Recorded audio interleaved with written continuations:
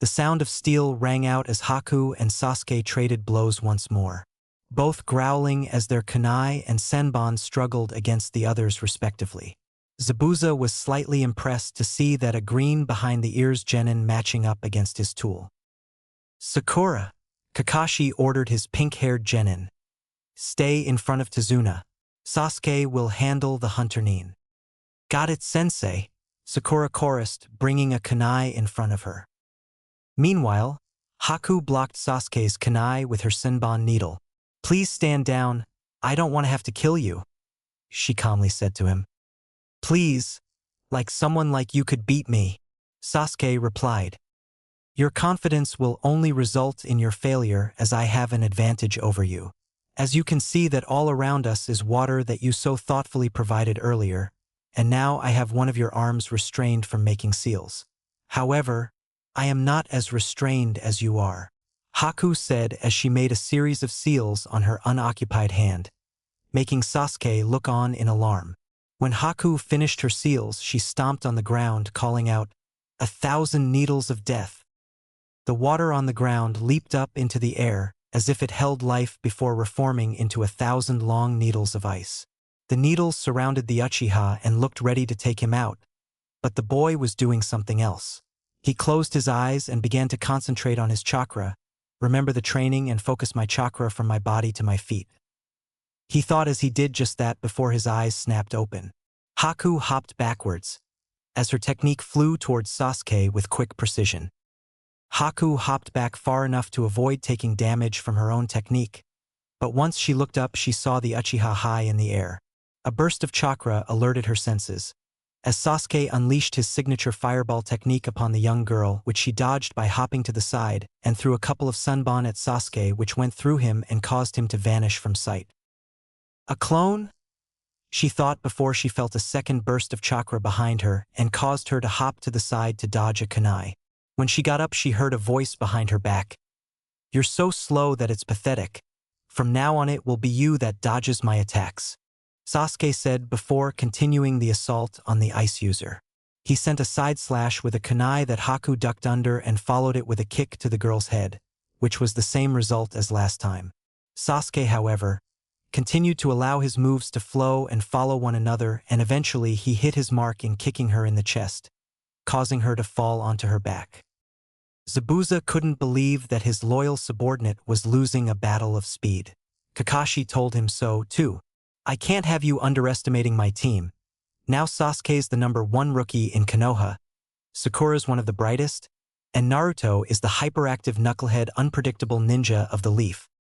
Zabuza started to chuckle, before he laughed and turned towards Haku. Haku, it's time for us to get serious, he said with Haku slowly rising to her feet, knowing what Zabuza last said was a silent command on her part to no longer hold back. Chakra soon began to rise from her body, and soon it went above the level Sasuke was able to produce. Her bloodline began to react to the rise in chakra as water began to float in the air and surrounded her body before becoming ice shards once more and flew at the Uchiha in high speed, which he narrowly dodged. She then made a new seal, planning to use one of her unique jutsus. Sasuke stood prepared for whatever the girl was planning to use against him until he began to notice something. He began to feel the air becoming colder by the second, with Haku remaining completely still and held her hands in the strange seal. The air then began to freeze all around him, with the moisture in the air becoming solid. The ice continued to build before forming 21 solid and reflective ice mirrors. Haku then brought her arms down and simply said, "Crystal ice mirrors." What's with this jutsu?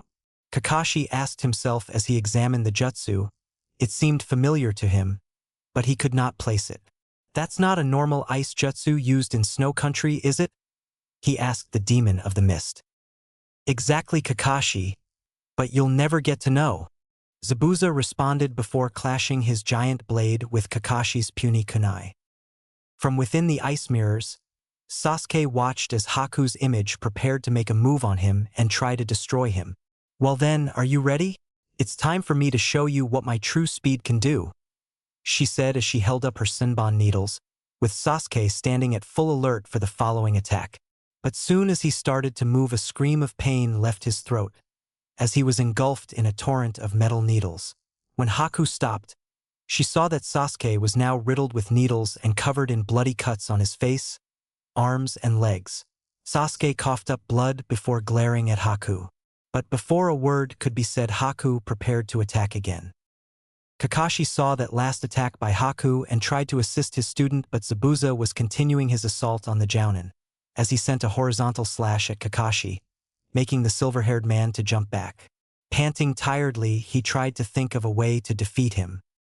Sakura, on the other hand, was extremely worried about Sasuke. She was becoming increasingly distressed at seeing her teammate getting beaten horribly and felt the need to do something, and quick, or else Sasuke would die. It soon became too much to handle when Sasuke was engulfed in a torrent of needles, and immediately it caused her to turn to the old man beside her. "I'm sorry, Tazuna-san, but I must leave your side for a moment," she said, with Tazuna looking at the pink-haired girl for a moment before he nodded. "I understand. Do what you have to do, Sakura," he said, with the girl nodding before moving towards the ice mirrors before her before jumping into the air with a kunai in hand. She screamed loudly from all the practice in her years of being a fangirl, throwing the kunai at the cage, inwardly praying that it would somehow in some way assist the Sasuke in his fight. However, her efforts would prove futile as Haku caught the flying projectile with ease and held the weapon in her outstretched arm. She then looked towards Sakura with a disappointed expression being shown from her body movement. "If you kept quiet, you could have attacked me or assisted your friend," she said before she felt something was coming in her direction. Her senses proved itself to be correct, as Haku was struck across her face mask with a shuriken, catching the girl completely off guard. The force of the hit was enough to knock her out from her mirror and caused her to hit the ground with a faceplant. As she got up, a brand new voice spoke all over the bridge that caused both battles to stop dead in their tracks. A blast of smoke, and Naruto stood before them, his hands raised like Zabuza's as if performing the hidden mist jutsu. "There's no need to fear," he said, grinning. "Naruto Uzumaki is here." "Loud little brat," Zabuza muttered before reaching into his shuriken pouch and chucked them at the blonde.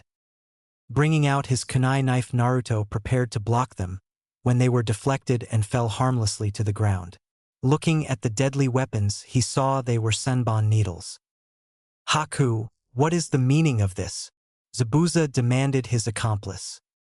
"Zabuza, I want to fight them my way," Haku answered, her voice muffled by the mask, making her sound like a guy. Raising a non-existing eyebrow at the statement, the demon of the mist sighed. "You're as soft as always." Looking down at himself, Sasuke cursed, knowing it was true. The wounds hurt, that was a given, but they were far from fatal. And what was worse is that he didn't know how to defeat this jutsu. He just couldn't see the reason for it.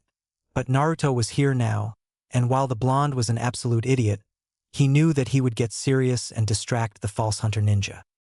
"Hey, I came to save you," Naruto whispered next to him. And just like that, Sasuke knew he was screwed. "You idiot! What on earth possessed you to come inside the mirrors?" he yelled at his teammate. "What did you say?" "I came to save you, and this is what I get, you ungrateful bastard," Naruto yelled back. Taking advantage of their bickering, Haku merged into the nearest ice mirror, and then started to barrage them with a volley of senbon needles. "Trying to follow with your eyes is impossible. You will never be able to catch me," Haku said, readying herself to attack again.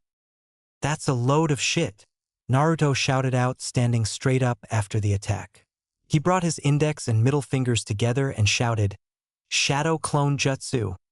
In a giant cloud of smoke, 20 Narutos appeared. Letting out a battle cry, the real Naruto and his small clone army charged at the 21 ice mirrors, intending on shattering them. It was a massacre for Naruto. His clones were absolutely decimated, and the original fell right on his ass with a couple more needles embedded in his torso. "This jutsu uses the mirror's reflection to transport me. From my point of view, you seem to be moving in slow motion," Haku said, with the two looking stunned seeing this guy's pure speed. Kakashi's head snapped upon hearing that last statement made by the ice user and turned his attention towards Zabuza, a surprised expression on his face. "I knew it. For a kid to master a jutsu like that." Kakashi said when Zabuza started chuckling. A jutsu like that? Sakura asked, confused at what Kakashi was implying. A bloodline, Kakashi said bluntly. A deep blood lineage and superior genealogy. It's a jutsu passed down by your ancestors, he continued on, drawing a baffled look from her. So wait, that means. Yeah, you can compare it to my Sharingan. Those two are in deep trouble. In the dome, Naruto heard Kakashi's explanation and smirked hearing it. So what? Big deal, you have a bloodline.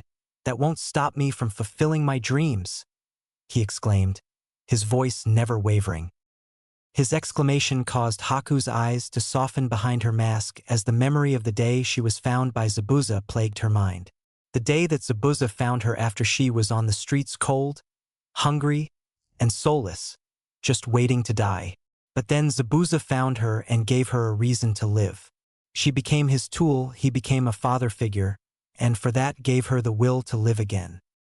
Becoming a true shinobi was difficult for me, and it still is today. If possible, I don't want to have to kill you, nor want you to have to kill me, Haku said, her voice shaking a little behind the mask. But if you come at me, I will destroy my kind heart and become a true shinobi. This bridge is a place where we fight to connect our dreams. Me for my dream, and you for your dreams. Tears fell from her eyes and collected at the bottom of her mask. Please don't hate me. I want to protect someone precious to me, to work for that person, to fight for that person, to make that person's dreams come true. That is my dream. Her voice then filled with determination. For that, I can become a true shinobi. For that, I can kill you. Sasuke-kun, Naruto, don't listen to him. You can beat him. Sakura shouted at them, hoping beyond hope that they would prevail. No, Sakura, don't egg them on, Kakashi said, stopping her from saying more, drawing another confused look from the stupid fangirl. Even if they somehow defeat that jutsu, they cannot beat that boy. What do you mean? She asked, making the demon of the mist laugh at her nativity. They don't have the strength to destroy their hearts and kill another person. That young man knows the true pain of being a shinobi, Zabuza said, keeping up the charade of Haku being a guy. A real shinobi can't be created in a peaceful village like yours, because you can't gain the most important thing, the experience of killing. And from what I've seen, only one of your wet behind the ears genin are capable of such a feat. He continued on, infuriating the copycat ninja at such a claim. I'm going to end this instantly, the copycat ninja said, bringing his left hand to his Hitai-8. Sharingan again? Is that the only thing you can do? Zabuza sneered, getting real tired of this trick. As Kakashi started lifting this Hitai-8, the eyebrowless man reached under his shirt and pulled out a kunai. Quickly adding chakra to his feet, the demon of the mist launched himself at him, aiming to take out Kakashi's Sharingan eye. It was too late to dodge, so Kakashi quickly brought up his right hand to defend. The kunai embedded itself in his hand, causing a massive amount of blood to splatter onto the ground. With his normal eye, Kakashi glared at the demon of the mist. You asked if it's all I can do, but you are afraid of my Sharingan, Zabuza, Kakashi taunted, blocking the pain from experience he received in the Third Great Shinobi War. A shinobi's supreme technique is not something that should be shown to your opponent over and over again, Zabuza snarled at him. You should feel honored, you're the only person to have seen it twice. There will not be a third time, Kakashi replied. Heh, even if you defeat me, you can't win against Haku. Ever since he was a kid, I taught him all different kinds of fighting skills. Even facing the greatest adversity, he succeeded, without heart nor fear of death, a fighting machine known as a shinobi. And even his jutsu surpasses mine by his terrifying bloodline. I gained a high-quality tool for myself, unlike the scrap that follow you around, he said, pulling the kunai from Kakashi's palm.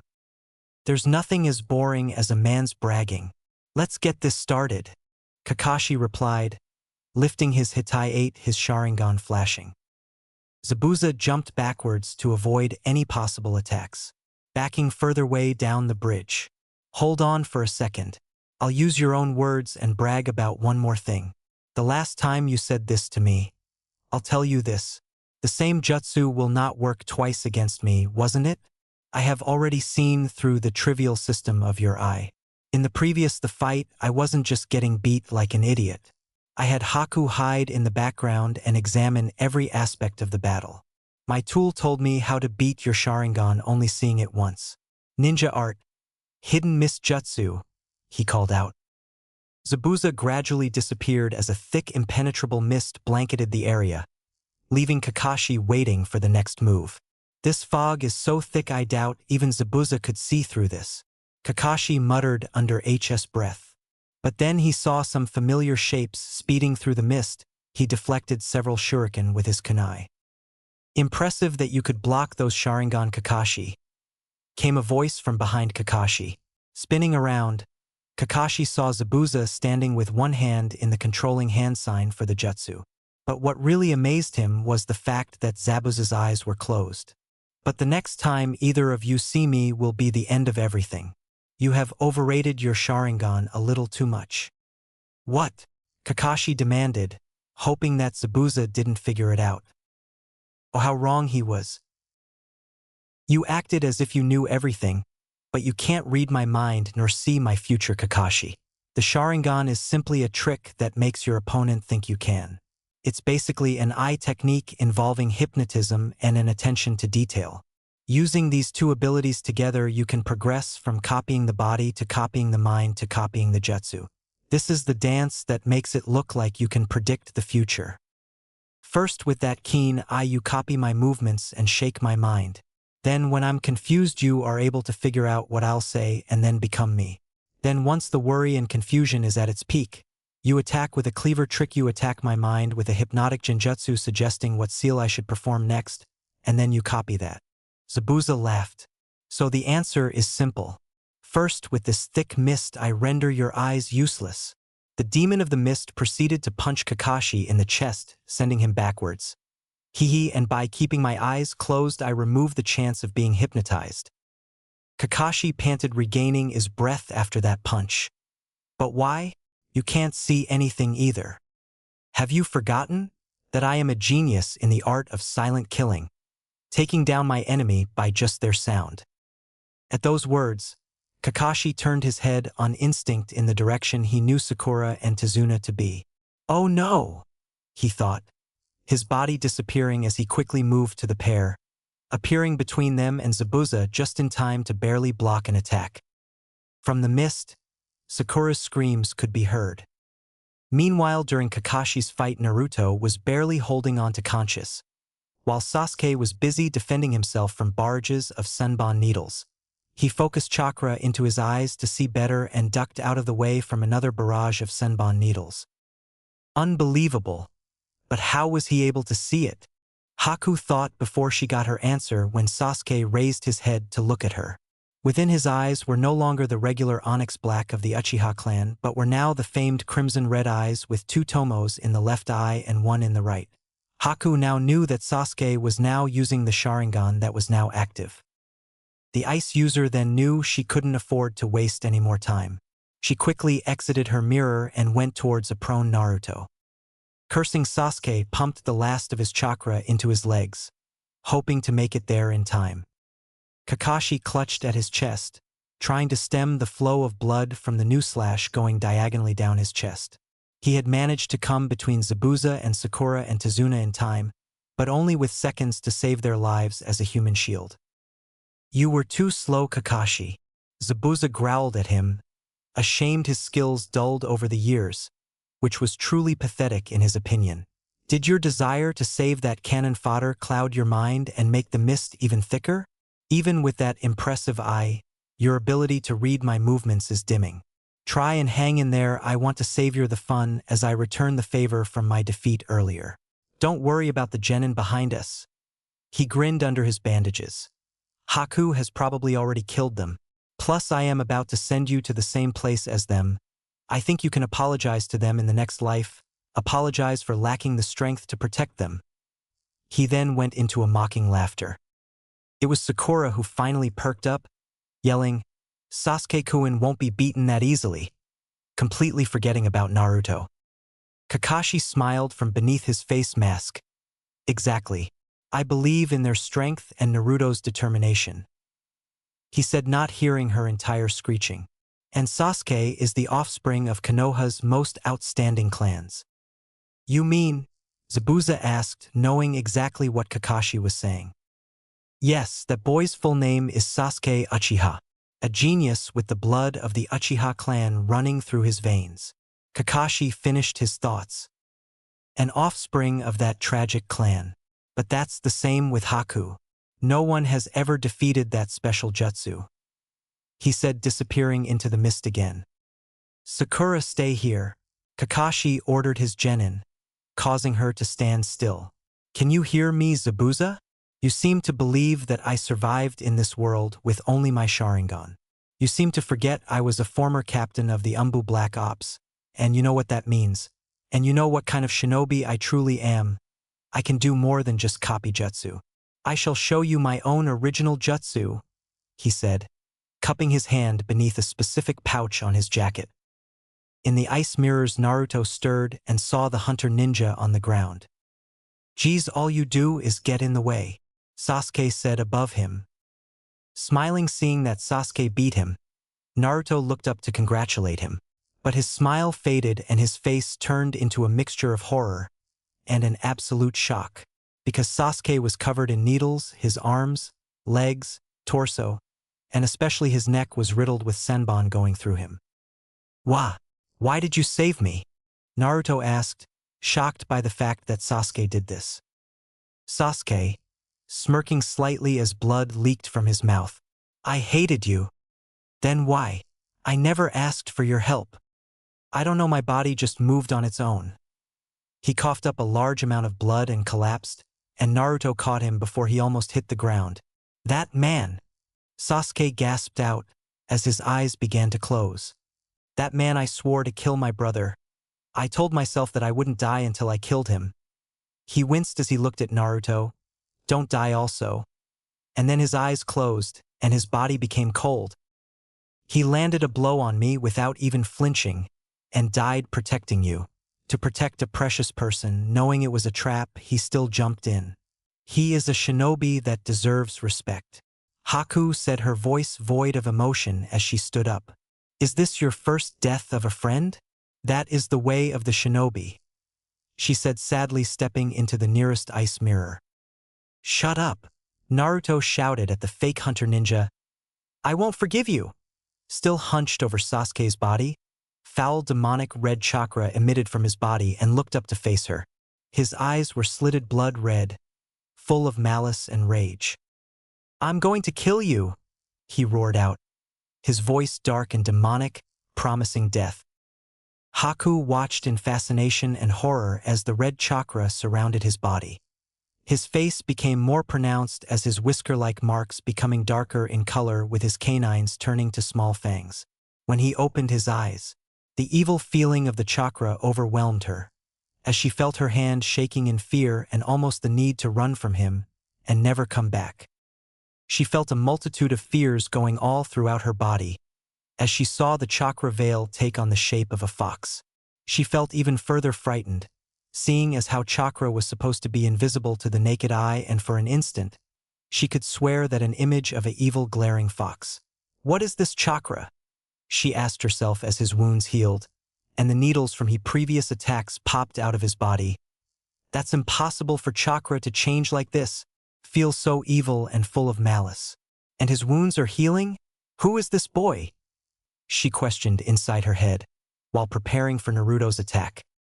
Kakashi and Zabuza all blinked as they felt the sudden burst of evil chakra. Kakashi looked into the mist desperately as he withdrew a scroll from one of the pouches on his flak jacket. Is that Zabuza? No. This terrible chakra, it can't be Naruto? Knowing he didn't have much time left, Kakashi flipped his scroll into the air with his right hand and moved his left hand up to his chest wound. He stuck his finger in the wound and in a single practiced motion caught the scroll, opened it and swiped his bloody finger down the length of the inscriptions. Spinning the open paper around his body in preparation for the jutsu, Kakashi called out to the demon of the mist. Zabuza, I know you can hear me, and you know neither of us have time to waste. This might not be your style, but let's end this fight right here and now, he said, catching the scroll as if rolled itself up in a focusing seal. Humph, sounds interesting. What could you possibly do in this situation? Show me, Kakashi, Zabuza shouted from within the thick mist. In the ice mirror dome, Haku moved quickly and threw 6 senbon needles towards Naruto. Naruto simply let out a demonic roar that blew them away. He then proceeded to jump up to attack her.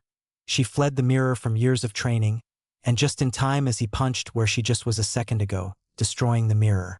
She fell to the ground completely shocked that her mirror was destroyed, but she didn't have time to think on it when she rolled away as he came down on her.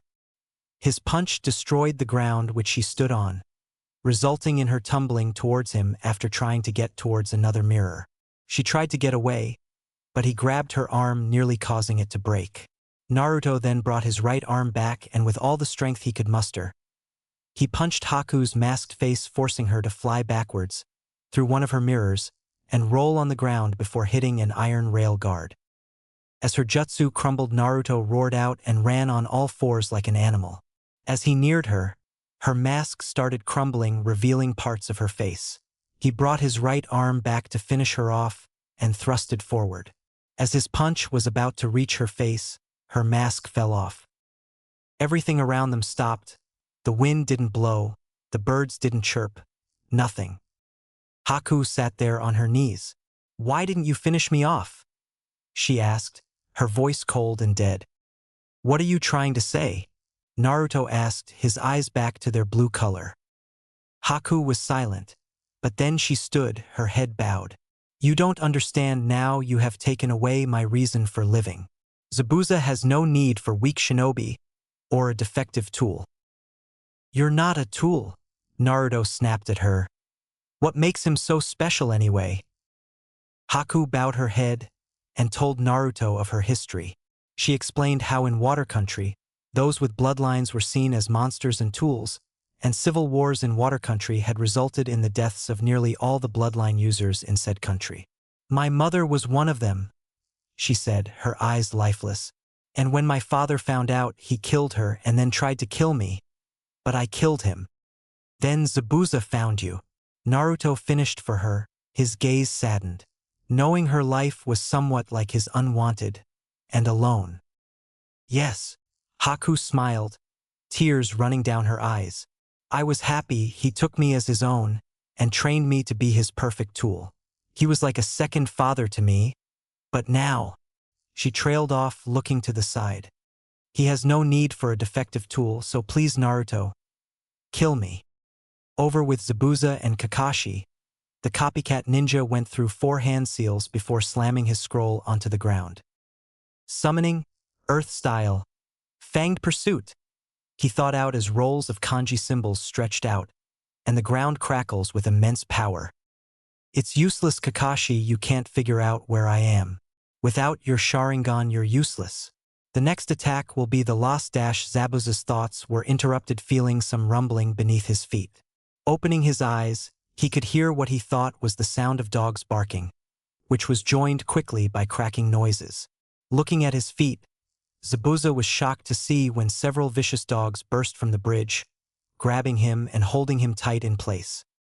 As the mist cleared, Kakashi saw Zabuza being held by a pack of dogs. A huge bulldog bit into both of his right shoulder, rendering it useless. 2 Great Danes held his hands. 2 Labrador retrievers held his arms. 2 Rottweilers bit into his thighs. 2 beagles bit into his ankles, and a pug bit on the long cloth of his Hittite, all wearing blue capes with smiley faces on them and leaf Hittites on various parts of their bodies. "How?" Zabuza asked despite the pain. "Earlier in the fight I let you wound me, and your weapons stink with my blood, so my hounds couldn't miss you," Kakashi replied as the fog lifted. "The fog is lifting. I can see your future, and your future is death." "You say my future is death? I've had enough of your bluffs," Zabuza raged. "Zabuza, you've had your fun. You schemed your schemes the day you deserted the village hidden in the mist and became a missing nin, your name, and your reactions were reported to every village. We all know your failed coup d'état you and your followers staged, and the attempt to assassinate the Mizukage. Since then you've been trying to raise funds for a second attempt, and barely staying ahead of the Hunter Neens, which is what brought you here. It's why you'd stoop to work for scum like Gato, Kakashi said, his voice filled with disgust. He then did 3 hand seals and used his left hand to brace his right wrist. A ring of crackling chakra appeared around him and small bolts of electricity flowed from the ring into his hand. The bolts eventually stopped and he now held a large blue ball of lightning, which let out a terrible sound like the screeching of 1,000 angry birds. You are a loose cannon. The man you're trying to kill, Tazuna, is the heart and spirit of this place. And the bridge you're trying to prevent him from completing is the land's hope. You're willing to sacrifice this place and everyone in this village just to advance your own ambitions. He continued, Spare me the civics lesson and philosophy. You have no right in my affairs. Do your worst. Zabuza roared. Then die. Lightning blade. Kakashi yelled as he ran at Zabuza, his right hand at his side tearing through the bridge. He then brought his hand up to plunge it into his chest. But he saw a dark shape appear before him. Too late to pull back, he surged forward, thrusting his lightning-engulfed hand at Zabuza. Despite the tears, Naruto knew how Haku felt. He didn't want to do it, but sometimes there was no choice. Reaching into his kunai holster, he brought out his kunai knife and ran at her, intending at making her death swift and painless. Thank you, Naruto. Live on and fulfill your dreams. I just wish we met under different circumstances. I know we would have been friends, maybe even. Her thoughts were cut short when she sensed a massive chakra spike where Zabuza was. Just when Naruto was going to take a stab at her heart, she grabbed his wrist, preventing him from the killing blow. I'm sorry, Naruto-kun, but I can't die yet, she said, not realizing she added a suffix to his name. She then proceeded to do a one-handed seal and disappeared. What the? Naruto asked himself, seeing her disappear. Looking in the direction he knew Kakashi and Zabuza were fighting, he saw her appear in front of Zabuza, her arms wide open, protecting him from Kakashi's lightning-covered hand. He felt his eyes widen, and he growled angrily. It wasn't fair. No one deserved to die like that. That was when he felt something in his legs. Apparently he unconsciously focused the fox's remaining chakra into his legs.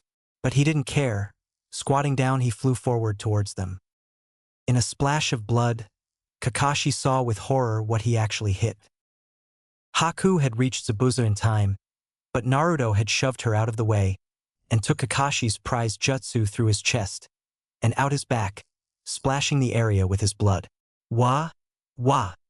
Kakashi tried to get out the words, but Naruto grinned, despite the pain he was in. I couldn't let her die, he said, as Kakashi pulled his trembling, blood-soaked arm free from his student. Zabuza only scoffed, amazed by Naruto's tenacity. Saved by my enemy's student, all for a defective tool. Naruto, growling pale by the second, looked at the demon of the mist, his eyes hard and cold. Don't you call her that, he said, trying to cover up the hole in his chest. How? Haku put her hands over her mouth, trying not to throw up. I don't know, I just guessed. Naruto smiled at her, before puking up a glob of blood.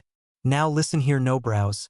She loves you like a father, he managed to yell out, going into a coughing fit, hacking up blood that got worse with each cough, causing him to fall onto his back on the hard concrete floor. But he managed to smile through the pain.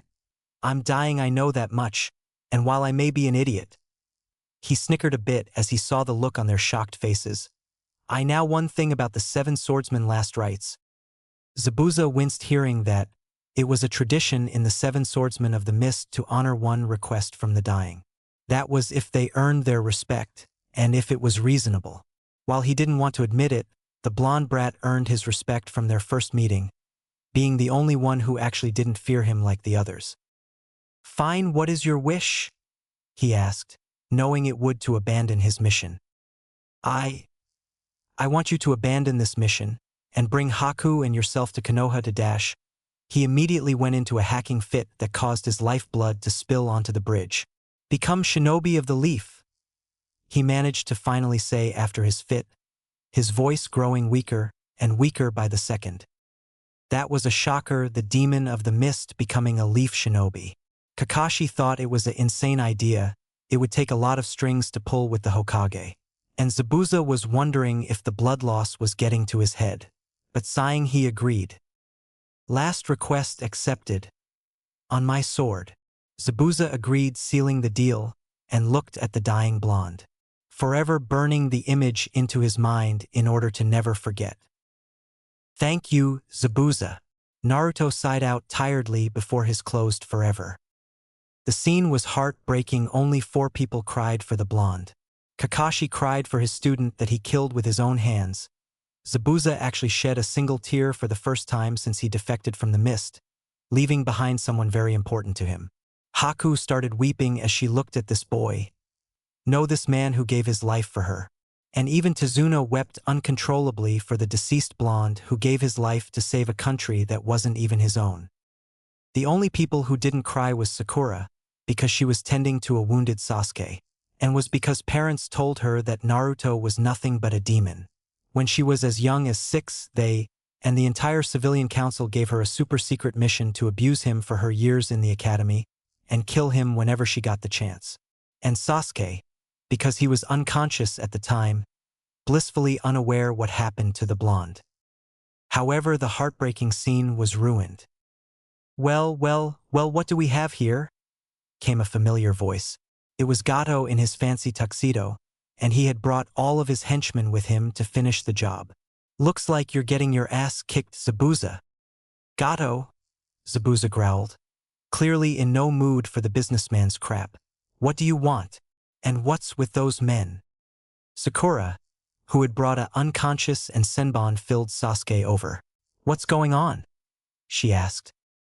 Haku only grimaced. "It's our employer," she replied wearily, tired from using her chakra. He. Gato chuckled. "The plans changed. At first I wasn't going to pay you, and let the Hunternine from Water Country know where you were." Zabuza grimaced. He knew this wasn't going to end well. "But then I saw this fight, and thought that it'd be better to kill off you guys, and give the girls to my men as part of a job well done." Sakura gasped in horror.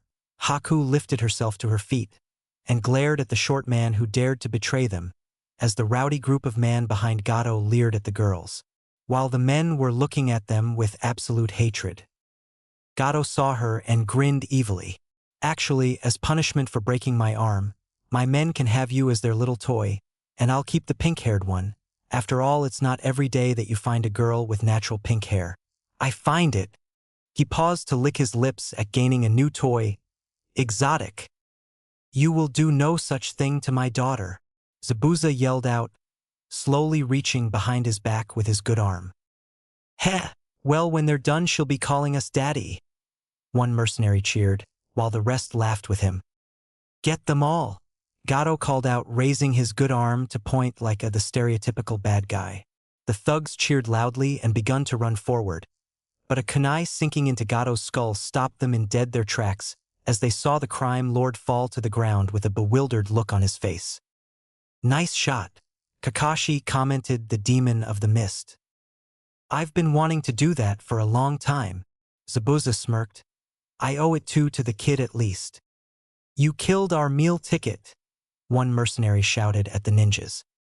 "Now we're going to ransack the village," another shouted out. However, when they were about to charge and ransack the village, an arrow embedded in front of them. Everyone looked to where it came from, and every able-bodied villager was there. While they were only carrying farming tools, their numbers far outmatched theirs, making them a little intimidated. "Kakashi, how much chakra you got left?" Zabuza asked the copycat ninja. "Enough for one last jutsu," Kakashi replied to the demon of the mist. Nodding, Zabuza started going through 44 hand seals with his good hand, with Kakashi following suit with 2 hands until Hei ended on the rooster hand seal. "Water-style, water dragon jutsu." The two called out in a union as 2 giant dragons made out of water flew up from under the bridge, slamming into the bandits, either sending them over the side of the bridge to their deaths, crushing them on impact, drowning them, or into the boat at the side of the bridge, destroying it as well. Either way, no one survived. There wasn't even a body left to bury. Not that they even deserved one, of course. But the cost was heavy. Naruto was dead, and nothing was going to bring him back. As Kakashi picked up the deceased genin to take his body back to the house, no one even suspected the single moment would change the future. Not even the demonic eyes peering at them from another realm of existence and smiling to himself. What am I going to tell the Hokage? Kakashi sighed sadly. It had been 3 days since Naruto sacrificed himself to save Zabuza and Haku. He knew he couldn't procrastinate on an issue like this. After all, it's not every day you killed your sensei's son.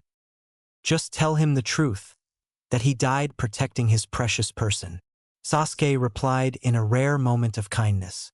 But underneath his calm facade, he was trying his best to cry in front of everyone. While he would never say it out loud, Naruto was his friend. The blonde always stuck by him during their academy days after his clan was slaughtered. Being an orphan, he knew his pain and loneliness of not having a family. Sakura, on the other hand, clearly didn't give a flying fuck. Her mom always told her that Naruto was the Kyuubi incarnate, and she believed every word like a good girl. And the result was her undertaking a private mission under the civilian council to destroy the blonde-haired demon any way necessary. Smirking inwardly, she took pride in what she did to make him suffer, distracting him from his studies as a shinobi with her beauty, in her mind at least, causing him brain damage by hitting him repeatedly for doing the simplest things. While she was glad she had him wrapped around her finger, his death took a lot off her mind so she can finally report back to her mom, and finally get her beloved Sasuke to finally notice her. Zabuza meanwhile stood up, causing Kakashi to glance at him. Sighing, the demon of the mist said to the copycat ninja, "Listen, I'm just heading to the bathroom. I swore on my sword that I would honor the kid's request, and I'm not going to break it." As he headed to the bathroom, the former Mist Umbu member reflected on the last 3 days. And he wouldn't admit it, but he missed the kid. While he was an idiot, he had potential to surpass him. That's right, he was the one he mentioned to Kakashi on the bridge. The kid had spirit and brought Haku and him closer together. He felt like smacking himself for being so oblivious to his his surrogate daughter's feelings towards him. As he opened the door, he swore that if he broke his promise, that he would take his own life. Haku, however, was sitting by Tsunami, both still shedding tears. Tsunami's was for the man who saved her and her son's lives, while hers were from what could have been. When she first saw him unconscious in the forest, it pained her to try and kill him, and for that she was glad that she didn't. His eyes looked much like hers before she found Zabuza. While she had no doubt that he was happy with his current precious people, his eyes showed her it just wasn't enough. Drying her tears once again, she made a silent vow to honor his sacrifice by living her life to the fullest. Tazuna drank himself into unconsciousness, unable to bear that a young soul sacrificed his life for a country that was not his own. A part of him died on that bridge 3 days ago, showing what a waste of life these shinobi go through. Naruto was only 12, almost 13, barely old enough to see life to its fullest. That was why he was going to name it the Great Naruto Bridge to honor the life of Wave Country's savior before he passed out. Inari, however, was taking it the hardest. Naruto was the closest thing he had to a brother. But he dared not shed a tear out of sadness. No, that would be an insult to the man who saved his country. The only time he would ever cry was out of happiness, never sadness, that he swore on the grave of Kaiza, the first hero of Wave Country, and his father. None of them knew what would occur in the next hour. Unknown location. Is this hell or is this heaven? Naruto whispered quietly to himself.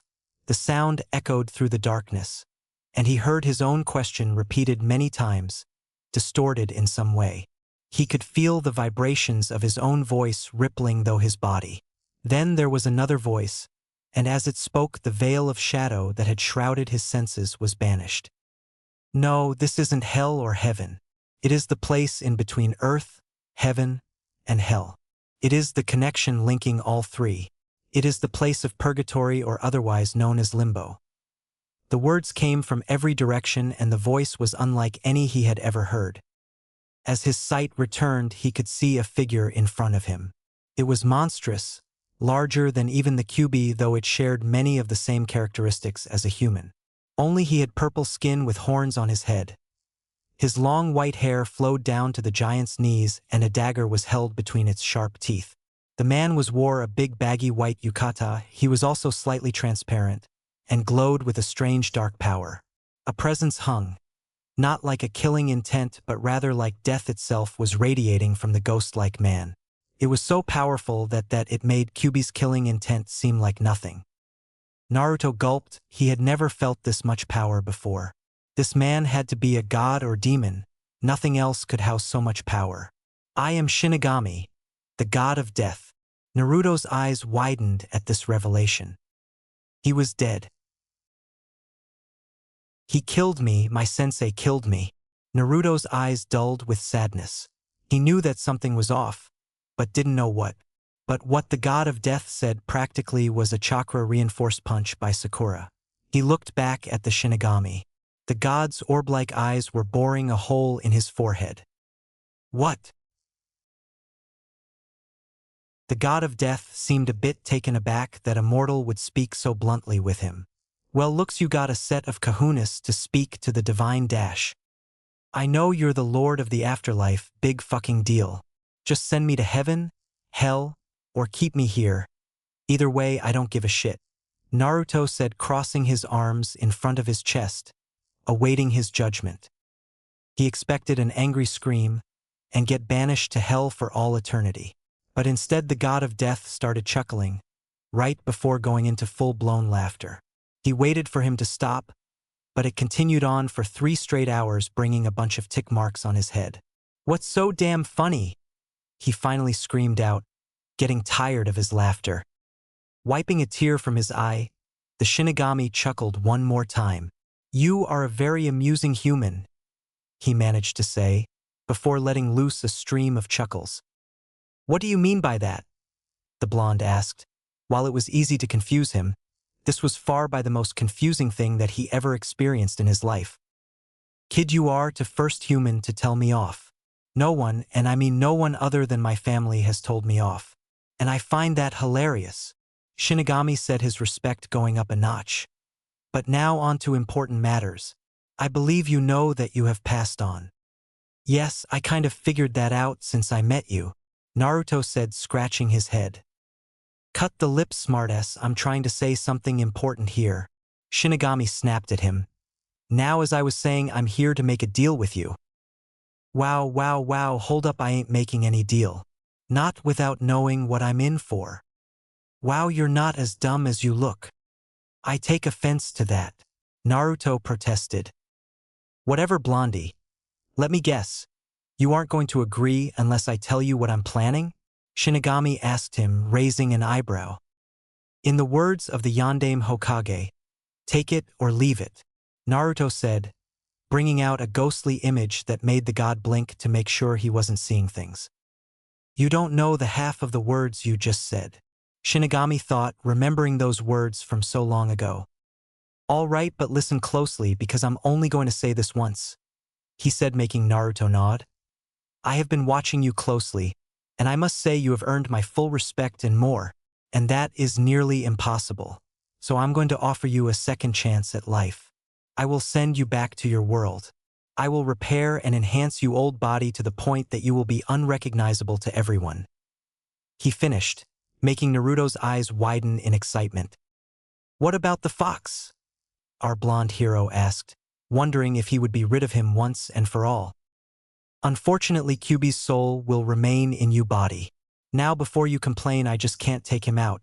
It is the will of my mother destiny that you two stay bound together.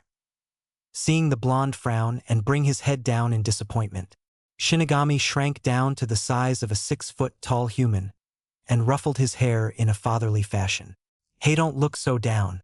There's a gift that I'm going to bestow you as my avatar, a power that even makes the mightiest demon quiver in fear.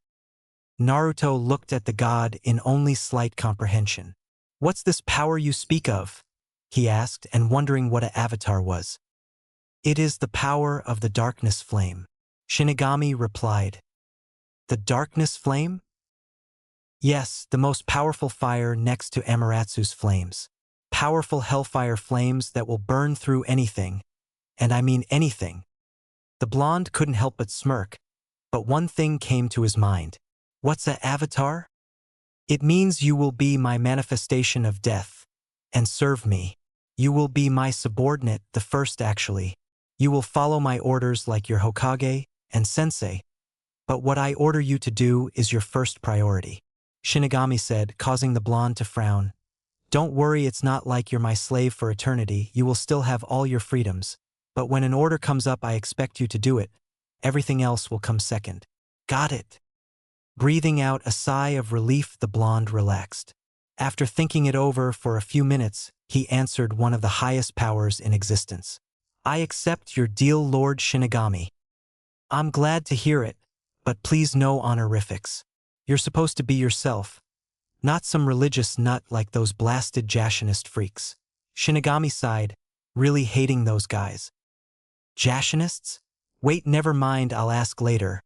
But I got a question for you, if you'll allow it. Go ahead and ask. I just may answer it. Since you are the god of death, you probably know who my parents were. So can you please tell me who they are? Naruto asked the question that has been bugging him since he was young enough to talk. I'm afraid you will have to ask your Hokage. Right now you are not mature enough to handle this touchy information. But since you'll find it out eventually from what I'm gonna put you through, I can at least tell you that our mother was of the Uchiha Blo dash. What? My mom was a Uchiha? Why does Kami hate me? Naruto cried out in disbelief, doing a bunch of exaggerated movements, causing the god of death to sweat drop, wondering if bringing him back to life was a good idea. Kid, my brother doesn't hate you, I know this for a fact, trust me. He lied for the most part, making him stop in an awkward angle. Alright, fine, can I go back now? After all, I can't ask the old man if I'm dead. Naruto asked, standing straight up. Hold up before you leave. I have a couple assignments for you. Fine, lay it on me. Naruto sighed, wanting to get this over with. First, I'm going to awaken your Sharingan, and I want you to name it because it's going to be a new bloodline. 2. Get rid of that forsaken jumpsuit. 3. I want you to kill 3 men, Orochimaru, Madara Uchiha, and Danzo Shimura. They have been a pain in my ass for far too long. And 4. Don't fawn over that pink-haired bitch. Instead, pursue that Hyuga girl and that ice babe. Shinigami, Wait, why do you care about my love life? Naruto asked suspiciously. Shinigami actually chuckled nervously and scratched the back of his head. Well, for one, I know that you've been secretly training / kinda seeing that Hyuga girl, though it's been too slow for my tastes. And I know that you know that her love runs deep within her for a knucklehead like you. Plus that girl with that ice bloodline, well, she's well hot and is developing feelings for you. And before you ask how I know, it's simple. Cupid is a good friend of mine, and he knows that it gets boring in limbo. So he shoots people for everyone's amusement. While it mostly works out on a lot of people, he does make mistakes. Like when he seriously fucked up when he shot you for the pink-haired bitch. Take that back, Sakura is not dash. Silence. The god of death roared at him. She is a total bitch, the worst girl have ever witnessed to date. And trust me, I've seen Countess Elizabeth Bathory, and gladly sent that bitch to hell where she belongs. You may be a god, but I know her, and she dash. He was interrupted again when the powerful deity punched him in the face. The blonde flew back a few feet before hitting an invisible wall, knocking him unconscious. He stirred a couple minutes later, but he was frowning, and his eyes held a dark look. Is this true? He asked, his voice suddenly taking on a sad tone. Yes, she isn't what you thought she was. She and that damn civilian council of yours have been fucking you over your entire life. That was the sole reason I punched you, to transfer a small part of my memory to show you I wasn't lying. After a long while, our blonde hero stayed quiet. Is there anything else you wish of me? He finally asked, his voice still sad, but happy at the same time in a weird way that only a mortal could do. Yes, I want you to drop your mask because I'm sick and tired of you making yourself looking like an ass all the time. Don't sell yourself short on anything. If you want it, reach out and grab it, or you'll regret it for the rest of your life. Shinigami retorted on a mocking tone. Nodding, Naruto accepted Shinigami's terms. I'll do as you say, but I got a few questions, he asked. Ask away. For me, killing those 3 men, isn't Orochimaru the snake Sannin who betrayed Konoha? Who the hell is Madara Uchiha? Isn't he part of my family? And who is Danzo? Listen closely. Orochimaru is trying to obtain immortality, which is a pain in my ass. Just think, if other people were to discover how he gained immortality, the entire balance of life will get fucked up. Plus, that man has been doing a long series of sick and unusual experiments, thus forcing me to send good spirits to hell because they turned evil because of him. As for Madara, yes, he's part of your family, however he has gained immortality. But that's not the worst part. He took control of Kyuubi not once but twice. He was the one who fucked up your life and pretty much cursed you to damnation. And Danzo is as worse as those 2. But you're not ready to learn more about him yet. You have to be fucking kidding me?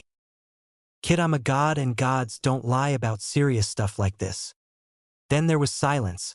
A very uncomfortable silence, so Shinigami decided to break it.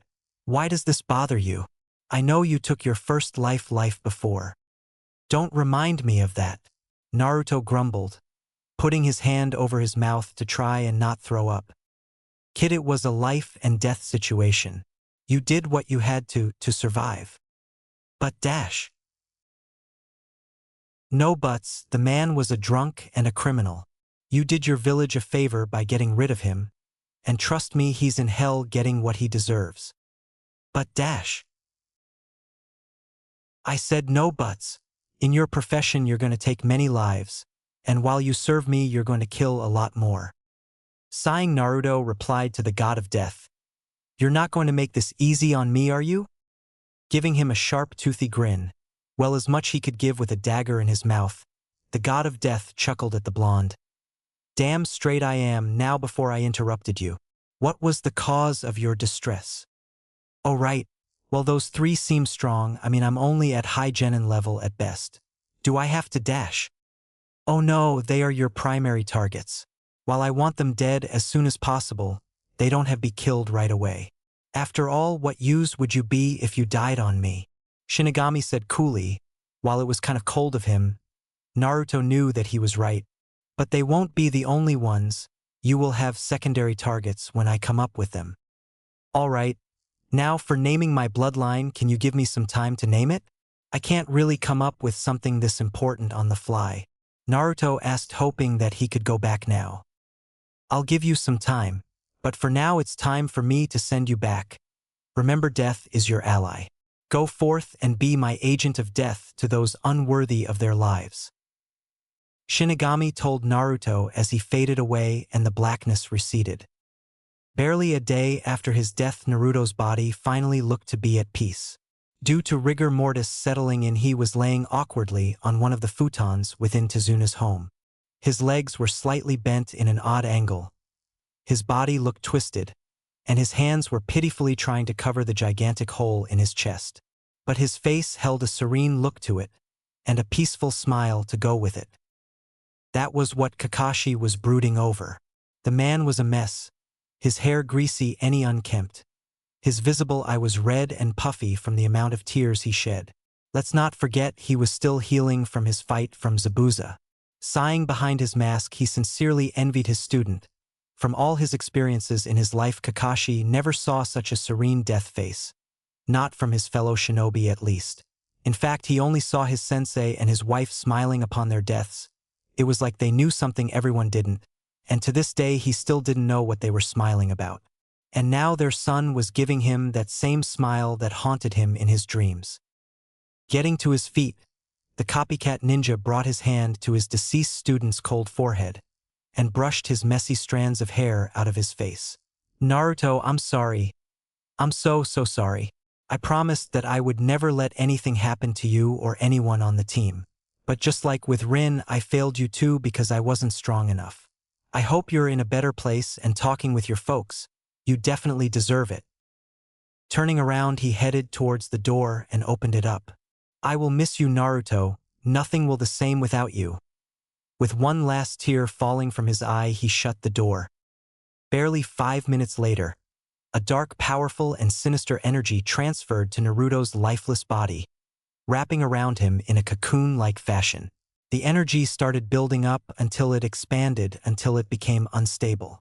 The energy expanded until it exploded, blowing the 2 windows in the room out and shattering the furniture, and tearing off Naruto's bloody jacket along with chunks of his flesh, though it grew back within seconds. Our hero's body stirred a little before he woke up, breathing his first breath of air. Note to self, don't die again, he muttered to himself. Wait, I'm alive? Yeah, I'm fucking alive! He cheered to himself in joy. He would have jumped around hooting and hollering, but a sharp pain jabbed him in the back of his neck. Hey brat, Shinigami spoke up after mentally slapping him. Gingerly rubbing the back of his head, Naruto looked around the destroyed room. Shinigami, I can't see you. Where are you? I'm speaking through your mind, and don't talk out loud in public, people will think you're crazy, the death god replied. Oh, Naruto immediately stopped talking and focused his thoughts into his head. Is this better? Perfect. Now listen up, I want you to get out of here now. Wah! Naruto started to question him. Don't question me, do it now. Shinigami roared, making him shut up and scramble out one of the broken windows. He left just in time because Kakashi and Zabuza started kicking the door down. Shinigami used some of his power to write a message on the wall to throw them off. He finished the last letter when the door was reduced to splinters via Zabuza's giant cleaver. When everyone got into the room, most of them were horrified to see the destruction in the room. The bed Naruto's bloody body was on was gone. The windows were blown out, and any bit of furniture was reduced to splinters. What the hell happened?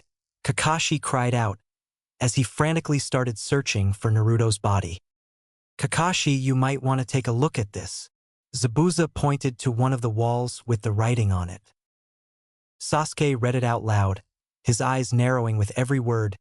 Dear Leaf Scum, we finally got him. And at the end of the message there was some sort of symbol, showing 2 stones next to each other. Who would do this? Tazuna asked, horrified that someone would do this to the deceased, completely forgetting what the hunter ninja do to their targets. Narrowing his eyes and clenching his fists, Kakashi answered him. Stone Country. They always hated us, especially the blondes in our village. He surveyed the damaged room, seeing parts of his students' flesh and clothing. He clenched his hands harder, drawing blood, and his eyes starting to mist up. It must have been the explosion core, only they would have the gall to do this. Well, at least we don't have to carry him all the way back to the village, Sakura said, trying to play the part as the naive and optimistic Genin. But it was hard for her to try and not smile, and cheer that she would never see the Kyuubi brat, as her mom called him, ever again. But how did they even know we were here? Sasuke asked, because this scenario honestly didn't add up. They must have been hired by Gato before he turned on us. Zabuza commented, the late crime lord was the type to do it after all. I guess so, Kakashi replied. That was the last they talked about it. Zabuza swore that he would utterly destroy any stone ninja he came across. Tsunami and Haku were holding in their tears to stay strong in front of the men, but Inari, however, ran out the room just because he just couldn't bear the sight any longer. And the 2 honorable members of Team 7 were silently praying for Naruto's poor soul. The next month was going to be hell for most of them. But then they would be in one hell of a surprise once it ended. Panting heavily, Naruto collapsed onto the forest floor. The Shinigami kept screaming at him to run until he collapsed. That was a few miles ago, which was pathetic in his opinion. After all, he was known to be a stamina freak back in his village. Shinigami, why am I so weak? He managed to pant out. You just came back from the dead. What did you expect? Did you expect to be back at full performance once you came back? The god of death replied, almost in a smartest tone. All right, why are you so casual? Aren't you supposed to have a, I'm a god and you should bow to me attitude? Kid, I'm not my brothers or my parents, they have that commanding attitude, while I just like to sit back, relax, and do what I want. Before you ask what the hell I'm talking about, I'll say it so that even you can understand. This is my attitude and I'm keeping it that way. Titles, social status, and honorifics don't mean shit to me. You want my respect, you have to earn it. And yet you find a 15-year-old girl hot. Very creepy, you cradle robber. Naruto muttered. Don't you dare compare me to those sick bastards. I may be old, but I'm not going to go all pervert pedophile on anyone.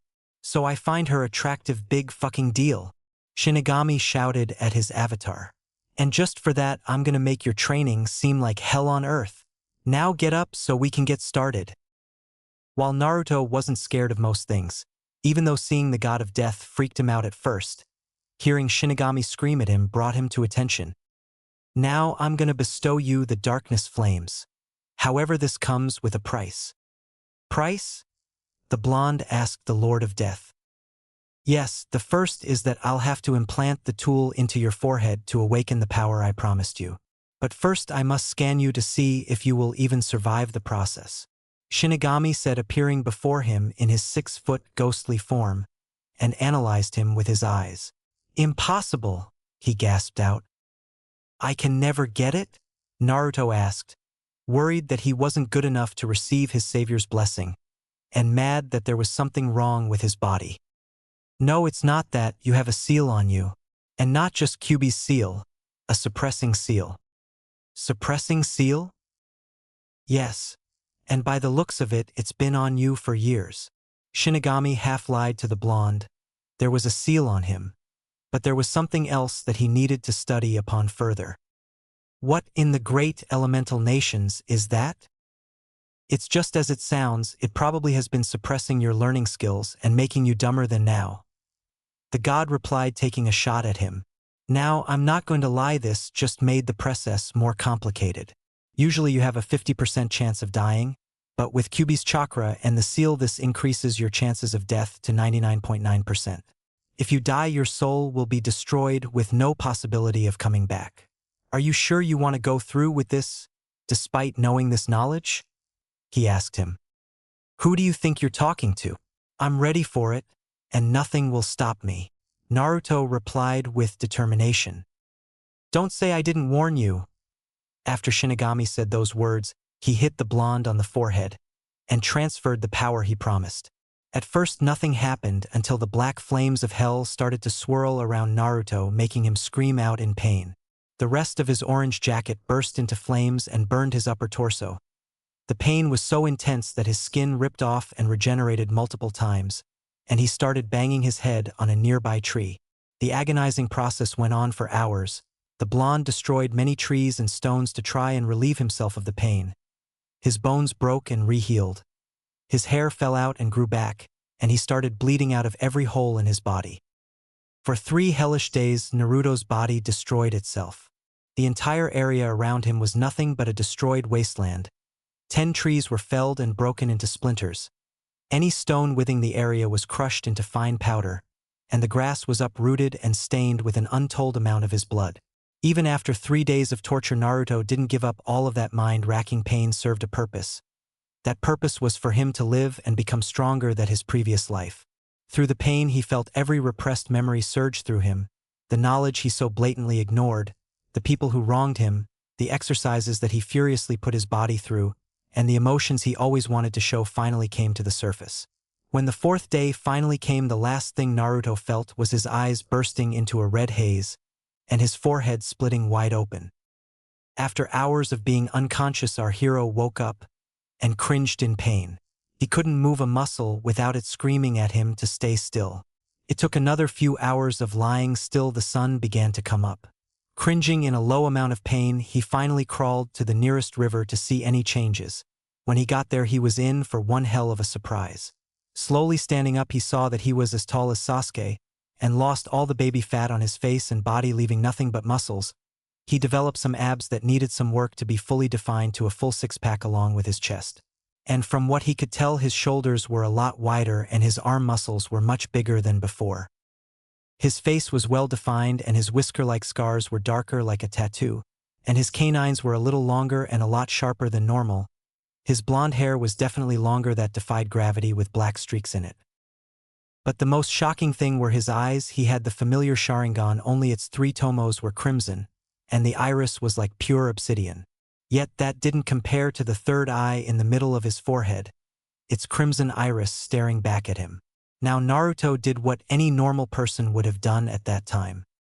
He freaked right the fuck out. "Shinigami, you fucking bastard. What the hell did you do to me?" He was greeted with a yawn, and what sounded like scratching, Yeah, good morning to you too. What did you do to me?" he demanded, letting out a slight growl. "And here I thought I was doing you a favor removing the damn seal." The god of death yawned again, scratching his ass in limbo. "Wait, what? You removed it? How?"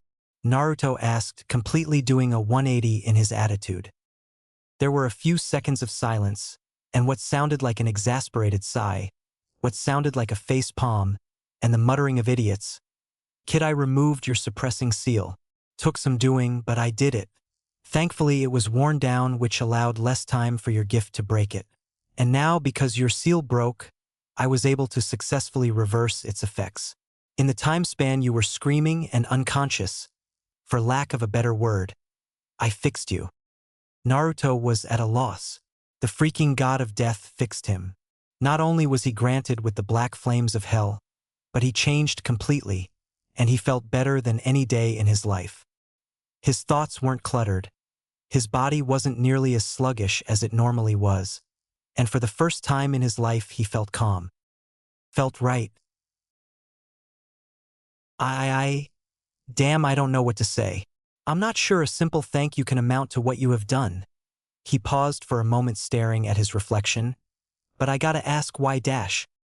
You are undoubtedly wondering why you think more clearly, and you are more calm, eh? It's slight, but it's noticeable, I'm sure. I told you a few days ago, the suppression seal affects absolutely everything about you. This includes your brain and therefore your mind. Your thought processes are now natural. This means that you can think more clearly, you can be calmer than you used to be, now that you aren't tremendously chemically imbalanced, and you will probably have a much easier time of retaining knowledge.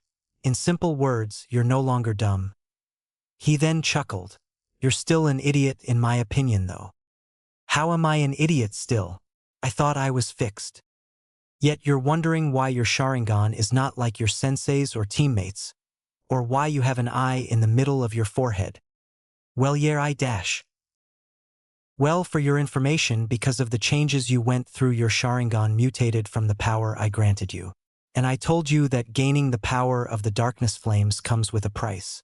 Now before you argue, you agreed without asking what said price was, and the deal is irreversible." Shinigami said, chuckling how mortals always rushed into things without thinking things over. Now there were a few things that Naruto could have done. He could have screamed in anger, swore at the god of death, fell into some sort of temper tantrum, or even killed himself. But instead he let a small true smile grace his lips for the first time in what seemed like forever. Why? He didn't know, but it felt good. Then he was laughing like there was no tomorrow. He was happy. He knew he looked much different than before, and it would draw more hate from the villagers if they ever found out. But he didn't care, for he was finally free to be himself, not the idiot everyone came to know because of that damn seal on him.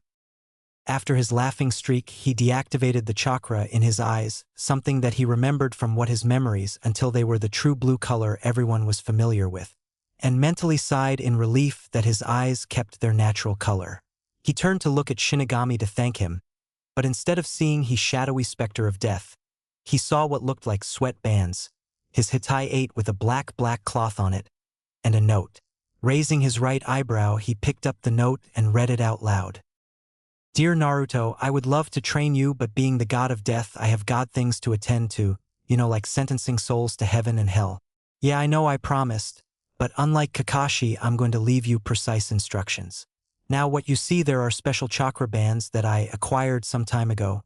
Anyways, first you put 2 on your ankles and 2 on your wrists. They will automatically draw your chakra into them and steadily increase in weight as you get used to it. Now for your training schedule in the morning, I require you to hunt and gather your meals and constantly wear the weights to increase your strength. Now for the hard part, you are to run around this entire area 10 times, do 500 push-ups, 500 sit-ups, 1,000 punches for each arm and leg, 100 squats, and various chakra exercises that are written on the back of the paper that I learned about.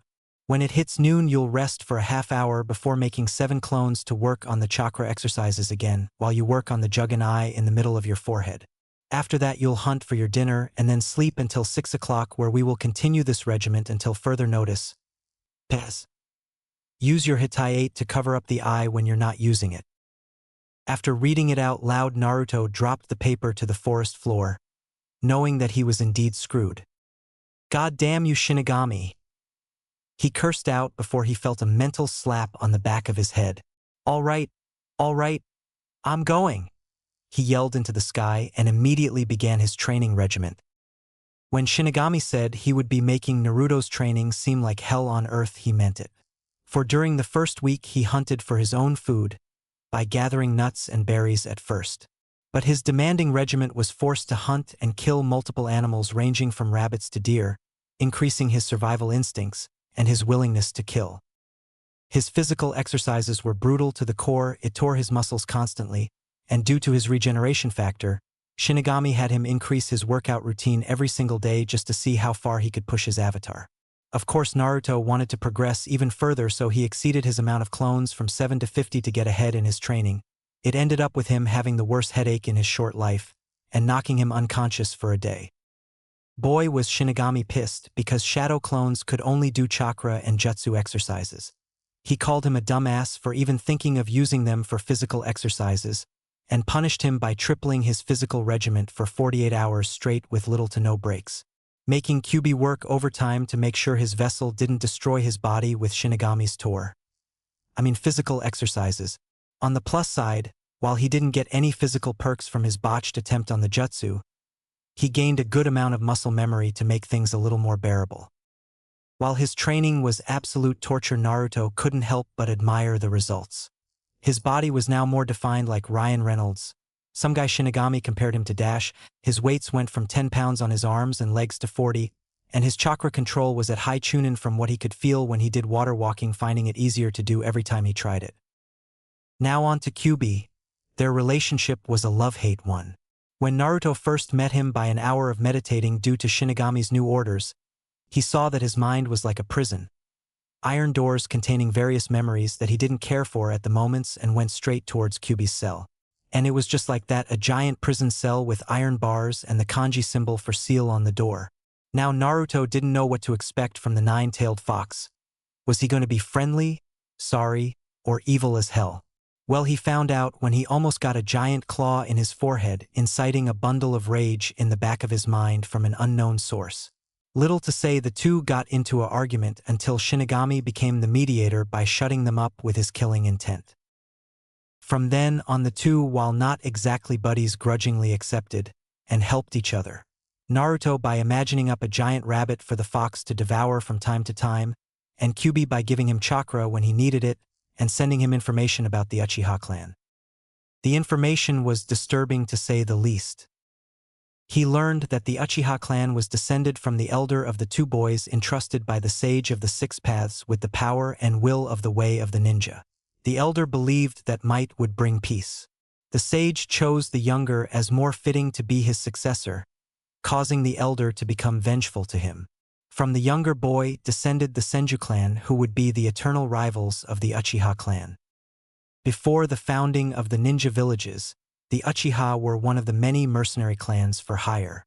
Because of their Sharingan, the Uchiha clan came to be known as one of the two strongest clans, the second being the Senju clan. That was when he learned that his ancestor, or at the very least a distant great-uncle, Madara Uchiha, who was undoubtedly the most powerful Uchiha at the time, was particularly powerful, and, upon attaining the Mangekyo Sharingan, he took control of the clan. Under his leadership, the Uchiha grew stronger, conquering whatever clans they came upon, such that, whenever the Uchiha clan was hired for a job, the opposing side would hire the Senju clan. To bring an end to the constant fighting, the leader of the Senju clan, Hashirama Senju, approached the Uchiha with an offering of peace.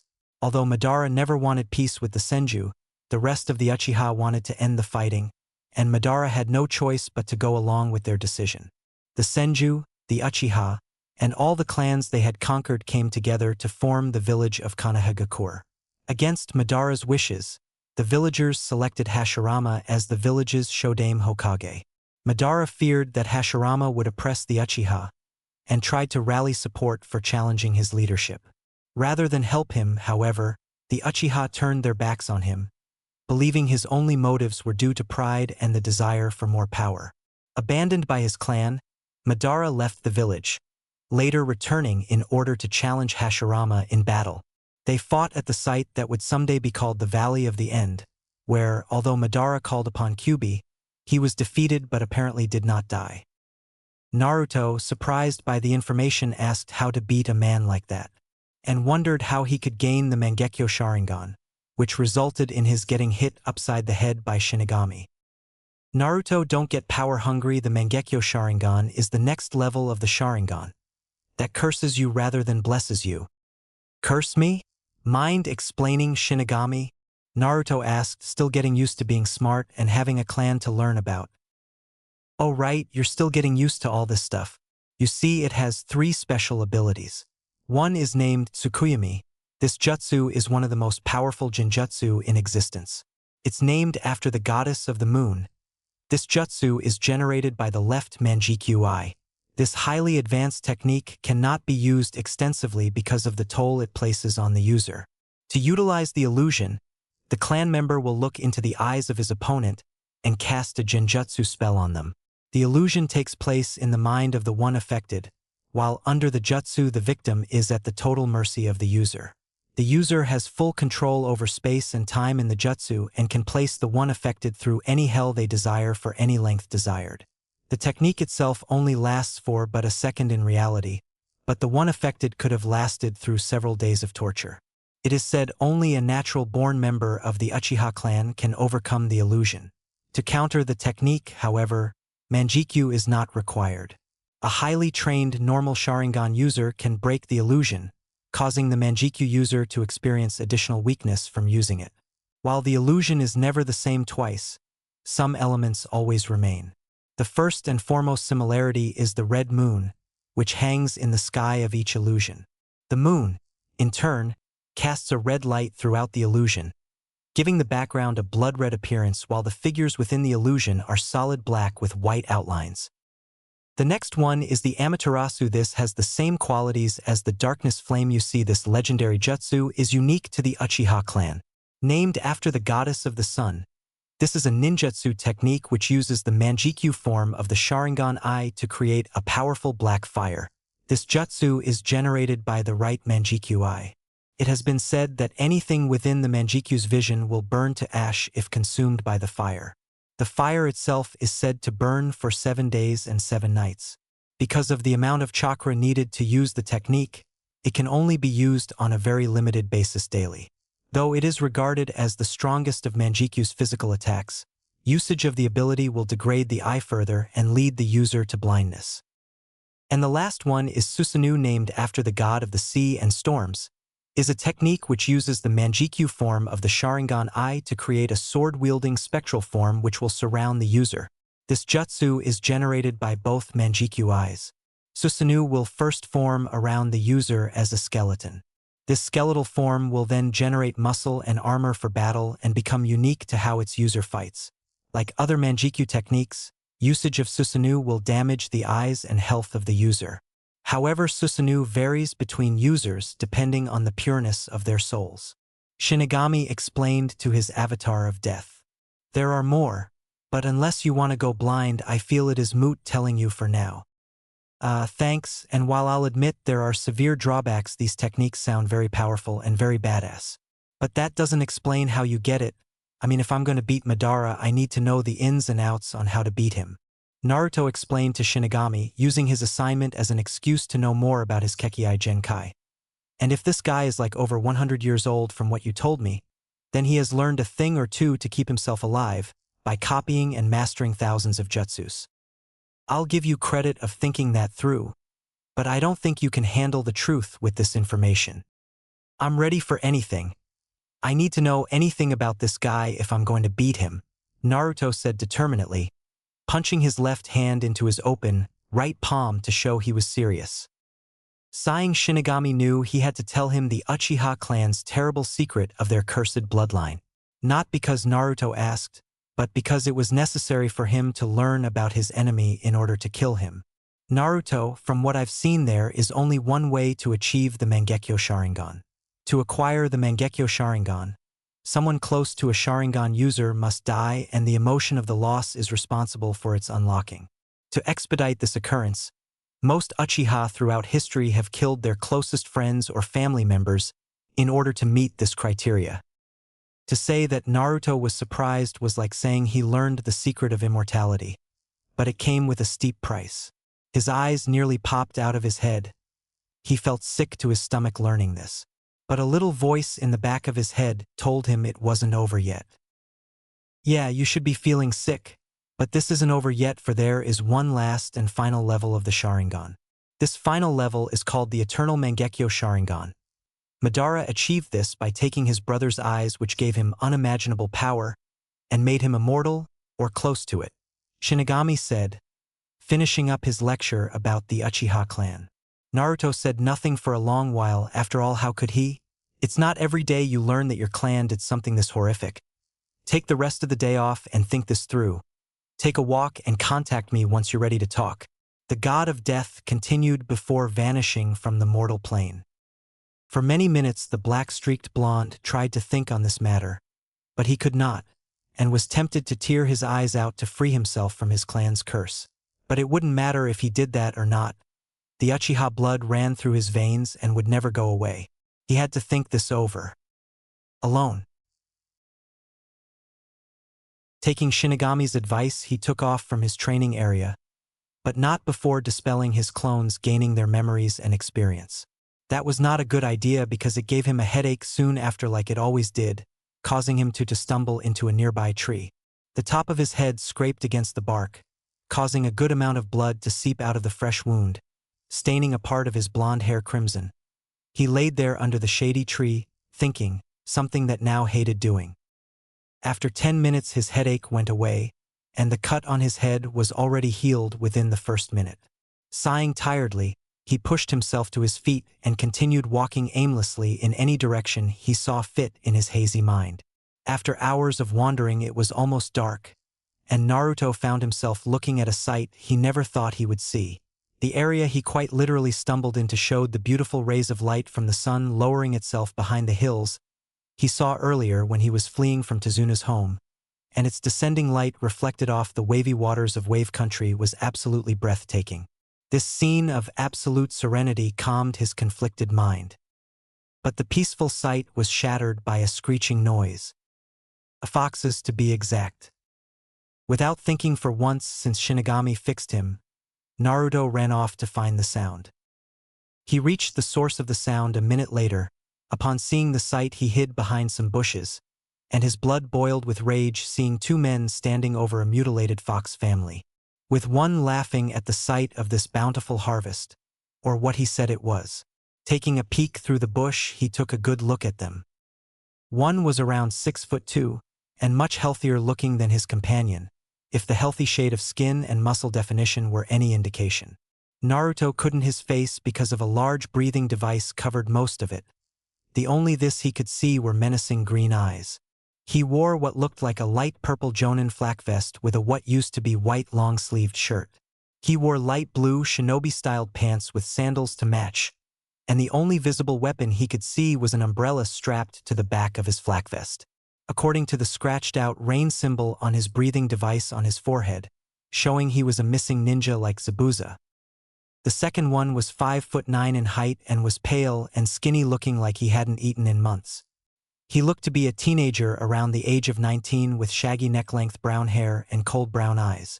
He wore black cargo pants, black sandals, a black long-sleeved shirt that was missing its right sleeve, and what looked like a brown Chunin flak vest with a katana strapped to the back of his flak vest. Naruto couldn't see any Hitayate on him, but from the way he was dressed indicated him to be a stone Chunin, and if he was in the company with the missing rain ninja, then it showed that he too was a missing nin. That was some good hunting, wasn't it, Ishikawa? The rain ninja laughed out. It was boring in my opinion, Muka. They didn't stand a chance. The stone ninja named Ishikawa yawned out boredly. Bah! It doesn't matter, we'll skin them, cook up the meat to fatten you up, and sell these pelts after we find this Gato person," the missing nin named Muka exclaimed. However, after his boasting, he heard a slight rustling and stomped over to a nearby bush. Ripping it out of the ground, it revealed two kits, barely 6 months old. "Well, well, well, look what we have here," Muka laughed as he beckoned his partner over. Sighing boredly, Ishikawa walked over to his unlikely partner in crime.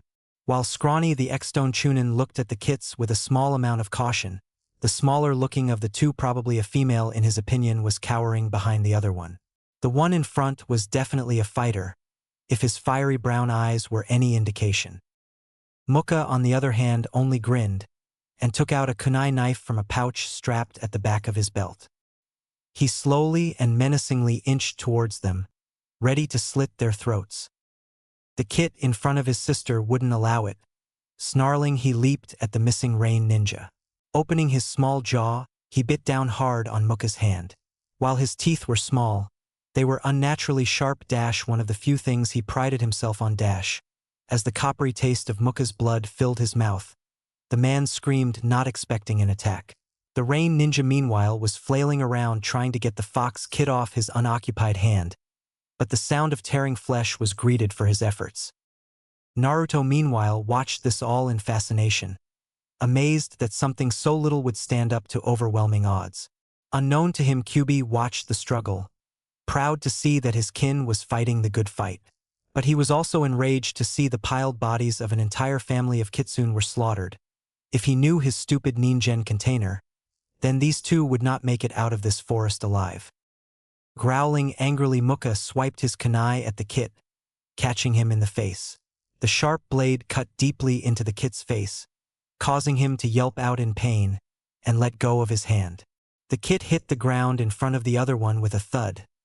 He growled angrily and shakily rose to its feet, glaring hatefully at the missing nin. Muka roared in absolute rage at the beast and brought his kunai down onto the fox kit. The kit didn't flinch as his bloody crimson gaze showed the kunai's decent. Naruto, on the other hand, couldn't stand on the sideline anymore. He didn't like Kyubi, but that wasn't going to stop him from saving the two innocent kits. Cursing that he didn't have any weapons on him, how could he? He was dead after all. So he quickly looked to the ground and found the sharpest rock he could find. Grabbing it in his right hand, his throwing hand, he quickly aimed and threw it at Muka. Now he was only 6 or 7 feet from the two, and he suppressed his chakra as good as he could in order not to be detected. When he threw the sharp rock, he expected the rock to hit his flak jacket and distract him. He didn't even expect the rock to hit at all. But instead the rock hit its mark. Literally, the sharp end of the rock pierced him in his right eye and burrowed into his brain, killing him instantly. What the hell just happened? Ishikawa asked himself as he saw his partner's body fall to the ground. That would be me. A voice echoed through the area. Instead of freaking out, Ishikawa reached behind his back and took out a kunai knife from a pouch strapped at the back of his belt. He then chucked it in the direction where he heard the voice, enacting a yelping noise. He expected someone to come out, but this isn't what he imagined who would come out. A spiky-haired black/crimson-streaked blonde with piercing blue eyes came out of the bushes. He was wearing, out of all things, a jumpsuit, a freaking orange jumpsuit. He saw there was a large blood-stained hole in the front of his black shirt exposing his chest, orange pants that looked ready to give any second, and extremely worn-out blue open-toed shinobi-styled sandals. All in all, he felt that this guy needed a serious ass-kicking, or he could just kill him. Either way, that jumpsuit had to go. However, he narrowed his eyes, seeing a leaf Hitai 8 proudly displayed on his forehead. A leaf shinobi, my lucky day, Ishikawa said, grinning savagely as he unsheathed his katana. Naruto narrowed his eyes at that look. After all, he had to live with it for nearly 13 years. But his time, it wasn't because of Kyubi, it was because of his status as a leaf ninja. Not waiting for opponent to ready himself, Ishikawa leaped at Naruto, his sword raised above his head, intent to bring it down on the multicolored blonde's head. Naruto raised his right hand and blocked it with his opponent's kunai.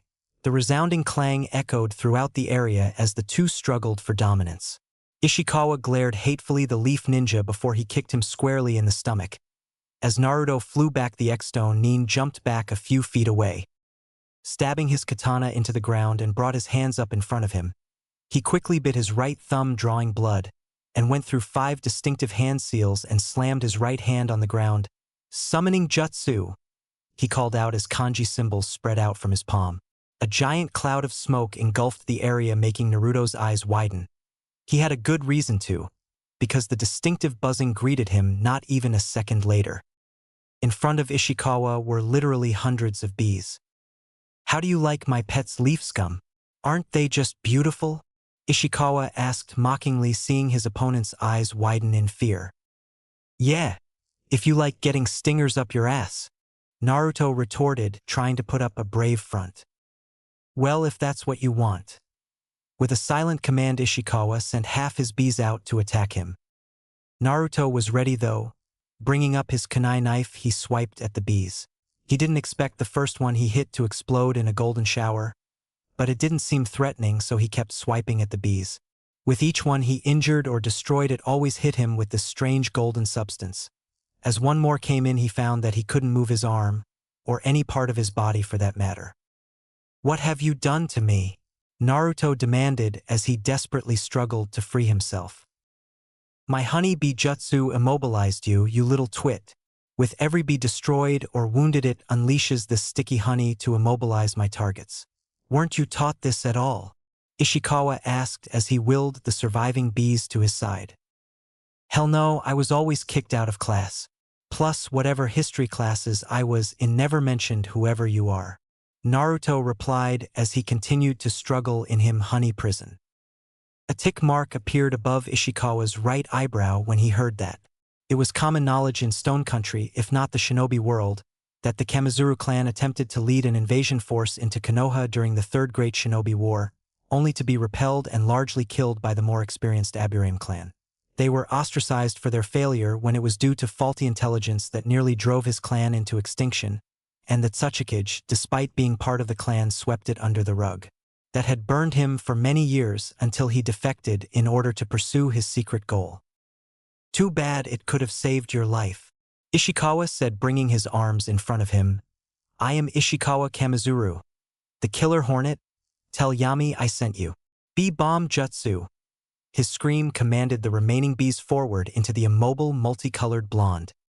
Just like the technique suggested, when the bees made contact with Naruto's body, they exploded, sending showers of smoke and dirt into the air.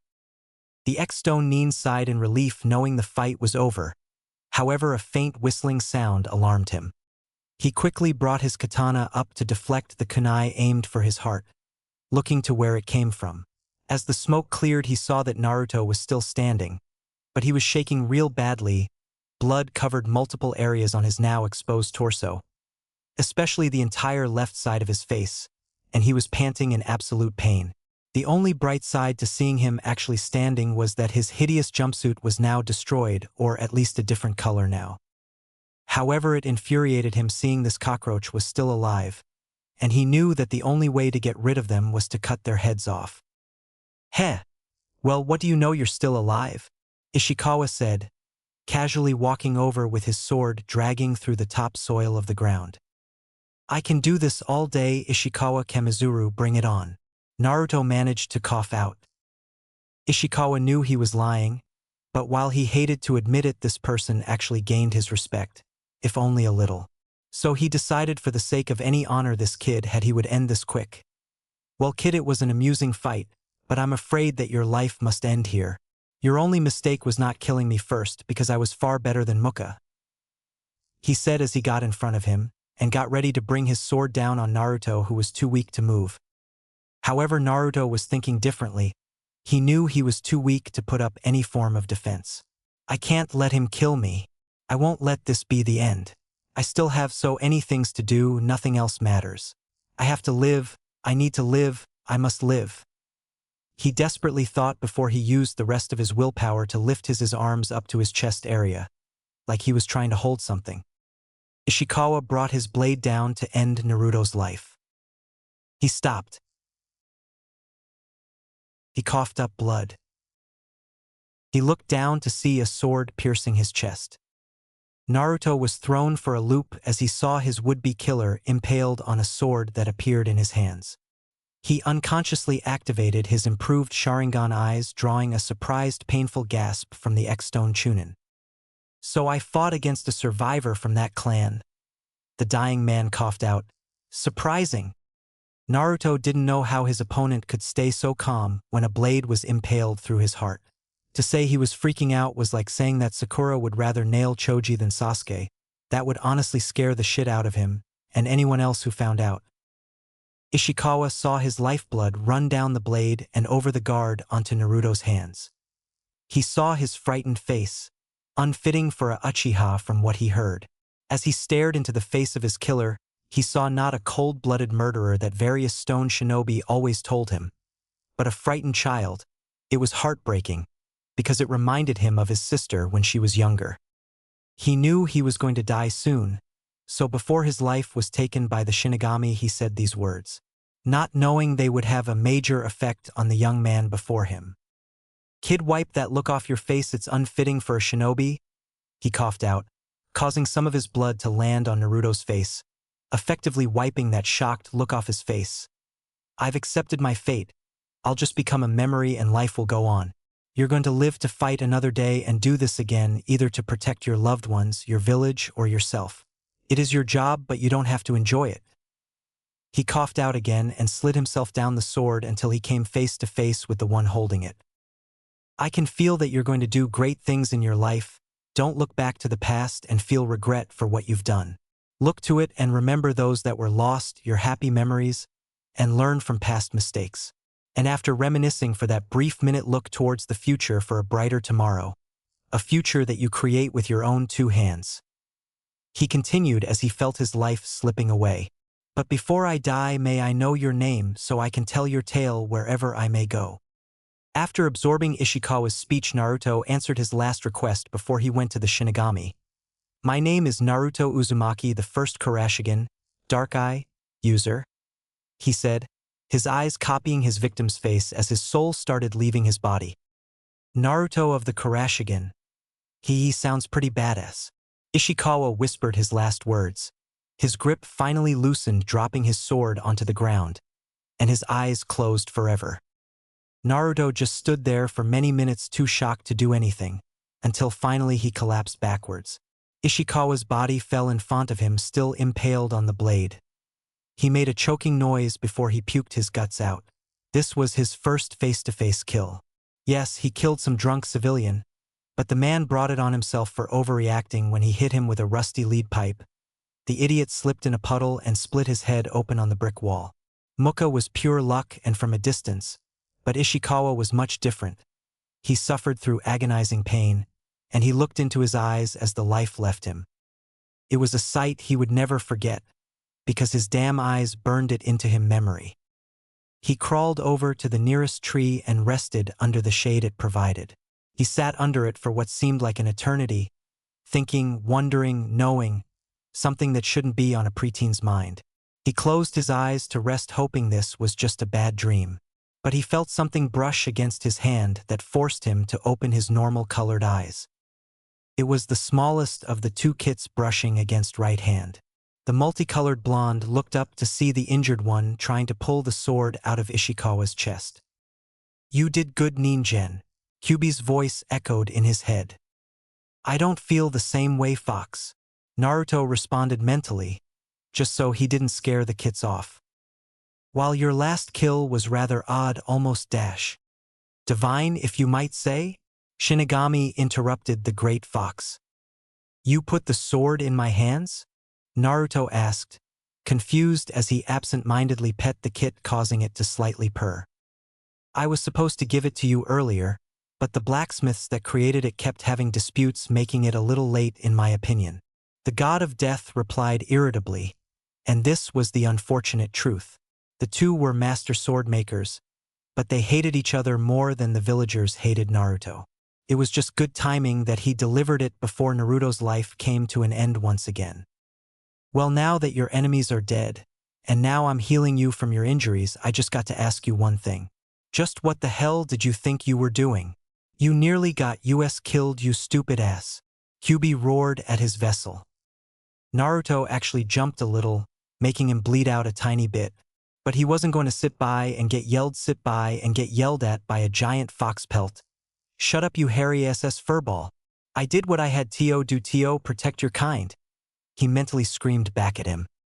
You could have used the shadow clone jutsu to flank him in a pincer maneuver and got the two to safety. You should not have engaged an obviously better skilled opponent in a head-on fight. Just look at your condition. If it wasn't for me, you would be dead. I worked my ass off all week trying to mold your body into perfect condition. And you almost ruined it in the span of 10 minutes. I thought you shinobi were supposed to think before they act. I see you have yet to grasp that concept. Kyuubi growled out. That was a low blow and Kyuubi knew it. But sometimes it was tough love or, in his case, happily stating the obvious, that was needed to get Naruto's act together.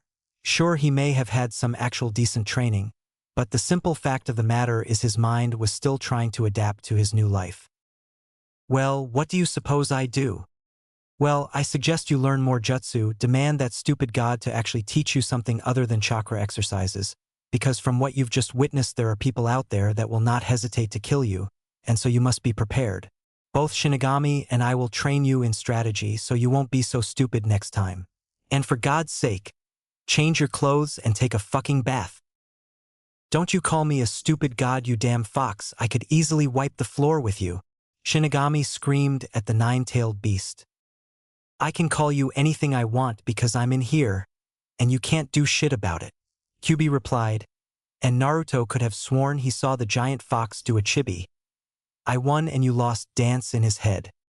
But apparently Shinigami threw a picture of Guy in a bright pink Speedo into the beast's mind, making him roar out in mental agony, and making the god of death laugh at his misfortune. While all this was happening, Naruto meanwhile was petting the female kit resting on his lap. The male kit finished pulling his katana out of Ishikawa's chest and brought it over to his right side, and then laid by his leg near his sister. It didn't take a genius to tell this blade was special. From what he could see past the blood, the blade itself was black with a silver, almost white edge. The guard resembled a rectangular tsuba with small sharp edges on each corner, and looked like it was split in half with one side being black and the other white, the white side showing an angel, and the black side showing a devil, and the parts of the hilt showing was white with black thread covering it. However, at the ending on the hilt was a skull that looked like it was made of bone. What's more was that there was a crimson tassel wrapped around the bottom of the jaw with a small hourglass with black sand inside the glass on the end of it. However, it wasn't the look of the sword, but the feel of it. It felt evil, bloodthirsty, and malicious, and yet it felt good, peaceful, and soothing. He patiently waited for the two kits to fall asleep. He spoke to the two powerful entities. Shinigami, why does this katana feel good and evil at the same time? That question caused the two to stop their arguing/torturing each other. They stared at the healing, multicolored blonde as he looked at the sword he killed his opponent with. That Naruto is a sword created by priest Goro Masamune and Sengo Muramasa, two famous master swordsmiths who lived long ago. Tell me, are you familiar with the legends of Masamune and Muramasa? Shinigami asked, even though he already knew the answer. No, I'm afraid I don't. Naruto answered him. A legend tells of a test where Muramasa challenged his master, Masamune, to see who could make a finer sword. They both worked tirelessly and eventually, when both swords were finished, they decided to test the results. The contest was for each to suspend the blades in a small creek with the cutting edge facing the current. Muramasa's sword, the Juchi Yasumu, 10,000 cold nights, cut everything that passed its way. Fish, leaves floating down the river, the very air which blew on it. Highly impressed with his pupil's work, Masamune lowered his sword, the Yawara Kaite, tender hands, into the current and waited patiently. Not a leaf was cut. The fish swam right up to it, and the air hissed as it gently blew by the blade. After a while, Muramasa began to scoff at his master for his apparent lack of skill in the making of his sword. Smiling to himself, Masamune pulled up his sword, dried it, and sheathed it. All the while, Muramasa was heckling him for his sword's inability to cut anything. A monk, who had been watching the whole ordeal, walked over and bowed low to the two sword masters. He then began to explain what he had seen. The first of the swords was by all accounts a fine sword. However, it is a bloodthirsty, evil blade, as it does not discriminate as to who or what it will cut. It may just as well be cutting down butterflies as severing heads. The second was by far the finer of the two, as it does not needlessly cut that which is innocent and undeserving. That is what he said. Shinigami explained to his avatar. "Wah?" Naruto asked as he scratched his head in confusion. "Maybe I can explain this better than the old fossil." Kyubi added his 2 cents, drawing a growl from the god of death. Muramasa was a most skillful swordsmith, but he had a violent and ill-balanced mind verging on madness that was supposed to have passed into his blades. They were popularly believed to hunger for blood and to impel their warrior to commit murder or suicide. It is said that a Muramasa blade has to draw blood before it can be returned to its scabbard, even to the point of forcing its wielder to wound himself or commit suicide. Thus, it is thought of as a demonic cursed blade that creates blood lust in those who wield it.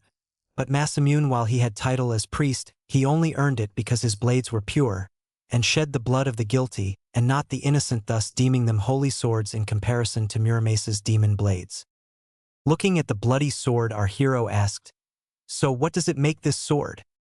"This sword is neutral. You see, the story I told you is just that, a story. The two were real, but lived nearly 100 years apart. I had this idea for a few 100,000 years, and you were responsible for it to come in fruition. As my first avatar, you would need a weapon, the perfect weapon, and trust me, the scythe is too cliché and boring in my opinion. So I pulled these two out of heaven and hell respectfully and commanded them to create this blade." "Let me guess, there were complications?" Naruto deadpanned a now sweating-dropping Shinigami. "Yes, they kept fighting how it should be made, slowing the process to a snail's pace. I finally threatened to eat them if they didn't finish it by the end of the week." "End of the week? It takes months, sometimes an entire year, to create a sword." Kyubi protested that ridiculous notion. "In limbo, time ceases to exist. You could be in there for a few hours, and a few days could have gone by. It took a freaking week, equivalent of 7 years, because of this sword's design, and then learning how to forge this sword because of its special abilities." "Special abilities?" Naruto questioned the god. "I had them forge it with chakra steel so you could use your nature affinities, and send the souls to of anyone you kill, regardless of how you do it, to heaven or hell. In order to do this, I embedded a little of my judging powers into this sword that will judge any earthbound or newly deceased spirits wherever you go." Shinigami answered his avatar's question, feeling quite smug that he created one of the best weapons in existence. "Then what the hell is the skull and hourglass for, Ghost Boy?" Kyubi growled out, getting annoyed to the point that he could see the god's smug expression on his fanged face. "Well, Mr. Fuzzy Pants, the skull is to store medicine to heal any cuts the kid may get. Granted, I didn't supply him with it. He'll learn about various herbs in time. And the hourglass is just a cool ornament that he could scare his opponents with, saying, 'Your time is up once the sand runs out.' It'll be fucking awesome," the god of death exclaimed, causing the two to sweat drop, wondering if he was on drugs, insane, or just plain stupid. Picking up the blade with his right hand, he rose it as far as his arm could reach above him. The remaining light that remained from today shined off the edge of the blade. As the sun finally descended over the hill, Naruto whispered, "I'll name you Handen Ryoku, powers of discrimination," before he fell asleep as the sword fell right next to him. Shinigami overlooked the scene and couldn't help but smile. The boy was at peace after many conflicting thoughts ravaged him today. He wouldn't disturb the boy. No man tonight. He would allow him to sleep and fully heal. Because tomorrow he would take a giant leap in his training to make him better than ever. Naruto's month's worth of training was over. As he sheathed Handen Ryoku in Ishikawa's katana scabbard, he reflected what he did over his last week in his training area. When he first woke up, he noticed the two Kitsune are on him, and it hit him on what happened the other day. The bodies of the Kitsune family, Muka, and Ishikawa greeted him. He remembered what happened and immediately felt sick. But before he could even heave the deceased Stone Chunin's speech rang through his head, and his eyes steeled in resolve. He was going to look towards the future and craft it with his own 2 hands. After he gently took the female kid off his lap, he gently placed her by her brother, and proceeded to clean himself in a river 60 feet away from the scene. When he returned, he got orders from Shinigami to raid the bodies inside and out. That sickened him for obvious reasons, but after a little persuasive/threatening chat from the god of death, he reluctantly dug and committed the deed that killed a good part of his innocence. During his outer search, he found 3 kunai, including the one in his fight, 7 shuriken with 8 blades instead of 4, 3 exploding tags, a sealing scroll, some medical gauze along with disinfectant, and the newest edition of the bingo book showing the rogue shinobi of every nation, an expensive book, if he thought to himself. Opening the book, he saw that Ishikawa was an A-rank missing Chunin-level ninja, who stole the Shodame Tsuchigage's bracers, a treasured item for the Kamizuru clan. Why he did it, he honestly didn't know, and Ishikawa obviously couldn't tell him. However, Muka was a B-rank missing Genin-level ninja. Apparently he killed his sensei and his 2 15-year-old teammates while they were sleeping and stole the Jonin's vest. And get this, he was 35, which was very pathetic in his opinion. Speaking of Muka, when he searched through his corpse, he only found 5 kunai, some ninja wire, a blank scroll, and a low-level exploding tag. No much in his opinion, but they added to the things he needed. Then came the gruesome part, cutting open the bodies. With help from a recently deceased mist hunter ninja that Shinigami persuaded to help him in order to send him to the rightful place for his soul. He followed step-by-step instructions and learned the secrets from their bodies. Due to the lack of a scalpel, Naruto used one of the kunais he swiped and started dissecting them. The first target was Muka. After taking his clothing off, the black-streaked blonde started cutting into his chest. He then proceeded to remove his heart, forcing some of his chakra into it. He tried to feel any sort of difference in it. Like Kakashi once said, missing ninja contained their village's secrets. He was hoping to feel some sort of herbs or drugs within it, but unfortunately there was nothing and discarded it to the side. For the next hour, he repeated the process with his other organs. From the lungs all the way to the kidneys, it proved fruitless, however. But then he placed his hand onto the man's head. He forced his chakra into his hand and slowly extracted the information he desired. He was no Yamanaka or professional hunter nin, but he got what he wanted after another hour. To his sheer disappointment, even in death, Muka just showed how pathetic he was. The man only knew 3 C-rank water jutsus, and one that was completely useless to him. But they were enough for Naruto and wrote them down in the blank scroll. Ishikawa was a different story. Due to him actually respecting the man, he prolonged the man's dissection for a few hours until he was ready. He didn't mess with his body due to the fact that he was just unwilling to mutilate him. So instead he pulled the information from his brain. However, unlike Muka's brain scan, as he liked to call it for his sake, the deceased Stone Chunin of the Kamizuru clan knew a lot about his clan arts. That was completely useless to him since the man didn't have the bee-summoning contract on his person, nor was he even from that clan to that matter. While they were unfortunately useless to him, he found a gold mine when looked at justus that he could actually use. And let's just say the scroll Muka had was filled up with a total of 14 jutsu. That wasn't all. He learned a good amount of information about Iwa's various squads like the Explosion Corps, and a few other things as well. After the gruesome deed was done, he buried the bodies in the woods. While their bounties were impressive, he didn't care about them. He just wanted to pay them their last respects and return them to the earth.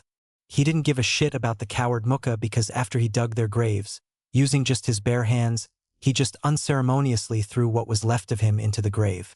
But he gently placed Ishikawa's corpse into the ground.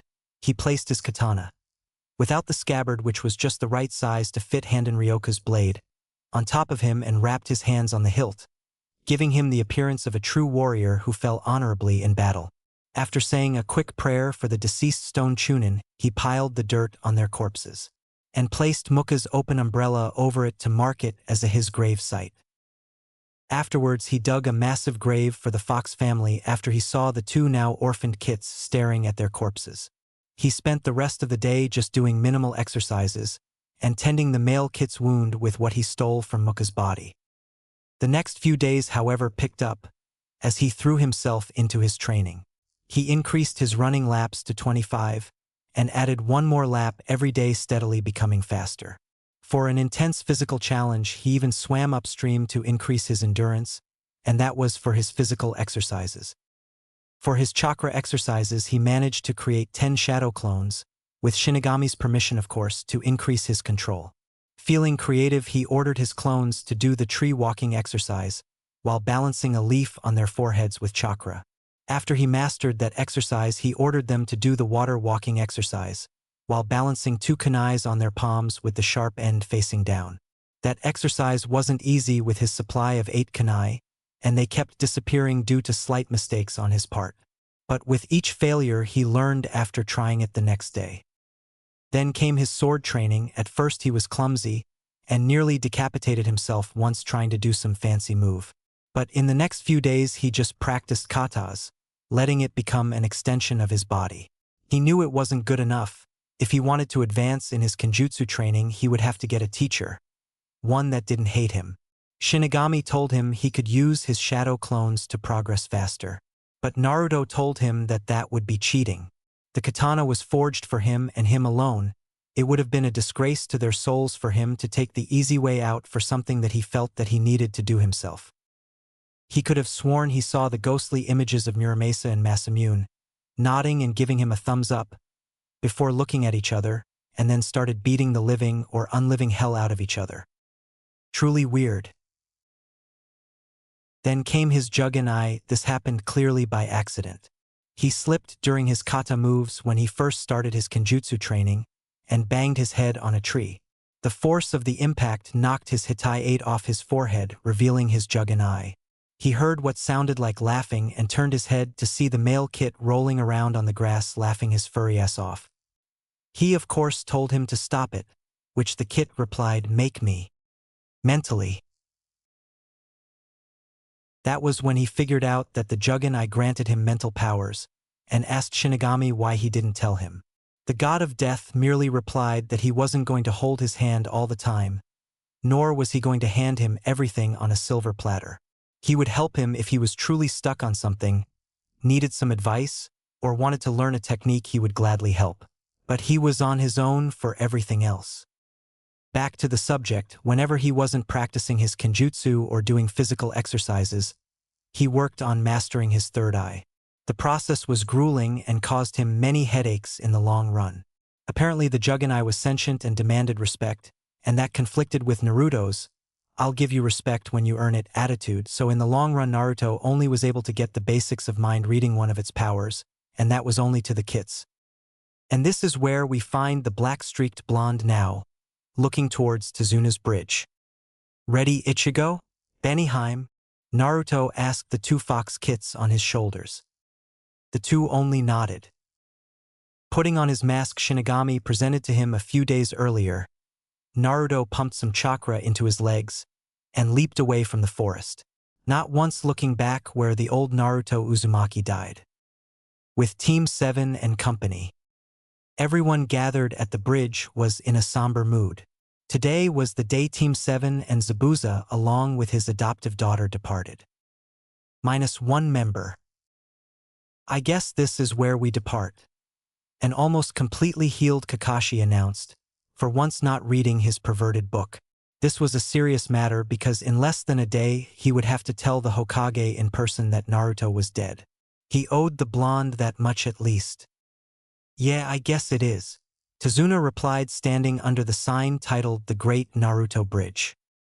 "I guess we'll see you," Zabuza said sadly. "Yeah, don't be strangers," Tsunami quietly whispered with her hand on Inari's shoulder, who was on the verge of a tearful breakdown. "Don't worry, we'll be back to see him again." Sasuke whispered out the last part, remembering the day they buried what remained of his former teammate. The group turned their backs to get back to the village, because they knew that this would be the last experience they would have in this country ever again. Now what is everyone so depressed about? You all act as if someone died." A rough voice rang out, causing everyone to the source of it. Standing on top of the sign was an imposing figure as tall as Sasuke. While the sun blocked his head, they could clearly see that covering his dirty, tanned, muscular, and apparently still healing skin was a dirty and torn black long-sleeved shirt that was missing its right sleeve, torn and dirty black cargo pants, and black open-toed shinobi-styled sandals with white bandages that wrapped his heels and extended into his pants with what looked like 2 ankle bands on each leg poking out from under the torn bottom of his pants. From what they could see behind him were 2 brown shuriken pouches attached to the back of his waist, and his exposed forearm and probably under his sleeve were a pair of what looked like black lightweight guards that lead to claw-like fingernails on his hands. Kakashi narrowed his eye seeing the clothing a stone ninja. Everyone prepared to pull out any kind of weapon. The figure spoke again. Now, there is no need to attack me. With that said, he hopped down onto the ground in front of everyone. What they saw made them stop dead in their tracks. The figure had black streaked blonde hair wearing a mask that had black razor-sharp pointed horns, black metallic eyes and teeth, and the expression all exhibit the full wrath, anger, and resentment on its face. The coloring on the face was crimson, signifying the full wrath, resentment, and anger of this mask. This was a Hanya mask, a mask that basically showed everyone not to fuck with them. Kakashi once saw one of these masks in the Third Great Shinobi War worn by a stone shinobi that killed over 500 leaf shinobi at Jounin level before he was taken down by the Yellow Flash himself.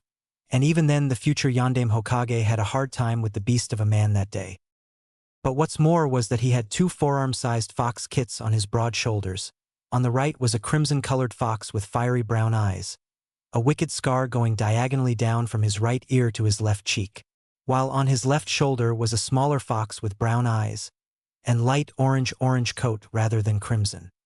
But the revealing thing was the katana on his belt. From what they could see from the hilt was white with black thread covering it, and on the end of it was a skull that looked like it was made of bone. Along the bottom of the skull was a crimson tassel wrapped around the bottom of the jaw, with a small hourglass with black sand inside the glass on the end of it that disturbingly reminded Kakashi of a hangman's noose. The last thing they all noticed on the belt was a beat-up leaf Hitai 8 proudly displayed to them. "Who are you?" Kakashi demanded, weary and confused by this stranger. The figure put one of his clawed hands his heart in a mock sign of pain. Kakashi, I'm wounded that you forgot all about me. Cut the crap, kid, and answer the damn question," Zabuza ordered him, bringing his right hand to the hilt of his legendary blade. "I'll give you a hint, he died a month ago. Give up? It's me, Naruto." The figure, now revealed to be Naruto, responded. "Don't lie, you stone bastard." Sasuke spat at him, taking out a kunai, his Sharingan eyes blaring at this imposter. "Yeah, the dead can't come back to life." Sakura responded like a parrot after her crush spoke, trying to keep up her act of being sad for her dead teammate. Haku, meanwhile, kept her eyes focused on him. During her travels with Zabuza, she's seen and heard some pretty bizarre stuff. For example, she saw some ordinary guy swallow 3 claymore swords down his throat, a guy who was fatter. Bigger than any Akamichi, a shinobi who could control his 5-foot beard to kill a man, and many more weirder things. If this person claiming to be Naruto was the real deal, then this extraordinary event shattered anything she had seen in her young life. However, no one was willing to see it that way, and everyone would rather use their fists rather talk. So being the mediator like she always was when Gozu and Meizu got into a dispute, she got in between the 2 parties, effectually shutting them up. "If you really are Naruto," she started to say, drawing looks from everyone, "then you would have 3 things that only he would know or have." Zabuza realized what she was doing and smirked underneath his bandages.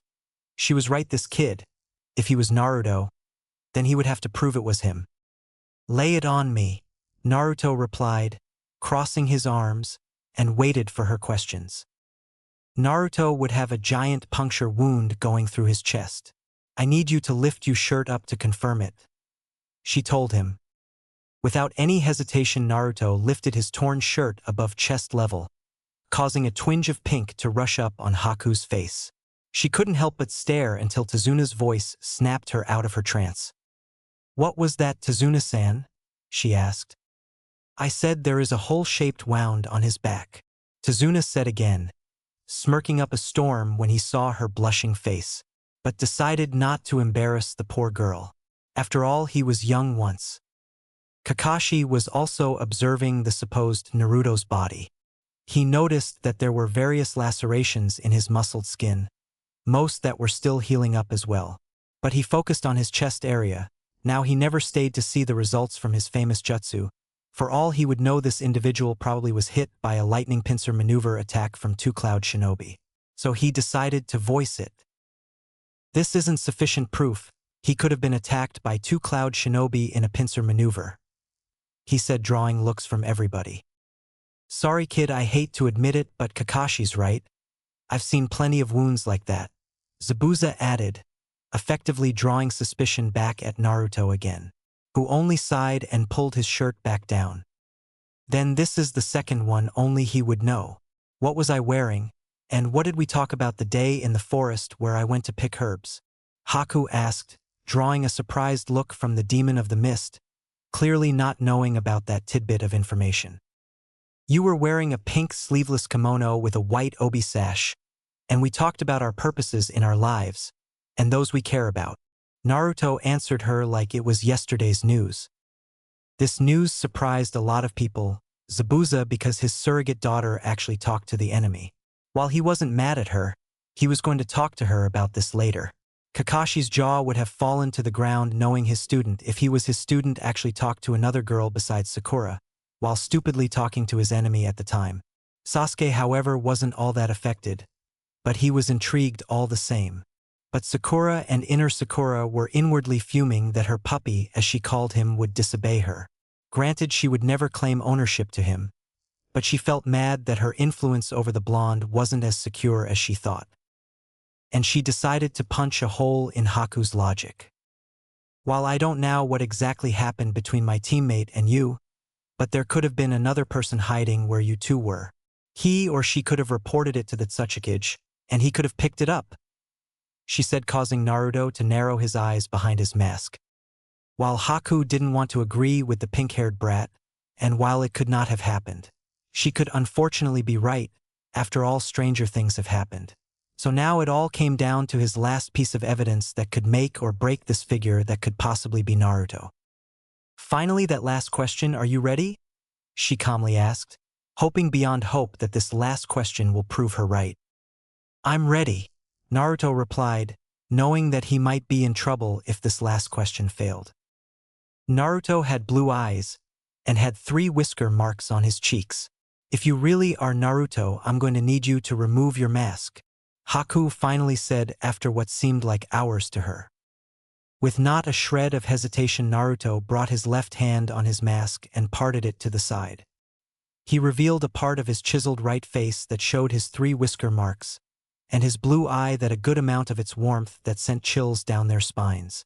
I would show you more, but... He parted his mask a little more to reveal jagged, still healing cut going across his nose. My left side is horribly mutilated, and I really don't want to scare the kids.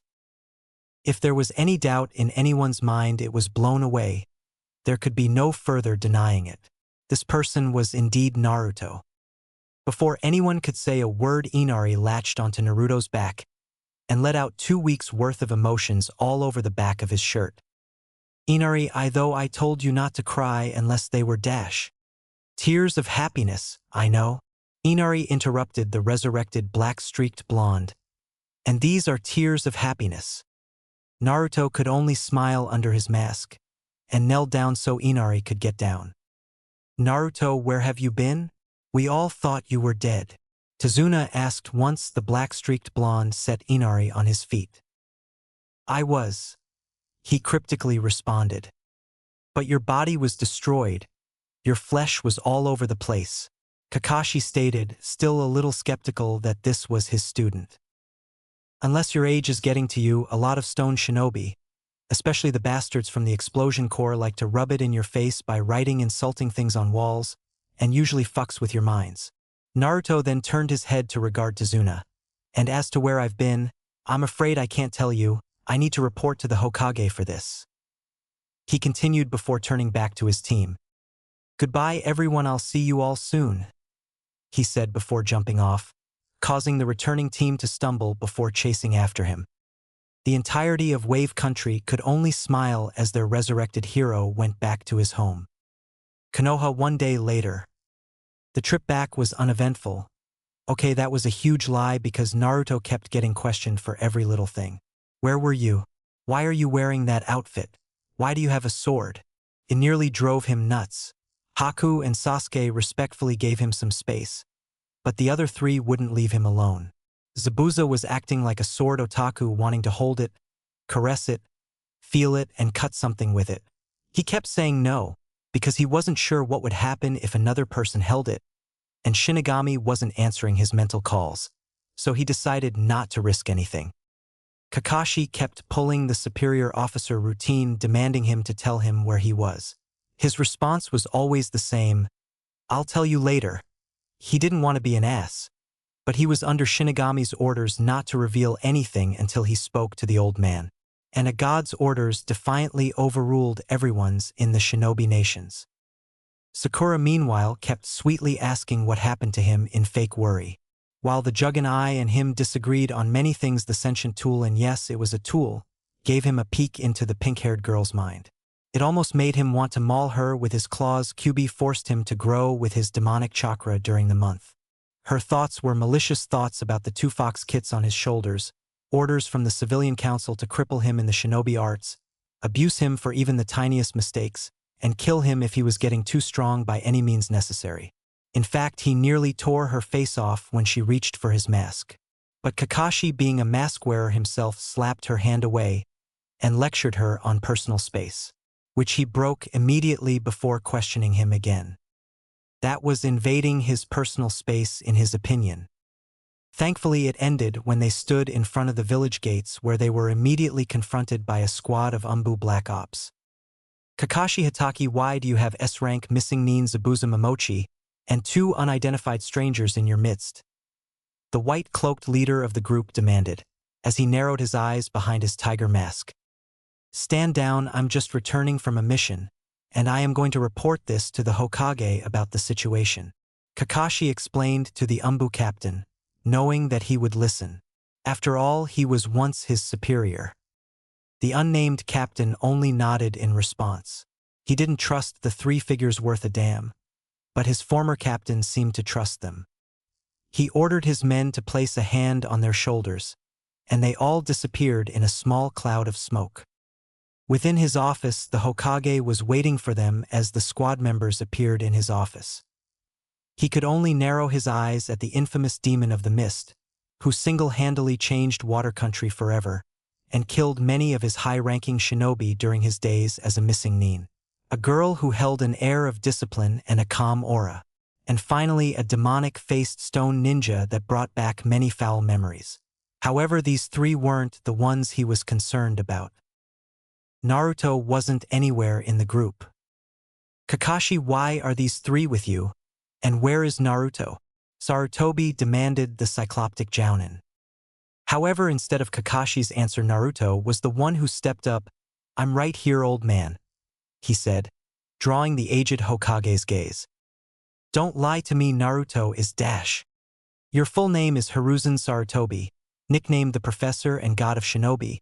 Your teammates were Hamura Mitokado and Koharu Udatain. You became the Sandaime Hokage after the Nidaime sacrificed himself to allow you to survive in the First Great Shinobi War. You have never lost a battle.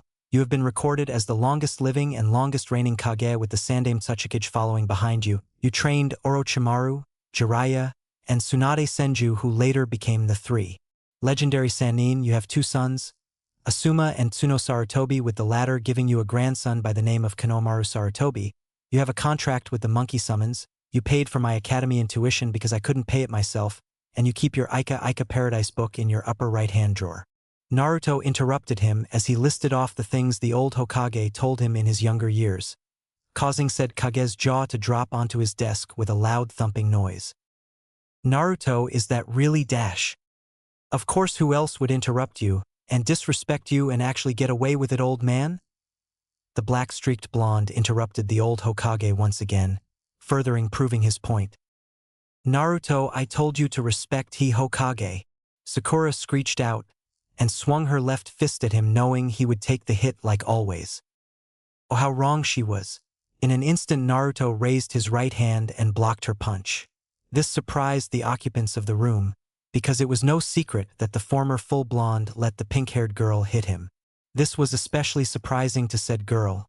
The Naruto she knew would let her abuse him. He was her puppy. An idiot. An orphan who would always be grateful to be in her mere presence. And yet he defied her right in front of the Hokage, the Umbu, and even her own team. The old man and I were talking. It's considered unladylike to interrupt two people, ain't it? Naruto stated, not even looking at her. Hell, not even addressing her by her name. Naruto's right, Sakura, it's rude to interrupt someone. Sarutobi mentally smirked, seeing her face. It was absolutely priceless. Now Naruto, what happened to you? And why do you have the infamous Zabuza Momochi traveling with you? He asked the black-streaked blonde. Not knowing this story would nearly give him a heart attack. First, I would feel better if your guards left, Naruto said as he glanced at the masked ninjas. Sarutobi only nodded and waved them off. Out of everyone her trusted in this room, Naruto was at the top of the list, and he knew that these Umbu members trusted the former blonde as well. After all, they protected him since he was a baby. He could also tell them on a later date. After the elite team exited the room, Naruto told him what happened, of course leaving out a few key details. He used Ishikawa's cache of information regarding operations in Stone Country. From what the deceased man remembered, there were rumors of secret experiments occurring somewhere in the mountains that made the country famous. And he used that to his advantage. During the remaining 3 weeks of getting dirty and tearing his clothes up while training, he contacted Kyuubi. He used his increased smarts to formulate a plan that his body was taken to said lab, brought back to life, and experimented on. In order to make it convincing, he told Kyuubi not to heal his wounds from his fight with Ishikawa to look like he fought his way to freedom. It was a low blow to the only stone ninja he respected, but it was necessary to make his story more believable. And it was working if the look on the Sandame's face was any indication, and the small killing intent from Kakashi showed he hit a sore spot. So what you are telling me is that you died, were brought back to life, and experimented on.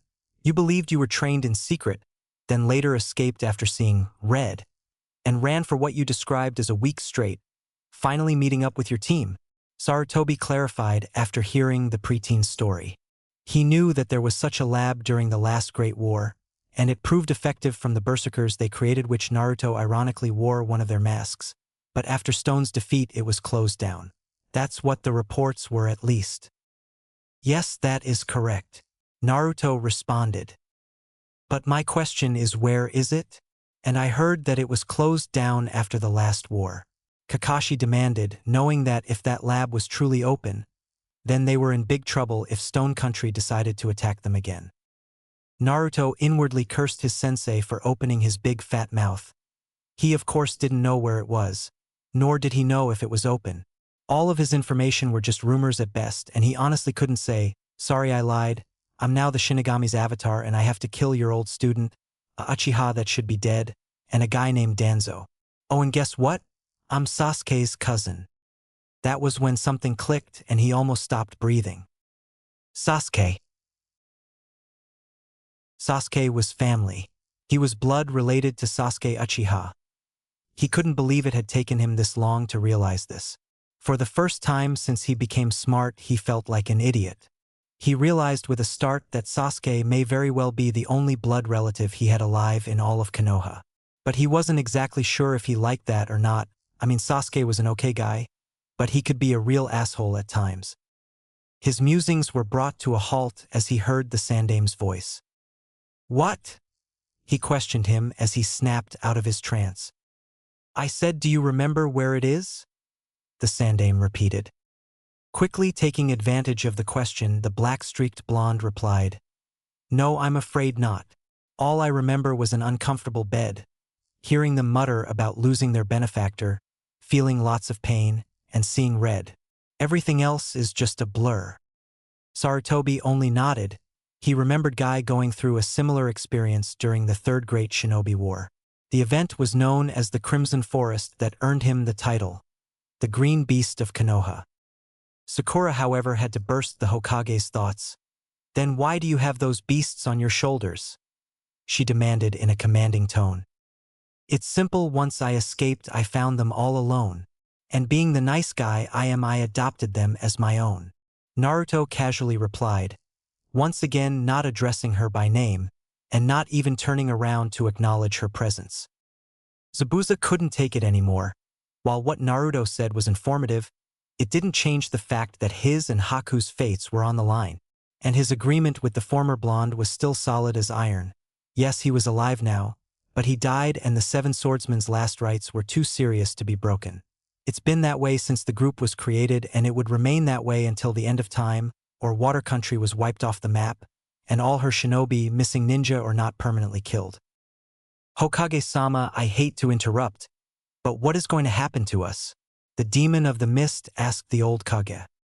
Hiruzen Sarutobi, while an old man long past his prime, looked at the infamous demon of the mist. His eyes, old and slightly dulled over the years, still pierced their souls like a sharp kunai into soft, tender flesh. Finally, after what seemed like an eternity, the old Hokage replied to him, Zabuza, your crimes are extensive, especially your failed assassination of the Yonde Mizukage. Plus you are wanted in killing Kamade Torichi and a few other of my leaf shinobi. He then directed his attention over to Haku. And Haku, you are still technically a citizen of another country, and your bloodline, while outlawed, is still registered until the last of you die. Both of them looked down, not liking where this was going. They knew they were going to have to fight their way out or die trying.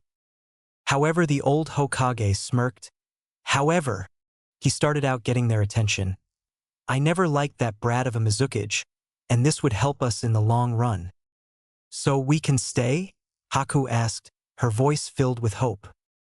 Yes, you can stay, however, he shouted out before they could do any type of celebrating. Both of you will be under house arrest until I judge you are trustworthy. I'll send a few of my elite Umbu squads to make sure that you behave. That deflated their spirits, but it was better than losing their heads. You're all dismissed, and Naruto, I want a full report from you tomorrow at noon. Sarutobi then dismissed the members of Team 7, while the Umbu members waiting outside the door took Zabuza and his surrogate daughter to their temporary home.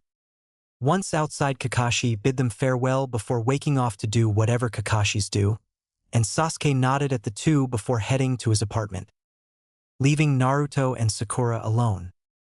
Giving the girl a blank stare behind his mask, Naruto turned away and headed to his rat hole of a home.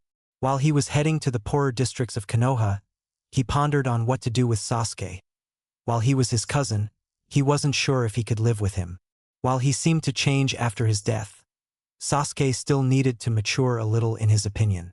The guy was still too broody, and he still acted like he had a stick shoved up his ass. He was about to turn a corner that leads straight to his apartment. He heard a voice behind him, and it was a voice he didn't want to hear at that time. Naruto, you got a minute? I want to ask you something, said the pink-haired howler monkey by the name of Sakura Haruno. What do you want? Can't you see I'm trying to go home? He replied, still not facing her, nor addressing her by name once again. Sakura barely managed to keep her cool when he said that. It wasn't amusing the first 2 times, and it wasn't amusing the 3rd time. Come talk with me. It's important, she demanded before she began to walk down the nearest alleyway. Whatever you have to say, you can say it right here, Naruto growled out, showing the girl he was not in the mood to be dealing with this. That stopped her in her tracks, causing him to inwardly curse him for putting a hitch in her plans. Naruto, I know that we've had our differences dash. Yeah, differences. He spat at her. Anyways, the last mission made me think about life, and I realized it's too short, so I'll go on a date with you, and hopefully things will progress further with us.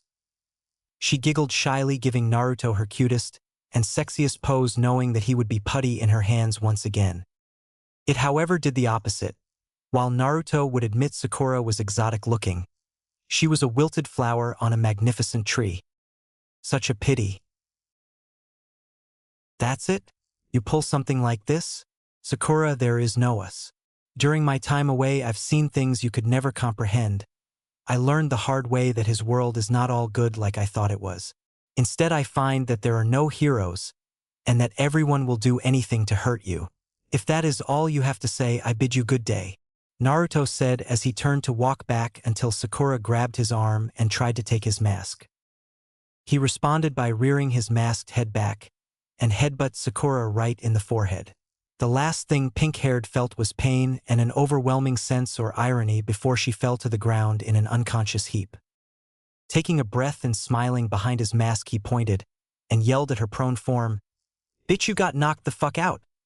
Cracking his neck afterwards, he muttered, "Shinigami that felt fucking good," and walked back to his apartment, with Ichigo laughing his furry ass off, while Benihime just sighed at their antics. Meanwhile, hiding in the shadows, Sasuke saw the whole thing and was stunned, possibly even more so than the unconscious Sakura. Never in the entire time that he had known the former full-headed blonde had he ever heard him speak or do something like that, and Sakura was certainly the last person he expected him to verbally and physically abuse. Sighing, he picked up the unconscious girl and left to drop her off at her house and to try and solve the mystery that was Naruto. Little did he know that it would forever change him for life. A ringing sound blared in Naruto's ear. It was the most evil thing, second to paperwork. It was the alarm clock. Groaning tiredly, Naruto lifted his right arm and brought it down on the evil thing. Naruto Uzumaki hated, despised, and absolutely abhorred alarm clocks. One day he would hold a grand alarm clock bonfire. It would be the greatest day in the history of Konoha that everyone would enjoy. Yawning, the black-streaked Bond threw off his covers and sat himself upright in his bed. That's when he started feeling a headache coming. He looked at his katana, fully knowing that it sent someone who died to the afterlife. This recently departed soul was that of an old man. Apparently he died of natural causes at the age of 79. He worked hard to provide for his family as a carpenter until he retired, and while he did a few bad things in life, he automatically felt that he was in heaven now. While the sword was cool and totally badass, he was a little annoyed that he had to know the information about them. He mentally noted to ask Shinigami about it later. Bringing his feet over his bed, he nearly stumbled. After all, how could you blame him? He was too used to being short, and for 2 weeks he slept on the ground. Sleeping in a bed was a whole new experience for him with his newfound height. It would take some getting used to, but like every situation that he encountered, he would overcome it. After regaining his balance, he stood up and looked around. That's where he laid his eyes on the sleeping forms of Ichigo and Benihime curled up at the foot of his bed. He let out a true smile seeing the brother and sister duo sleeping peacefully, but Ichigo looked to be ready to wake up any second. Blame the Bleach manga he read during his academy days, but that was why he gave Ichigo his name. He protected his little sister even when he knew he couldn't win. As for Benihime, well, she was a crimson princess to him, even if her fur didn't show it. After staring for another minute, Naruto went into his small as hell bathroom and stepped into the shower, performing the various acts that one performs in the shower, not minding the icy coldness of the water because his damn landlord kept his water cold. Over the years he found it soothing and toughened him up. That was probably the only thing he liked about his apartment. Stepping out of the shower, he quickly dried himself off and then positioned himself in front of the sink to brush his teeth. Now fully awake thanks to his shower, he stared at his reflection. It wasn't pretty. While he thought he looked like a grizzled, feral badass, he missed his old face. He honestly wished it didn't come to this, but sacrifices had to be made to keep up his charade. Last night he wrote out his report on his experience in Stone Country, and in the report was that he was subjected to brutal physical exercises, tortured to endure pain, and injected with something that inadvertently fucked up his healing process, which of course made QB pump his chakra into him to make sure he didn't die. He made sure to make it as vivid as possible though to keep up his act. Or in Shinigami's words, he just put the biggest load of bullshit on paper. Shrugging the sight off, he brushed his teeth and went to put his clothes on. When he opened his closet a second later, he smacked the side of his head in stupidity. Orange greeted his vision. He loved the color orange, he really did. But these just wouldn't cut it in his career anymore. These have got to go, Naruto muttered to himself. He quickly gathered the monstrosities into his arms and tossed them out the window. Sighing, he looked back to his closet to see he only had a few black t-shirts left, along with 10 pairs of orange boxers. There was no way in hell he was going to let go of all his obsession for that color. Looks like I have some shopping to do, he sighed out, honestly hating the mere thought of clothes shopping. After getting dressed in Ishikawa's extra clothing he found in his scroll, looked over to the two fox kits, and created two shadow clones to keep guard. Before leaving he strapped Handen Ryoku to his waist, stuffed his report in one of his back pouches, and placed him Hanya mask over his face before leaving. Once outside, Naruto headed towards the Hokage Tower first. It was around 7 in the morning, and there were few people out, but those few were giving him new looks. For once the looks he was getting were completely different. They were ones of awe, curiosity, and his new favorite one, fear. Oh, that was a sweet emotion that he secretly wanted to see for a very long time. Any further thoughts on it were interrupted by two people shouting. It wasn't shouting like an angry shouting, but he couldn't describe it. It was so fast and contained the words youth, he couldn't make them out. He turned around to see who the hell was screaming, and immediately wished he didn't. Running towards him were two figures. The first was a man who looked to be in his late 20s. He had black hair that was in a bowl-shaped hairstyle, black eyes, and massive black eyebrows. He wore a dark green spandex suit, the standard forest green jounen flak vest, orange leg warmers, blue shinobi-style sandals, and wore his leaf hitayate as a belt. The second was a teenager at least a year older than him, but was the carbon copy of what Naruto believed was his jounen sensei. The first one he already knew, he was Guy Mato, the green beast of Koona. But the second one seemed familiar, but it eluded him for the moment. The two weren't a threat, he knew, but his instincts to him to run, and that's what he did. But that clearly turned out to be a mistake because the two spandex freaks sped up to him, until he was sandwiched between them. Guy-sensei, looks like we have a new participant in our morning runs, the guy lookalike screamed out. Yes, Lee, let us shower him with our flames of youth, Guy shouted at the teen named Lee. That caused Naruto to stumble and hit the ground with a thud, causing the two to stop and look at him funny. He looked up to see the two spandex-clad shinobi with disbelieving eyes. Lee? As in Rock Lee? Naruto asked the younger of the two. Yes, my creepy masked friend, who are you? Lee asked the black-streaked blonde. It's me, Naruto. If possible, Lee's already bug-like eyes widened even further as he stared at his friend from their academy days. Naruto, is that really you? He asked as he extended his right bandaged hand. Accepting the hand, Naruto lifted himself up onto his feet and dusted himself off. In the flesh, my friend. What happened to you? You're all different, Lee asked after seeing all the changes in his friend.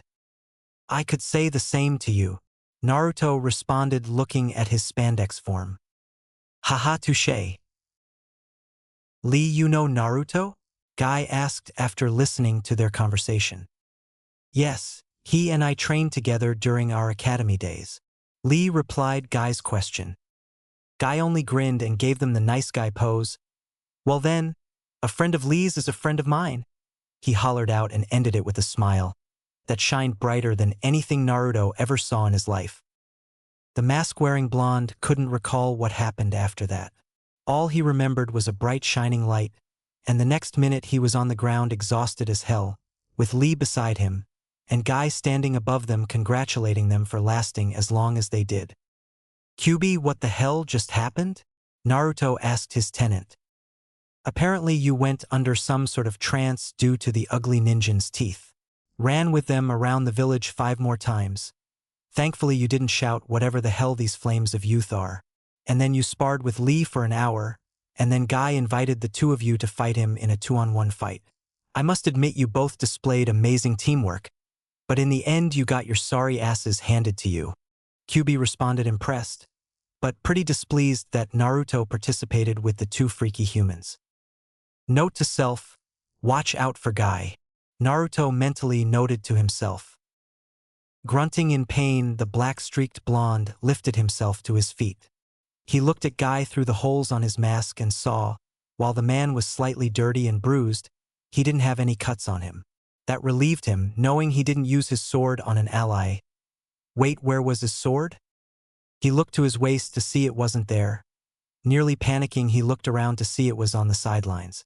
In the hands of a girl a year older than him, her right hand just about ready to unsheath it. "Stop!" he screamed out, stopping her in her tracks.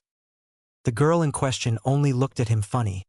When she first go to her team's training field, she noticed two green figures sparring with each other. That wasn't unusual because Guy and Lee always sparred with each other. She, however, did not notice the person with the mask with them, because her eyes were drawn to the sword on the ground. Now, while she kept herself busy training, she was a secret weapon otaku. After all, her dad owned a weapons shop. Picking up the sword, she nearly hyperventilated at its design. While the scabbard was ordinary and unappealing, the guard, however, was unusual because the tsuba, while it looked regular with its normal rectangular shape, it had small sharp edges on each corner that looked like it could cut someone, and looked like it was split in half, with one side being black and the other white, the white side showing an angel, and the black side showing a devil. The hilt was ordinary like many she saw in the shop, but the skull on the end of it disturbed her very much, especially when it felt like bone to the touch. The crimson tassel wrapped around the bottom of the jaw with a small hourglass with black sand inside the glass on the end of it intrigued her a little bit, but not by much, because it looked like a noose around a person's neck. But the feel this sword gave off piqued her curiosity. It felt evil and yet good at the same time, and giving in to her curiosity, she was about to unsheath it to see what it looked like and how it handled. But she heard someone scream at her, completely stopping her in her tracks. Looking up, she saw a mask-wearing, black-streaked Bond running at her. Panting out of exhaustion, Naruto stopped in front of her. After taking a few breaths, he finally spoke to her. "Please, whatever you do, don't unsheath my sword." Blushing in slight embarrassment, she handed his sword over to him. "I'm sorry, I just dash." "Ten, it's so nice to see you," Guy bellowed out, revealing the girl's name. "Yash, my teammate, I see you meet our friend." Lee followed in pursuit of his sensei. The girl revealed as Ten could only sigh at the two embarrassing her, causing Naruto to get a good look at her. He noticed she had brown hair tied into two Chinese buns that made her look like a panda, with two short bangs that came over her Hittite and chocolate brown eyes. She was dressed in a sleeveless pink Chinese-style blouse that was trimmed in red around the neck and arms, with dark green pants that came to about mid-calf and open-toed blue shinobi sandals. Her kunai holder was strapped to her right thigh, while her shuriken pouch was on the back of her left hip. Still analyzing her, he noticed she was only an inch shorter than him, and that her hands had many calluses that showed countless hours of weapons training. From what he could analyze, he knew she took her career as a kunoichi seriously, unlike many others that he didn't want to think of at the moment. He was brought out his thoughts when she cleared her throat, causing him to look at her. "My eyes are up here, buddy," she said, almost waiting for him to stammer an apology, which gave her an excuse to beat him down like the pervert he was.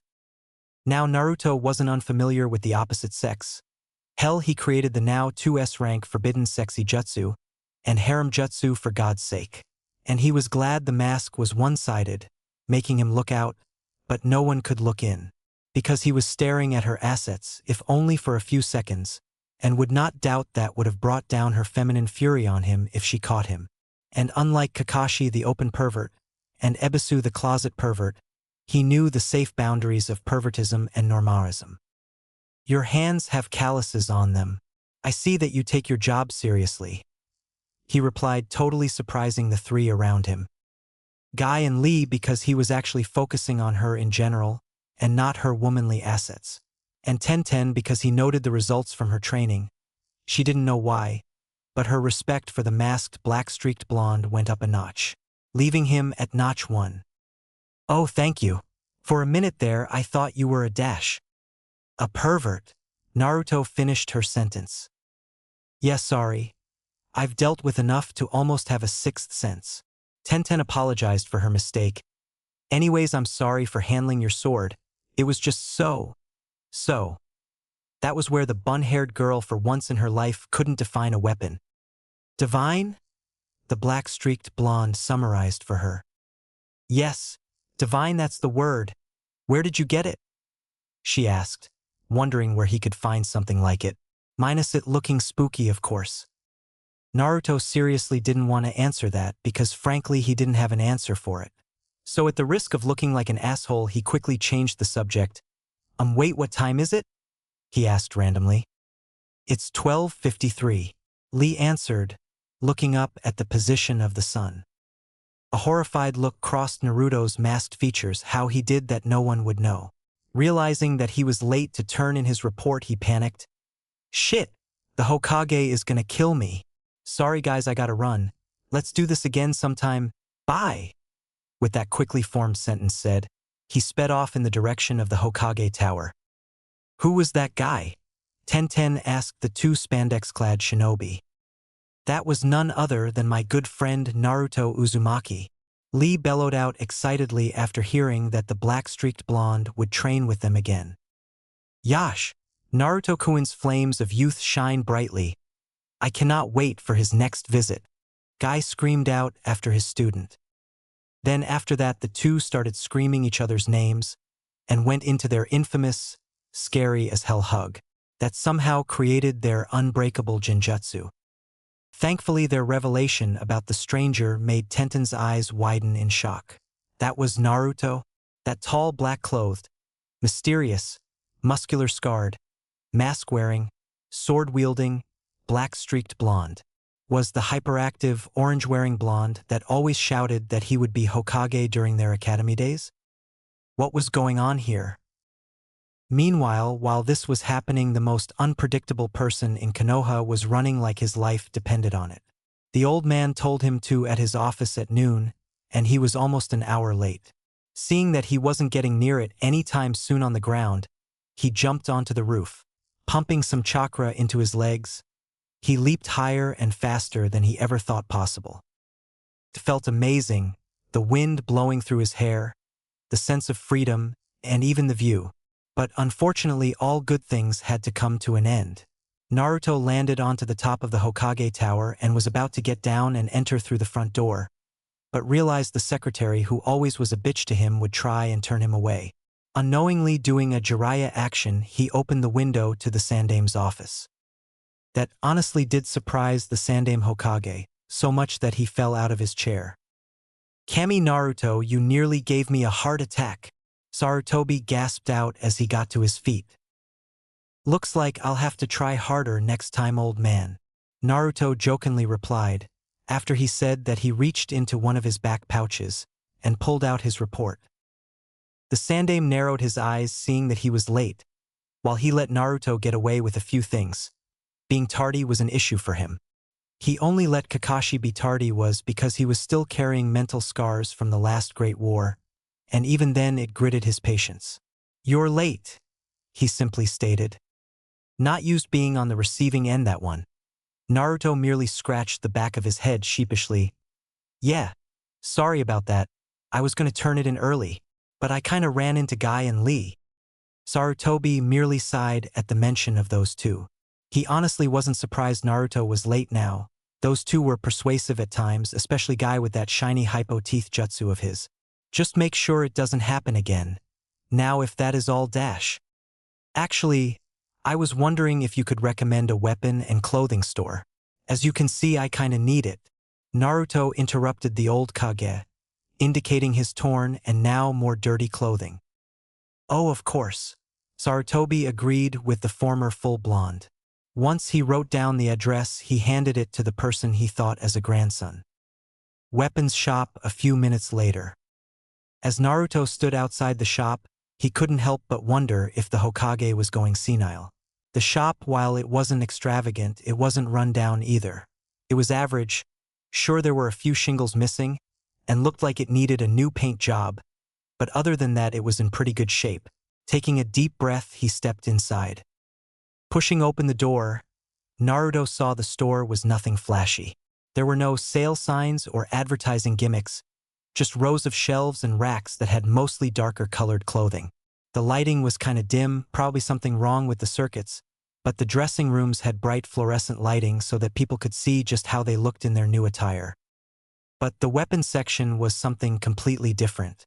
Weapons of all shapes, sizes, and colors adorned the shelves of the store. And not only that, but they looked to be crafted tremendously well. If he didn't already have Handen Ryoku, he knew he would have bought one from this store.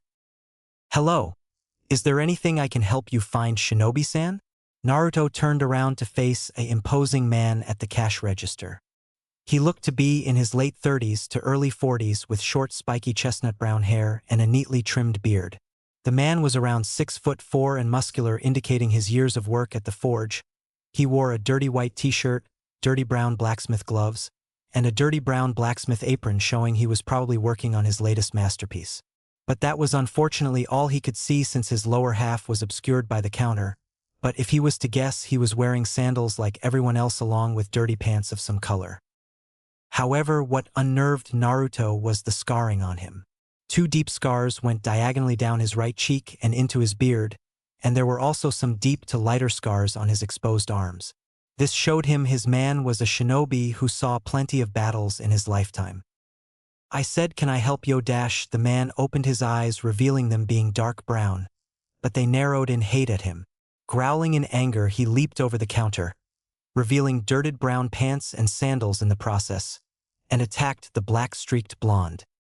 Naruto got on his guard and blocked a punch from the giant man. The punch numbed his left arm. If it wasn't for the bracer absorbing most of the punch, he wouldn't doubt that his arm would have been broken. This man was dangerous, and he knew he had to be very careful. Ducking another punch, Naruto took aim and hit him in the stomach. The man grunted a little bit, but showed no signs of being hurt in the slightest. In fact, it was the opposite for our hero, because his hand felt like he hit a rock. He felt trapped. He couldn't do any jutsu at this rage. His taijutsu was mainly brawling, and he could not unsheath his sword. Any thought he had on what to do was interrupted by a kick to his stomach that sent him through several racks, scattering the dark clothing all over the store and knocking the wind out of him. Growling angrily, the cashier walked over to him menacingly and pounded on the wall. From what Naruto could see, a part of the wall opened up, and the man casually pulled an axe from it. He saw the man drape it over his shoulder, and saw the axe was sinister, almost demonic looking. The axe itself was around 3 feet in length, with a wickedly, yet beautifully obsidian serrated blade, the reverse of which was barbed and spiked, made to shred and tear. He didn't have to know that this man killed many people with it. The man roared in fury like a barbarian and jumped the full distance, intending on splitting his victim's head open. Naruto would not give him the satisfaction. Bringing his right hand to Handen Ryoku's hilt, he unsheathed the magnificent blade and blocked the menacing axe head. The two struggled for dominance, both in a deadlock. Grunting in frustration, the cashier spoke. "You're strong for your size, berserker scum, but I'm gonna kill you." "I'm not a dash," Naruto protested. "Don't you dare lie to me." "I'll dash." He didn't get to finish because of a shattering sound, and then he fell on the floor completely unconscious. "Dad, you stupid idiot, look what you've done," a feminine voice screamed at him. Groaning a little, Naruto looked up from the cashier's unconscious body to see the familiar form of Tenten, with a broken vase in her hand. "Tenten?" he asked, still trying to regain his breath. "Naruto, oh my Kami, are you all right?" Tenten exclaimed, reaching down, dropping what was left of the vase, and lifted him to his feet. Coughing a few times, the secret Kurashigan user regained his breath. "Yeah, I've endured worse, but what the hell was that about?" Sighing, the bun-haired girl answered, "My dad suffers from post-traumatic stress disorder. During the last war, he was nearly killed by a berserker. He won, but was forced to retire because of his wounds. Since then, he has sudden war flashbacks from time to time. You were unfortunately the target because of..." Naruto knew what she was talking about. While the clothes were surprisingly comfy, they weren't exactly the best choice to wear in the village. "Tenten, what unyouthfulness has happened here?" Guy's familiar voice screamed out, causing the two conscious teens to groan. "It's nothing, Guy-sensei. Dad just had a nasty flashback after seeing Naruto's outfit," Tenten replied. "Which I'm gonna change out of," Naruto announced as he picked up a random set of clothing and went into the changing room. A few minutes later, the black-streaked blonde walked out, and immediately sweat dropped when he saw Tenten ordering the 3 males to work. She had a whip in her hands, lashing it at her dad, sensei, and teammate. He could only stare in disbelief as the shop was spick and span. A minute later, Right then and there he made a mental note to not piss Tenten off anytime in the future. Okay dear, the store's cleaned up, and I locked Shiketsu, Bleeder, back up again. Now can you please put the scary whip away? Tenten's dad begged as she kept making those accursed cracking sounds. I will once you apologize to Naruto, she snapped back at him. There's no need. I'm the one who set him off, Naruto said, trying to defuse the situation, which scared him dearly. Never piss off a woman, folks, it never ends well. The three turned around and were stunned to see him in his new outfit. His new outfit consisted of a pair of black cargo pants with a black kunai holster strapped to his right thigh, and a black vest with several pouches for scrolls in the front of it. He was still wearing his black sandals and ankle bands. Underneath the vest he wore steel fishnet chain mail armor that came around his biceps. Over his forearms he still wore the Shodame Tsuchikage. Not that they knew who they once belonged to, black lightweight guards, with his clawed hands that were now covered by fingerless gloves with steel plates on the back of them and around each knuckle. Around his waist was a black belt that now held his Hitai-8 as a belt buckle, and the two brown shuriken pouches attached to the back of his hips. Strapped to his left side was his beautifully made katana. However, still on his face was that damned mask that still made Tenten's dad's blood boil. Hiroshi, calm down, Guy said, putting his hand on the man's shoulder. The man only sighed and visibly calmed himself. Kid, I'm sorry I attacked you, but I must ask that you please take that mask off. Naruto's eyes widened when he was asked that. Mentally he was panicking, wondering what he should do. Even with his improved mind, he found no way to get out of this one. Go ahead, take it off, and if they ask, just bullshit them on your mission. That sounds reasonable. And make sure to buy a half mask once you show them, Shinigami ordered in almost a yawning voice. Now either the god of death overslept, or was a lazy bastard in general. Naruto would figure out later, though he expected it to be both. He only sighed in response and responded, Are you sure? It's not a pretty sight, he said to the four. Hiroshi only gave him a scowl indicating that it was his way or the highway. Sighing, he took off his mask, drawing horrified gasps out of them. His face was chiseled, which would normally make a girl blush, but his left side completely ruined it. He had a deep cut going across half of his face, along with one going horizontally down his left eye that ended above his jaw, and 5 deep cuts on his left cheek obscuring his whisker marks. Then there was a light line going across his forehead indicating that his Jugenai was sleeping, thankfully in his opinion, that made it look like another scar. Along with his coldish blue eyes, he looked like a seasoned warrior. Holy shit, kid, what happened to you? Hiroshi questioned the scarred, black-streaked blonde.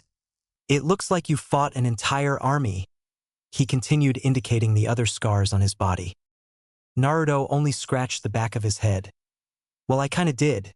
You see, during my last mission I met some misfortune with some stone neens, and well, my former clothes, mask, and these scars are the result from it.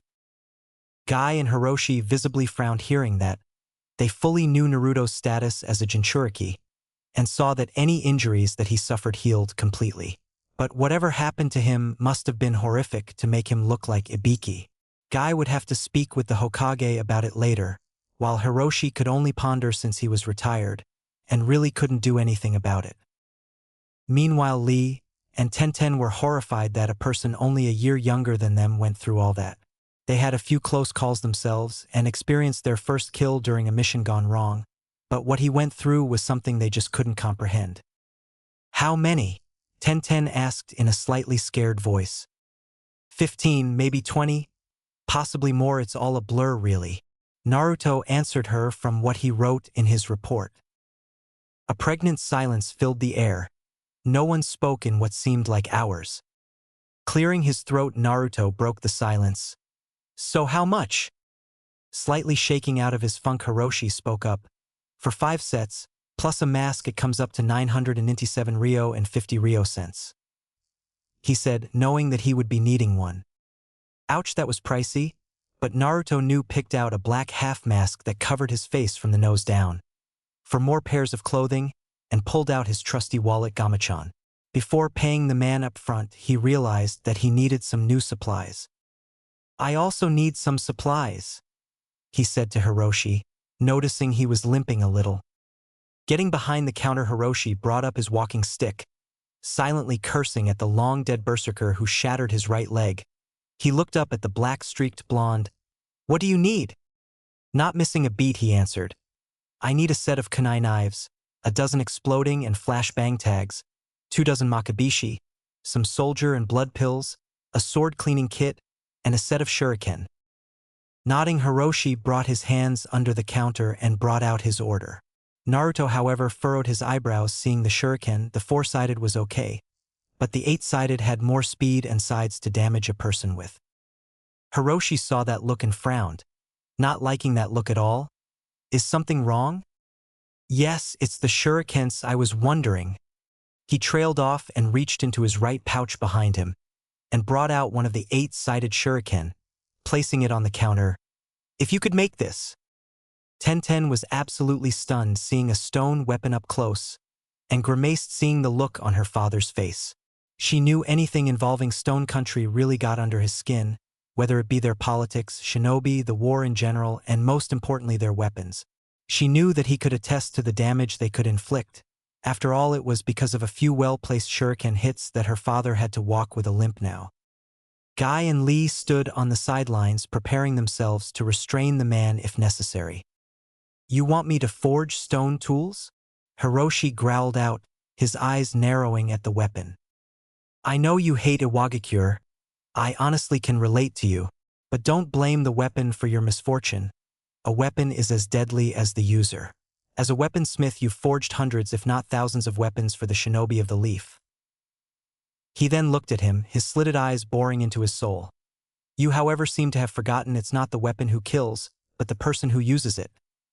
With that said, he took 500 more ryo, believing that was the asking price, and placed it on the counter, quickly bagged all his items, placed his half-mask over his face before his Hanya mask, and left the store.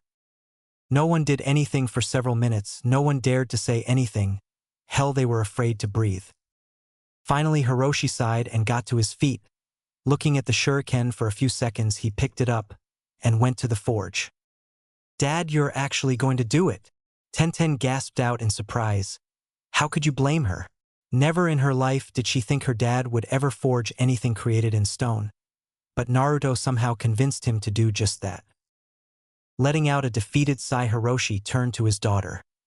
That young man had the balls to say something that was so plainly obvious. Yet I've been too damn stubborn to listen. He then grumbled about stupid idiots and something about kicking his own ass before disappearing into the forge. Unknown to them, this event would forever change this shop. Not bad, Naruto, though I personally would have said something more memorable, but not bad. Shinigami commented his avatar. Meh, it doesn't matter what I said. I got what I wanted. Naruto replied before taking a breath. How the hell does Kakashi wear these things? They're almost impossible to breathe with them on. Years of practice is my guess. Kyubi shrugged, not really getting the one-eyed ninja's fashion sense. Whatever. The Kurashigan user replied. After minutes of aimless walking, Naruto pondered on what to do. His team had the week off, and he couldn't do any Justa training without drawing attention. Maybe he could bond with Sasuke. Nah, it was too soon. He was still getting used to the fact he was a Uchiha. Sakura was definitely out of the question. Kakashi, while he respected the man, he couldn't really communicate with him on any level. Maybe hanging with the other teams was something he could do. He honestly missed Shikamaru, Choji, and Kiba. Maybe they could hang out sometime during the week. Any other thoughts were literally slapped out of his head. What the hell was that for? He shouted at the fox in his head. Instead of thinking about your social life, you need to concentrate on your training. Kyubi roared at his vessel. Listen, just because dash. You got your ass kicked by a cripple on an adrenaline rush. While I respect you for keeping your cool and defending yourself, you still need more practice. From what I could see, there were a dozen potential strategies in that fight. Now what you need to do is study strategy, go to that fucking library, and learn a thing or two. Shinigami imputed his opinion. But dash. I know your teammate's mom owned the library, but so does her sister. There's a 50-50 chance there. But for Pete's sake, you're a shinobi. Use that damn transformation jutsu to hide yourself if you have to. Use that fucking improved brain I gave you. Hearing that, Naruto mentally palmed himself, of course. His chakra control was way better than it was before, so he could do that jutsu without any difficulty now. Smirking under his masks, he created a shadow clone to take his stuff back, and to provide extra protection for his place. After his clone left, he had to restrain himself from skipping to the library for 2 reasons. 1. It was unmanly to skip, and Kyuubi would mentally kick his ass if he did. And 2, his right leg stung a little. Thanks to Handen Ryoku's creators, he couldn't sheath it without drawing blood. He honestly tried to sheath it, but it was being too damn stubborn. So he cut his right leg and had Kyuubi heal it while he was changing. Of course, after he did that, he wanted to beam himself with a blunt object, because he could have simply used his thumb. It was just as Ishikawa told him, look back to the past and learn from past mistakes. That was a lesson that would really come in handy in the future. But now he was heading towards the library. Not knowing this would change his views on his grandfather figure. The library, an infinite place of knowledge and wisdom, a sanctum for those who want to learn, and a place of dread for idiots. Either way, it held a lot of good and bad memories for Naruto. After creating a shadow clone, and had it use the transformation jutsu to turn into a brown-haired, brown-eyed teenager. He then told it to go inside to see who was working. After 15 minutes of waiting in the shadows, he saw him stroll out. After waiting a few more minutes for him to go into a random ally and disappear, he grinned after receiving the information of who was working and a few books that he needed to read. Taking a deep breath, he casually strolled in and saw the 2 who taught him most of the things he was denied as a child. His blue eyes settled on the taller of the 2, Akira Haruno, Sakura's aunt. She was a very beautiful woman, with long, deep pink hair that flowed down her back like the waves of an ocean, fair skin, and beautiful green eyes. Standing at 5'6", she was around the average height for a woman her age, and a little taller than him by a few inches. At the age of 40, she still had the figure she had when she was in her early 20s. He remembered seeing her picture once before when they invited him into their home that was always sought after. And best of all, she was quiet. And when she did speak, it was with a soft yet strong voice that commanded attention no matter what the volume. And then he set his eyes on the youngest, Sakari Haruno, Sakura's sister. Unlike her sister, she had short, shoulder-length pink hair, fair skin, and jade-green eyes. She stood around 5'4", but Naruto knew she would grow a little taller. After all, she was only 14. And unlike her sister, she actually had a curvy figure and B-cup breasts, due to the right dieting, and he knew from experience that she was much nicer than his teammate. He knew a lot about the 2 standing before him, and they knew almost everything about him. Akira was the unfortunate sister of Hibari Haruno, the mother of both Sakura and Sakari. Hibari was the exact opposite of Akira. She was overweight and tall, flat-chested, lazy, haughty, shrewd, used too much makeup to cover the ugly face, arrogant, and oftentimes had to shout to be heard. It sickened him to no end that he used to think she was pretty, but that was because she was a washed-out genin and used the transformation jutsu to make herself look desirable in public.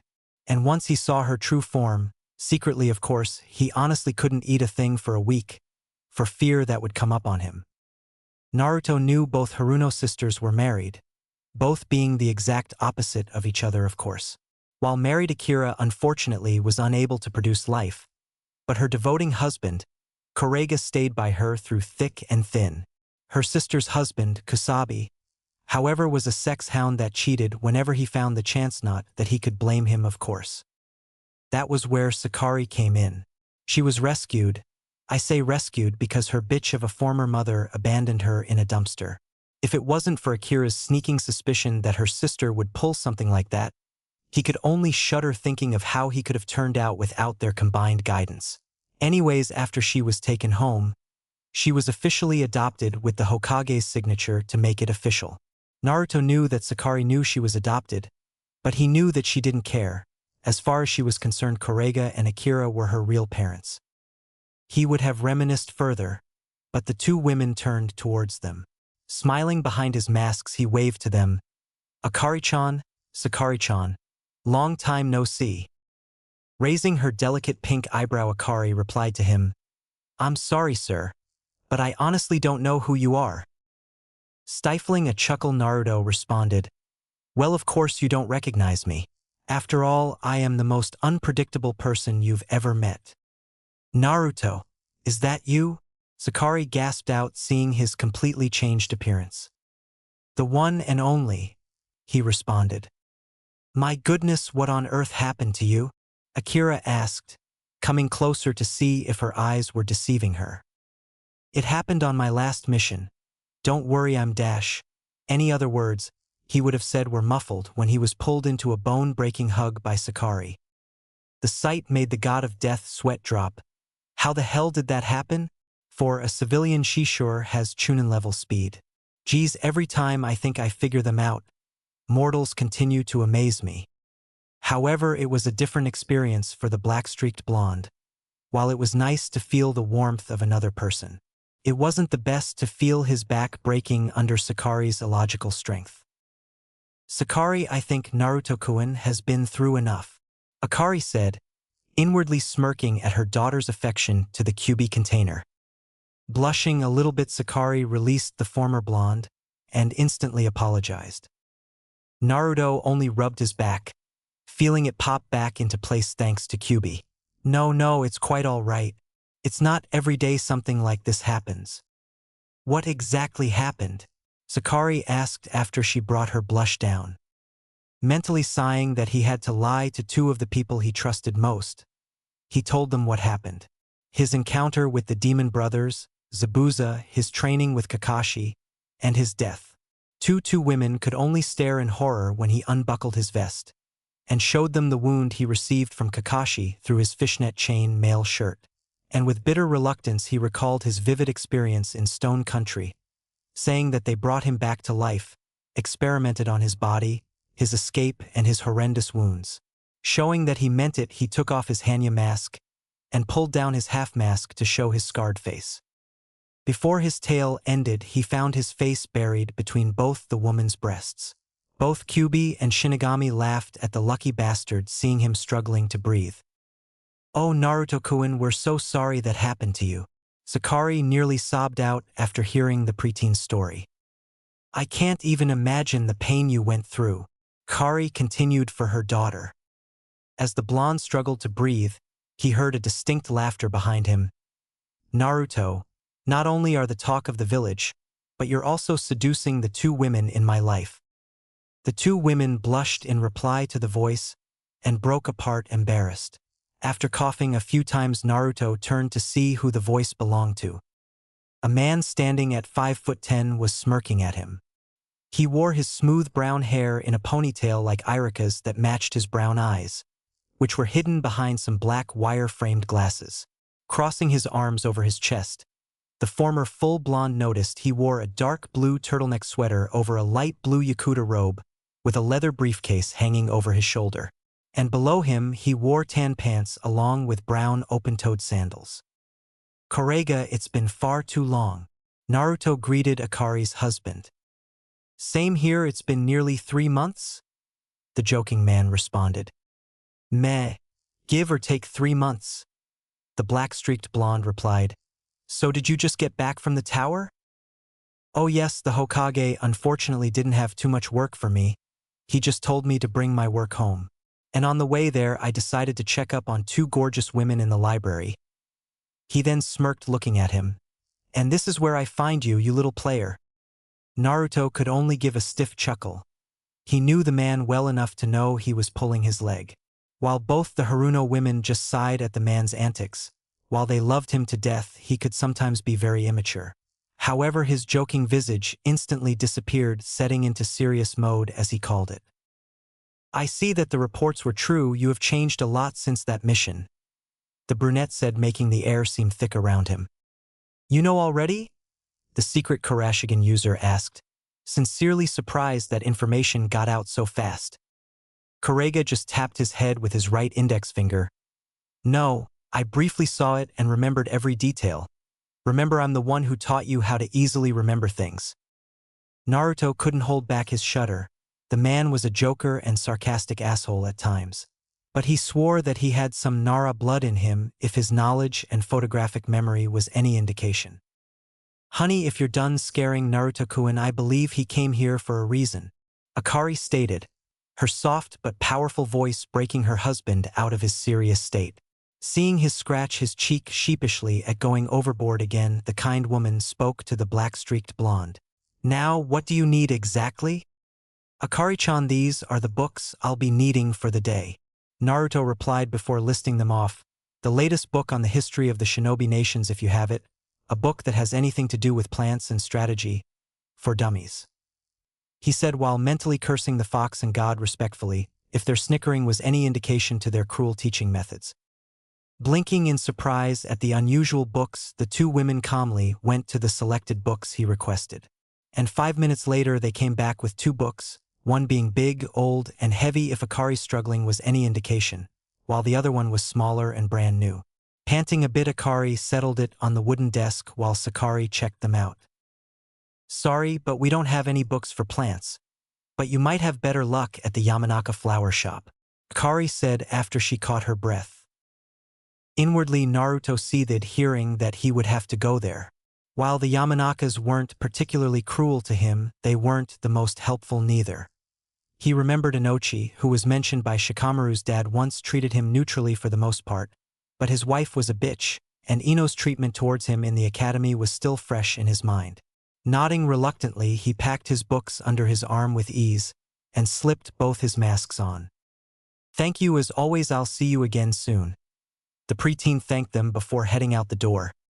If he looked back, he would have seen Sakari's worried expression. Once he got out to the library, the black-streaked blonde jumped on the roof and created a shadow clone to take the books back. While it was lazy of him, he clearly admitted to himself he would need both hands for his next task. Because he clearly didn't know who was manning the shop that day. It could have been Inochi, his wife, or Shinigami forbid Ino. After sending his clone back to his apartment, he headed off to the Yamanaka flower shop. Nearly 5 minutes later, he arrived at the flower shop. It honestly wasn't hard to find, with its walls being painted yellow, its orange roof, 2 giant glass windows between a giant door that was always open during the day, along with various plants on the outside of the shop, and the giant pink sign that spelled out Yamanaka Flower Shop in big red bold letters. "What a fruity shop," Kyubi shared his thoughts to the other two. "Oh yeah," Naruto thought to the great beast. "Damn right," Shinigami agreed. "I'm no building expert, but shouldn't the man of the house get the final say in the design? He's obviously whipped," both the Demon Lord and God of Death said in a union. "Now quit stalling and enter the damn shop, you have a lot of work to do." Sighing behind his 2 masks, the preteen reluctantly took a step forward, and a few strides later he entered the shop. Just like the outside, all fruity and full of plants, the inside was no better. It was yellow like their traditional blonde hair, and had shelves full of beautiful flowers. Seeing that no one was at the counter, Naruto rung the bell for service. When no one came a minute later, her rung it again several times. "I'm coming," a woman's voice screamed out. "Ah fuck." All 3 of them screamed inside their heads. They had a reason to swear because barely a few seconds later out stumbled a girl around Naruto's age. She looked exactly the same since he saw her the last time. The same pupil-less blue eyes, the same long blonde hair, always seen in a ponytail with long bangs covering the right side of her face, and always wearing that revealing purple outfit with white training tape wrapped around her stomach and thighs. The only thing different about her was that she was wearing the shop's yellow apron, had her white arm warmers rolled up, and had both her ears pierced.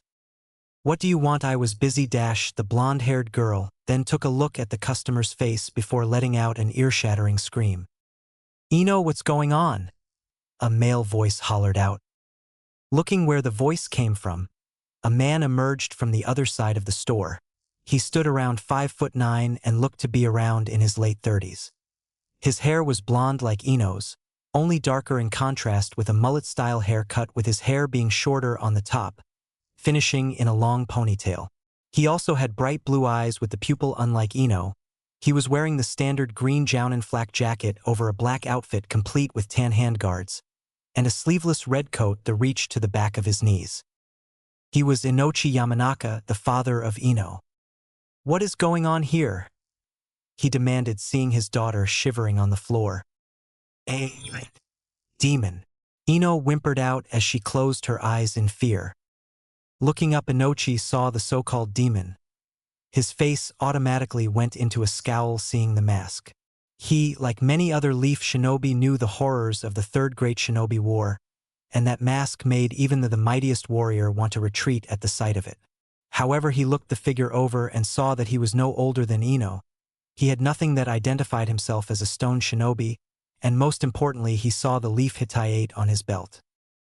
"Ino, go to your room, I'll deal with this," he told her. Seeing she didn't have to be told twice, the genin sprinted away and locked herself into her room. Seeing her daughter safe and sound, Inochi looked back at the figure and stared at him with his piercing gaze that showed years of shinobi experience. "Who are you?" he demanded. "Just a shinobi seeking to buy a book," Naruto cryptically answered him. "You scared my daughter," Inochi stated, clenching his fist. "That was unintentional," the black-streaked blonde said, mentally adding "not" in his head. "I just want a book, listed with various plants that I can create creams and poisons with." Nodding, the Yamanaka clan head turned away and went into the back room. Emerging a few minutes later, he brought out a medium-sized green book and what looked like a mixing kit. Gently setting them on the counter, he rung them up on the cash register.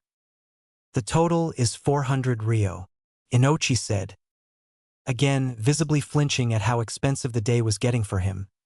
Naruto paid the man, leaving him with more than enough to get by until his next mission, thanked him for his kindness to leave a good impression, took his stuff and left. Inochi only breathed in a sigh of relief once he left. "You really are the #1 surprising ninja." Once he got his needed items, Naruto headed towards his apartment. After that tense encounter in the Yamanaka business, he needed the rest of the day to relax, and read up on the things he ignored and was denied during his academy years. With a small push of chakra, he leaped into the air again, and relished the wind flowing through his hair. Oh, what a feeling it was. Shinigami once compared it to riding a motorcycle with your helmet off, whatever the hell that was, and he agreed that the feeling was enjoyable. That was about the time he felt himself land on his roof. He then walked a few steps towards the edge of the roof before lightly jumping onto the floor. He winced a bit, hearing the horrible creaking sound as his feet connected with the worn wood. Steeling himself as he stood to his full height, he went to his door that the owner graciously assigned as apartment 666, and opened it. He smiled, seeing that both Ichigo and Beneheim were still asleep on his bed, and that his 4 clones were standing guard over them. "All right, guys, it's time to get to work." He then pointed towards the nearest clone and talked to him about his most recent purchase. "I want you to start reading up on the poisonous and healing plants. Get through at least 5 chapters. Read more if you find it interesting." He then proceeded to set the mixing kit onto a shabby table and tossed him the book. "What about us, boss?" one of his clones asked. "I want you to study up on the strategy book. Pay close attention so you don't miss anything," Naruto said before turning to the other 2 clones. "And I want you 2 to practice the kunai balancing. Don't worry about the water, just balance them as long as you can." "And what about you, boss?" another clone asked the original. "I'll be reading that giant history book. Now get moving," he responded before taking the gigantic book and went to lay on his bed. Hours went by and Naruto found it to be more productive than Irika's lessons combined. His first clone dispelled 3 hours ago, and he learned about a few plants that could close up wounds in an instant, which oddly enough reminded him of Ikiku's healing ointment from the Bleach manga, and also leaned about a plant that could kill a man in less than a second. He would get to practicing making them at another time. Right now he was finishing up Stone Country's history. "Wow, I'm impressed that Stone Country has an interesting history," Naruto mused to himself as he finished off the last sentence. "Now, why did you read up Stone first?" Kyubi asked, honestly confused that his vessel read up on his enemy's country. "I owe it to Ishikawa. He taught me the most important lesson I would have never learned here." He then closed his eyes, remembering his fight with the deceased Stone Chunin. "Ah, I feel honored. A voice rang out, causing Naruto to leap up and Ichigo to spring into action. The fox kit leaped at the voice only to fly off the bed and land in the laundry basket. What the hell? Who's there? The black-streaked blonde demanded, pulling out one of his new kunai. Oh, come on, Blondie, I haven't been dead for even a month, and I've already been forgotten? The voice replied, causing Naruto's eyes to widen. Ishikawa Kamizuru? He asked. Yep, that's my name, don't wear it out. The now identified Ishikawa replied, appearing in front of his killer. Naruto was just flabbergasted seeing the stone Chunin again. He was more healthy than when they first met. His body was fuller, like he actually ate, and much more powerful looking as well. Instead of seeing his cold brown eyes, they were now filled with inner peace along with the laziness of a slacker. No way, no fucking way, you're supposed to be dead, the officially freaked preteen screamed out. Ishikawa only laughed seeing his reaction. Relax, Blondie, I am dead, and I'm here to wreak my horrible vengeance, mohahaha. He crackled evilly as his face became demonic as Yami himself. The ghost descended on the Kurashigan user, effectively making him roll out of the way as the spirit phased through the bed. Ichigo managed to crawl out of the clothes hamper and lunged at the ghost once again, but the poor kit phased through him, hitting the wall. While Benihime sprinted to see if her brother was okay, Naruto forced some chakra into his eyes, activating his Kurashigan behind his mask. Ishikawa only hissed and rushed at him as if intending to possess him. Naruto was ready to somehow deal with the vengeful specter, but instead the dead stone Chunin stopped in front of him and blew him a raspberry. Just fucking with ya.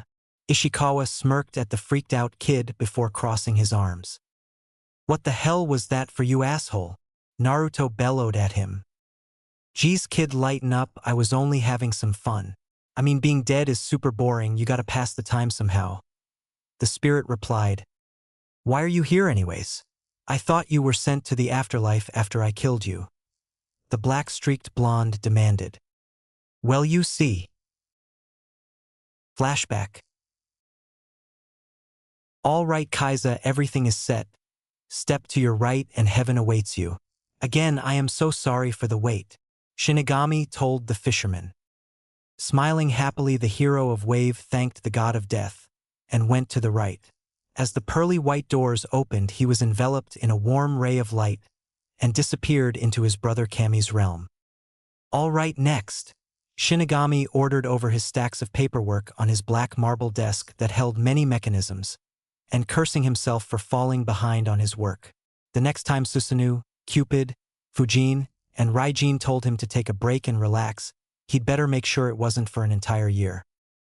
The barrier that separated Kaiza disappeared, and the next person was a short, pudgy man with wild gray hair, and behind him was an army of 500 mercenaries. All of them were deathly pale and looked like they would shit themselves if they had anything to shit out. Gato, your life has been revolved around greed, lust, and envy.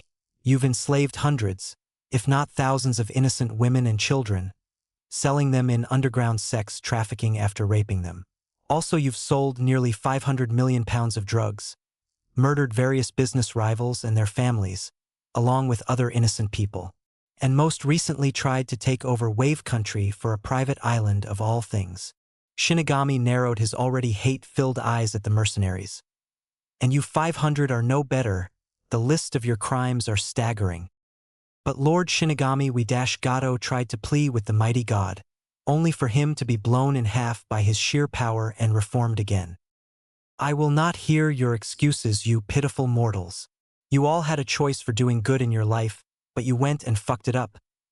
The god then gave them a big evil grin that was partially obscured by the dagger between his teeth. Enjoy your time in hell. He then brought his hand to a lever beside him and pulled it down. Almost immediately the floor below them opened up, and all 501 men fell screaming into the fiery pits of hell. Shinigami smiled, hearing their screams of pain as the fire burned them, and for once he was glad to hear his other brother, Yami's voice roar in cruel laughter. Pulling the gate shut, Shinigami ordered the next pair to come in, and mentally sighed in relief that a quarter of his work for Wave Country was completed in that instant. That just left roughly 55.3 people left for every other country. But once he set his eyes on the pair, he narrowed them and pulled out their papers. Muka no name, you were born an orphan and graduated at the academy at the age of 18, 3 years above the normal standards. Through the years you made no attempts to train, always failed at the easiest tasks, was booted from 10 genin teams.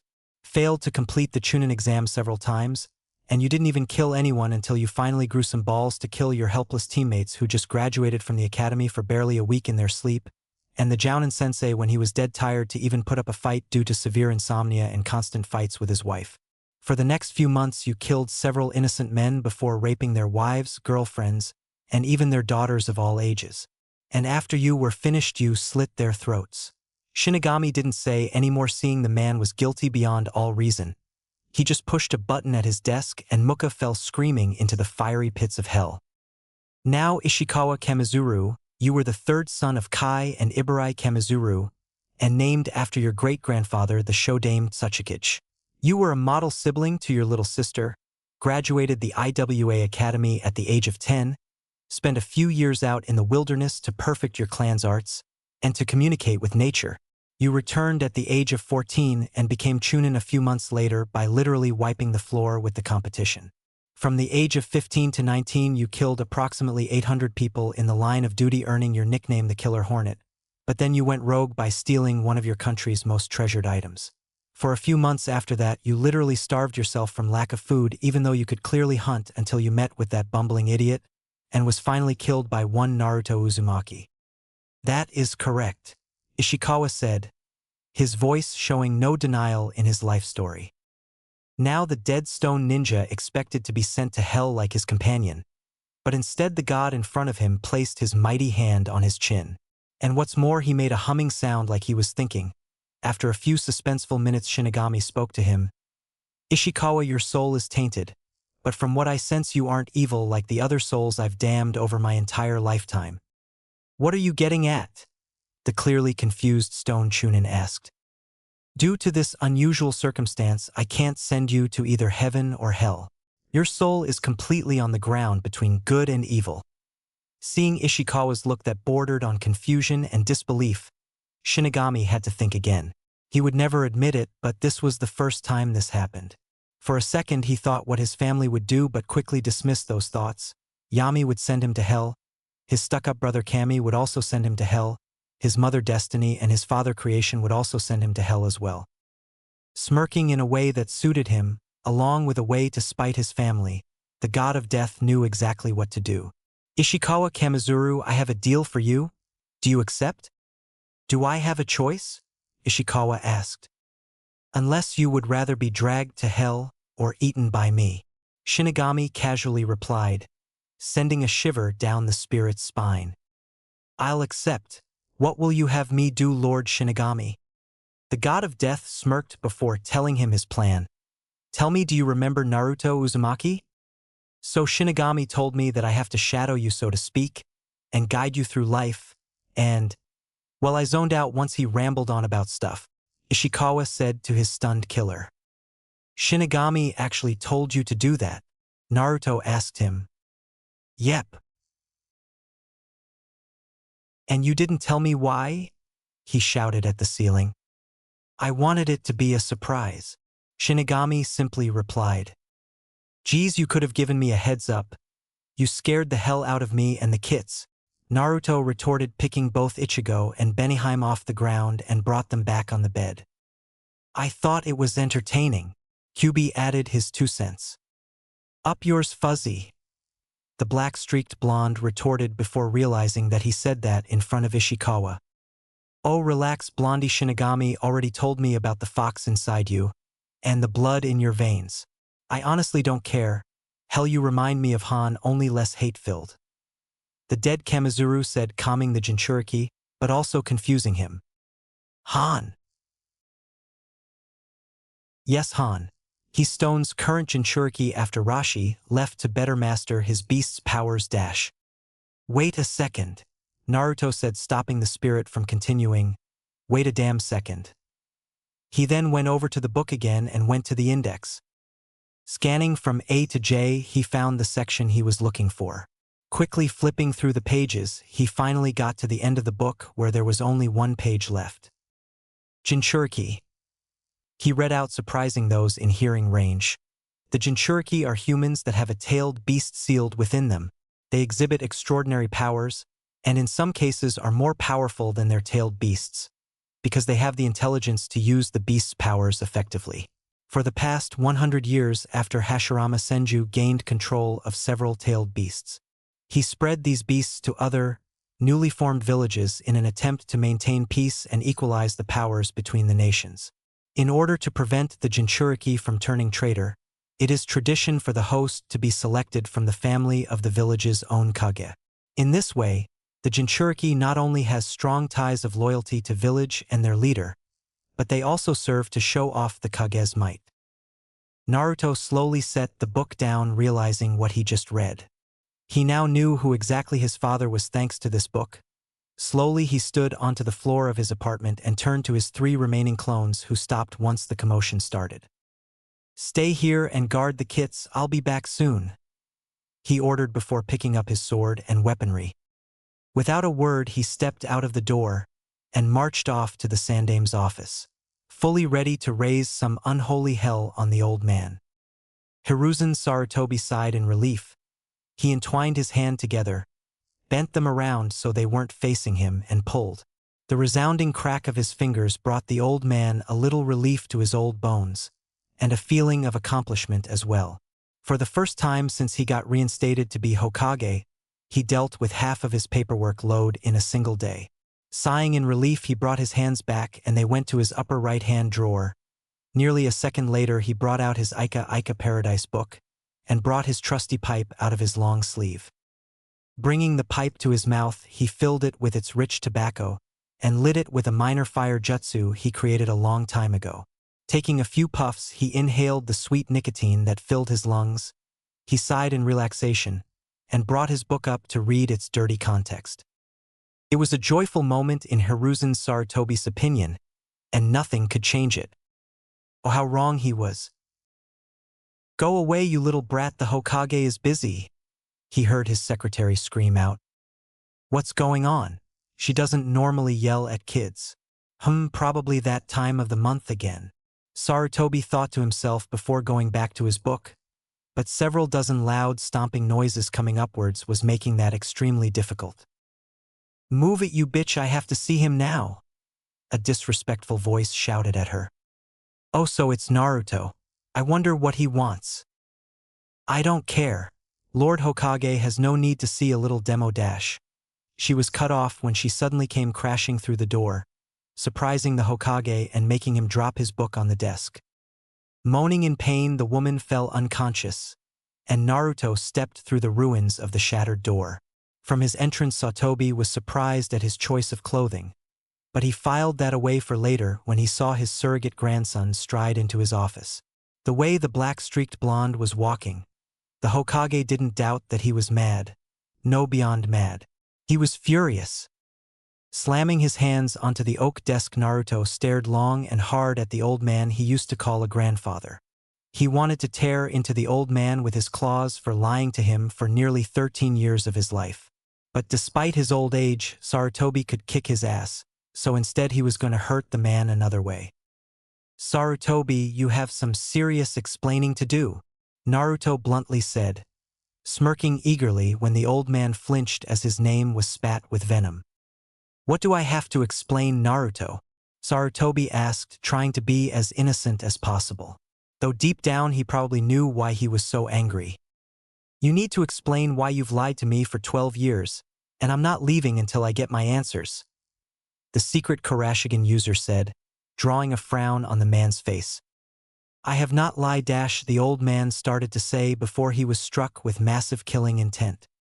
"Bullshit, you know what I'm talking about. You tell me my father was the fucking Yondaime Hokage." Naruto raged at the pathetic man he used to respect. Sighing tiredly, Sarutobi inhaled from his pipe one more time before setting it on his desk. Opening his eyes again, he stared long and hard at his surrogate grandson. He fully expected the preteen to back down like he usually did, but to his surprise he didn't.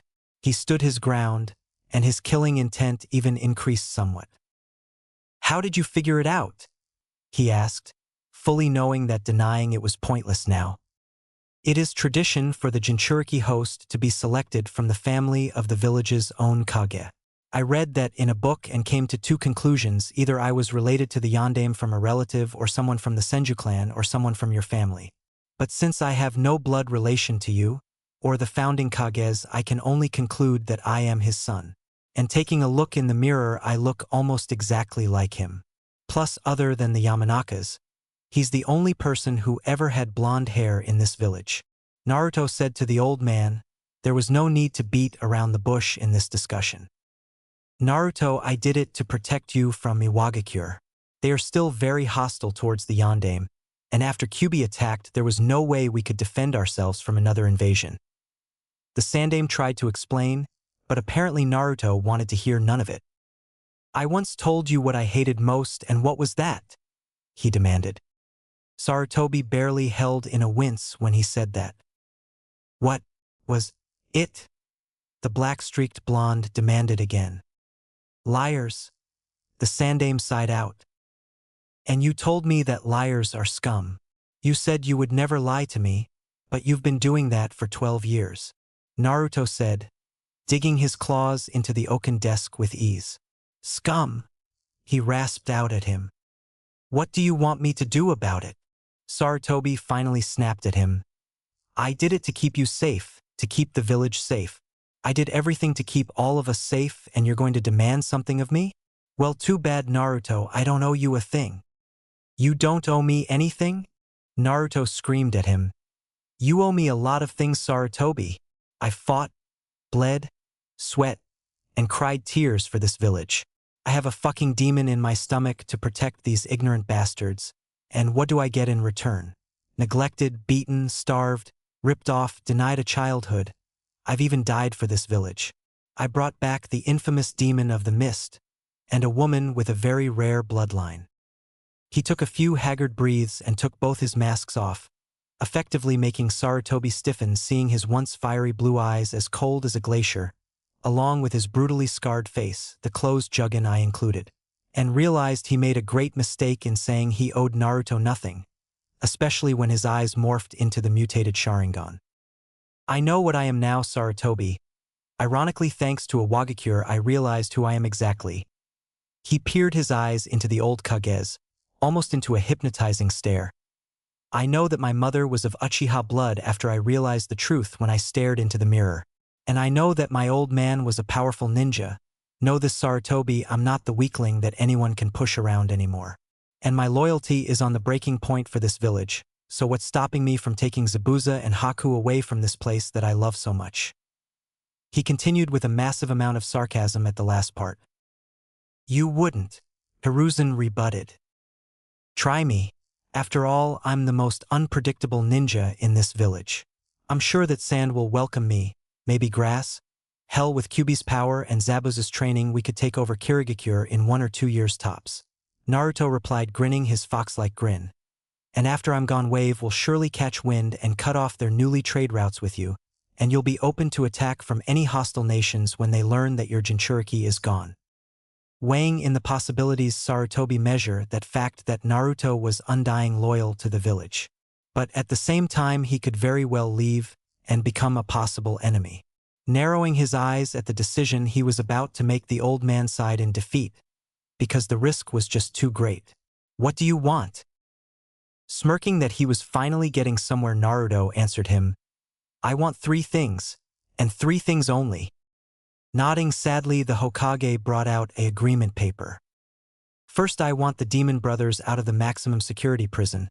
They are to be placed with Zabuza and Haku with the same punishment of house arrest," he demanded, making Sarutobi's eyes widen at the outrageous demand. "Naruto, are you serious? They are master assassins and would kill anyone in a heartbeat without a shred of remorse," the old Kage exclaimed. "Exactly," Naruto simply stated. Seeing the professor's look, he made it easy to understand, while mocking him at the same time. "They will take any job that involves killing their target. Plus, they are masters in poison creation, and they worked with Zabuza." So if you ask the man to make them cooperate, they'll probably work under you without much hesitation. He said to him very slowly, making the old man scowl at him. I'll do my best for that one. He managed to grit through his teeth, clearly not liking the fact he was getting talked down to buy a genin of all things. Smirking again, seeing the Sandaime write down his request, he went for the second one. Second, I want full rights to my old family stuff. That is impossible right now, Naruto, Sarutobi said. Bringing a hand up, he stopped the Jinchuriki from speaking. The Yondaime created a very special seal for you, and you weren't to open it until you reached Chunin rank, and the same goes for your mother as well. The old man barely hid a smirk as he wrote down Naruto's wasted request. Narrowing his eyes, that the old bastard got him when the Juggin-I whispered something in his mind. What was that? He mentally asked the sentiment tool. I said the old fool isn't lying. And how do you know? And how are you talking when you are closed? I can read minds, you stupid ninjen, even when closed, and I can keep myself closed because now is not the time to reveal myself. Anyways, the old monkey isn't lying about this. He may have fooled you for 12 years, but he can't block his mind from me. Why are you helping me? I thought you said I'll help with you once you give me the respect I deserve. You made the Hokage bend to your will through words, guilt, and emotions. While it's not a big thing in my mind, it's good enough to help you. For now. Don't think I'm doing this at the bottom of my heart. Deciding to not say what heart. To the eyeball on his forehead, Naruto merely thanked it, and sketched out the possibilities of what he could do with the Juggin-I on his side now. Seeing that the old man was done writing, he went in for the kill. And lastly, once I become a Chunin, I want it to be announced that the Yondaime was my father. I'm not afraid of assassins or anything. If they come for me, they'll return home in a body bag. If the Sandaime Hokage was drinking or eating something at that instant, he would have either started choking or spat it out. He tried to find the right words to protest it, but instead he stayed silent in order not to babble like an idiot. Finally, after 2 minutes, he only sighed. The guilt he felt over the years of lying to the boy was already getting to him, but now Naruto placed much more on it. He felt trapped, and his relationship with his surrogate grandson was on a very thin line at best, or completely shattered at worst. Sighing one last time, he wrote down the last demand. His old heart was becoming heavy with every word until it felt like iron when he finally put the period. Finally, he put the Hokage stamp on it, making it 100% official. Snatching it from the old man's hands, Naruto placed his masks back on, turned away, and didn't look back as he headed out the broken door. Hiruzen Sarutobi sighed a very sorrowful sigh. He placed his hands on his head, feeling a major headache coming on. In the silence, he heard a small hissing noise. Opening his eyes, he saw an exploding tag where Naruto's right hand used to be. His eyes widening, he ducked under his desk, knowing that the desk could survive an exploding tag, which it did when a cloud assassin tried killing him during the Second Great Shinobi War. The explosion wasn't big, in fact it was actually small, almost deliberately. Peeking his head from under it, he started sobbing. Not just because he broke Naruto's trust, but also that his prized authorized first edition Ica Paradise book was destroyed, along with all his finished and unfinished paperwork, and his favorite pipe had to be repaired. Sighing, the Sandaime wiped away his tears, picked up his broken pipe, and left the office. He was going to call in some Chunin to take his assistant to the hospital and fix up his office. But in the meantime, he was going to take a well-needed break. After all, he had more things to do to make it up to Naruto, and it wasn't going to be easy. The next day was intense for our hero. After Sarutobi signed his demands, he went straight home and packed his stuff, stuffing his library books and clothing into Ishikawa's sealing scroll, making sure he had all his equipment on him, and making sure his stash of Bleach manga was secured in its secret hiding place that no one other than him could find. He picked up both Ichigo and Beneheim, placing them in his backpack, dispelled his clones, and headed off to the forest. Arriving to some sort of fenced area that said, Area 44, keep out, Naruto only scoffed at it and jumped right over it. Immediately after going 100 feet in it, he was attacked by a giant tiger. Smiling under his masks, he fought and defeated the giant creature. He didn't kill it, but it sure was one hell of a good fight. especially when it was claws against claws. After giving the tiger 3 claw-like scars going down his right eye, the beast admitted defeat and ran off to lick its wounds. Sighing in relief that he actually beat the beast, he looked in his backpack to see if the kits were all right. They were fine, but Ichigo looked kind of mad that he wasn't involved in the fight. Beneheim, however, was different altogether. She was shaking in absolute fear. That brought a frown to Naruto's face. He honestly didn't mean to scare her, but he needed to blow off some steam, and he honestly didn't trust anyone right now to leave them alone with some clones. After reassuring her that nothing bad would happen to them, he took off deeper into the forest. It was many miles until he found himself near a majestic waterfall. Smiling, he set his pack down and got right to training. During that day and through most of the night, he worked on the jutsus he stole from Muka and Ishikawa. Over the month that he worked on them, he oddly found that the earth and water techniques came easy to him. He would figure it out eventually, but now it was time for his next technique. This one he deliberately put off using for quite some time. Walking over to the stones on the left side near the waterfall, he brought his hands up into the snake seal and whispered, "Earth style. Hidden in stones jutsu." Raising his hand up, he pressed it against the hard surface. He then started phasing through and into the stone surface. Using his other senses, he moved to the right, getting used to the feeling of his body being encased in stone. Finally, after 5 minutes, he came out on the right side of the waterfall. His body looked like the stone for a minute until he fully brought himself out into the clearing. "Not bad, Blondie. It took me nearly 10 minutes to do that," Ishikawa praised the preteen. "Yeah, thanks for the tip on that one. I honestly did not know what I would do if it failed." Naruto thanked the spirit after panting a bit. "You would have died, that's what. While it rarely happens nowadays, it's still bound to happen. I'll make sure to remember that," the Kurashigan user remarked before laying on his back. "Kid, I believe it's time to head back," Ishikawa suggested. "Hell no, I'm not done training.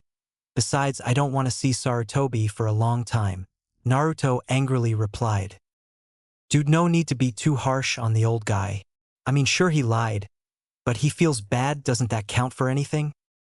"Hell no, and what's with the change of personality? When we first met, you were cold and sadistic, but now you're as lazy as Shikamaru. Dude, if you knew me in stone, then you would know that I'm the biggest slacker out there. All right, granted, in my younger days I was a hard ass, but once I spent years in the wilderness, I learned to chill. But there is a time to chill and a time to fight. You were just unlucky enough to meet me in battle mode." The dead Kamizuru boredly remarked his life. "And that I was a leaf ninja," was Naruto's retort. "Hey Sumi, I was taught to hate the leaf with a passion. Stone has always been a military village from day one, and that has been drilled into our heads. But now that I'm dead thanks to you, I can finally chill for eternity once I fulfilled my purpose here," Ishikawa casually replied as he laid in midair and stared at the clouds. "What is your purpose anyways?" "Beats me. Before I left Purgatory, Lord Shinigami cryptically said I would know when the time came," the dead stone Chunin replied before falling asleep. "Lazy ass," Naruto muttered before bringing his hands behind his head. "Not like it matters I'm staying here." "The hell you are," Shinigami piped up. "Oh, come on. Can't I do something for myself for once?" the mask wearer protested. "Not while I'm here," the god of death replied. "Listen, I know you're peeved at the old man, but he is genuinely sorry for what he did. And on the bright side is that you have him under your thumb." Seeing his avatar raise an eyebrow at him, he continued, "Hiruzen knows what you are. He would be a fool to continue denying your rights." "Geez, the way you say it, it makes me sound like a spoiled brat," Naruto replied before turning his head to see the fox kits heading towards him. "It does sound like it, but in reality you deserve it. Like you said, you fought, bled, and died for the village. You earned your power and didn't take the easy way out like Kakashi or the other Uchiha. You have practiced those skills until you made them your own, and for that you deserve what was denied to you." "Are you smoking something?" His sweat dropped, feeling like the god was out of his damn mind, and it confirmed it when he heard an inhaling sound and a satisfying sigh of satisfaction. "Fine, whatever, I'll leave." but I'll be back here eventually. Yeah, you do that, Kyoh. My god, a giant pink elephant. Naruto only sighed before picking the kits up and placing them in his backpack again. Putting his hand in the tiger hand seal, he whispered, "Chameleon Jutsu." Concentrating, he focused the usage of the jutsu around his body until he disappeared. Smirking under this invisible technique, he was glad that he learned this from Ishikawa's body. From what he experienced, this ninja escape technique allowed the user to control how light is reflected around their body with chakra inflections. And from further practicing, the technique also erased the user's scent and shadow, and was usable on any terrain. Leaping over the river, he headed towards the fence where he entered. However, before he got to it, he came to a sudden stop, seeing two Leaf Jonin patrolling the perimeter. Narrowing his eyes, he wondered why this area was fenced off. Sure, it looked spooky, and a giant tiger tried to maul him, but he faced much worse when he was younger. Seeing the two Jonin starting to converse, he strained to hear what they were saying.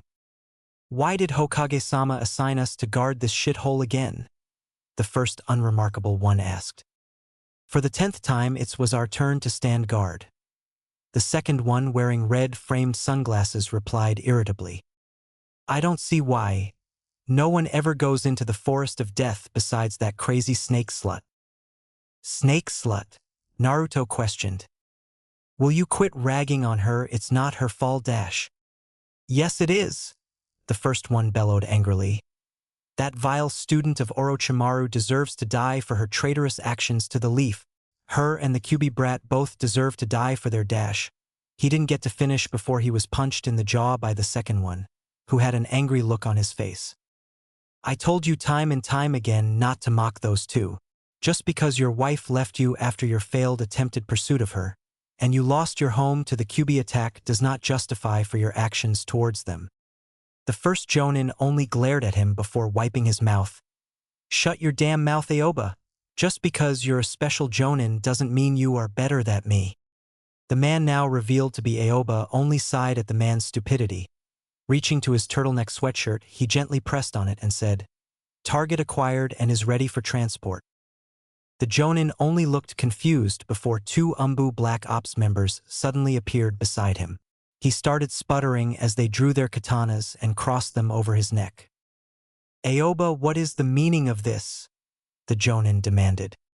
"You broke the Hokage's law, you moron, and you also insulted one of our most highly respected interrogation experts. I had hopes that you would look past your prejudice for the two. But looks like I was wrong." Oba stared at the man hard after finishing his sentence. While you couldn't see his eyes, you could feel the anger from them. "Take him away, boys. I'm sure Ibiki would love to have a chat with him." The last thing Naruto saw of the man was him screaming in denial before he vanished with the two elite shinobi. Everything was silent for the moment before the man named Aroba looked towards him. Nudging his head, the black-streaked blonde knew he was busted.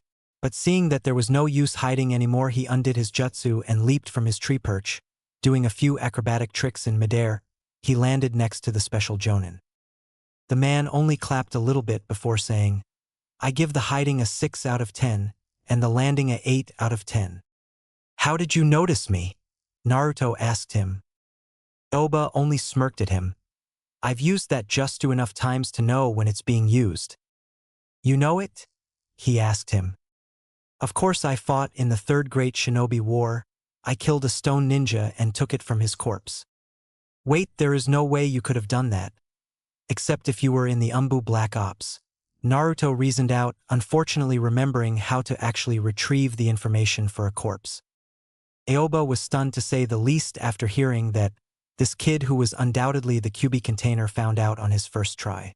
He kept his past experiences as a Umbu ninja hidden for many reasons, mostly because his work was grisly and hard on the soul.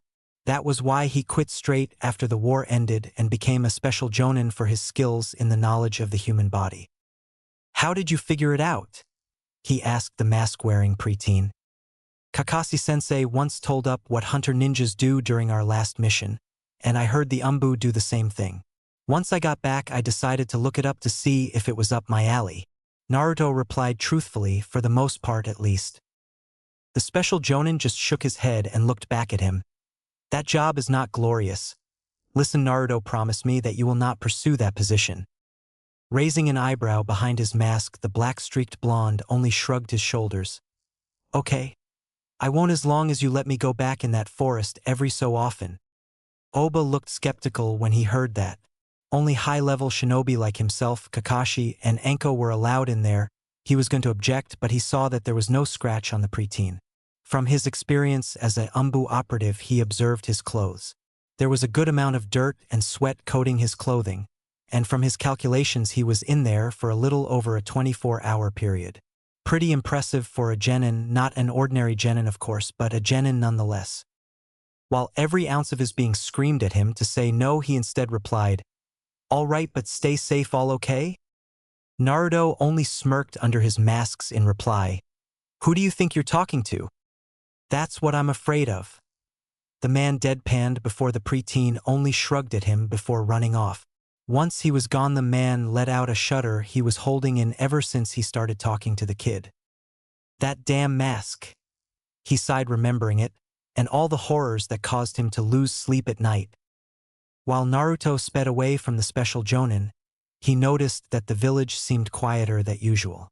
No, wait, it still was pretty noisy, but something was missing.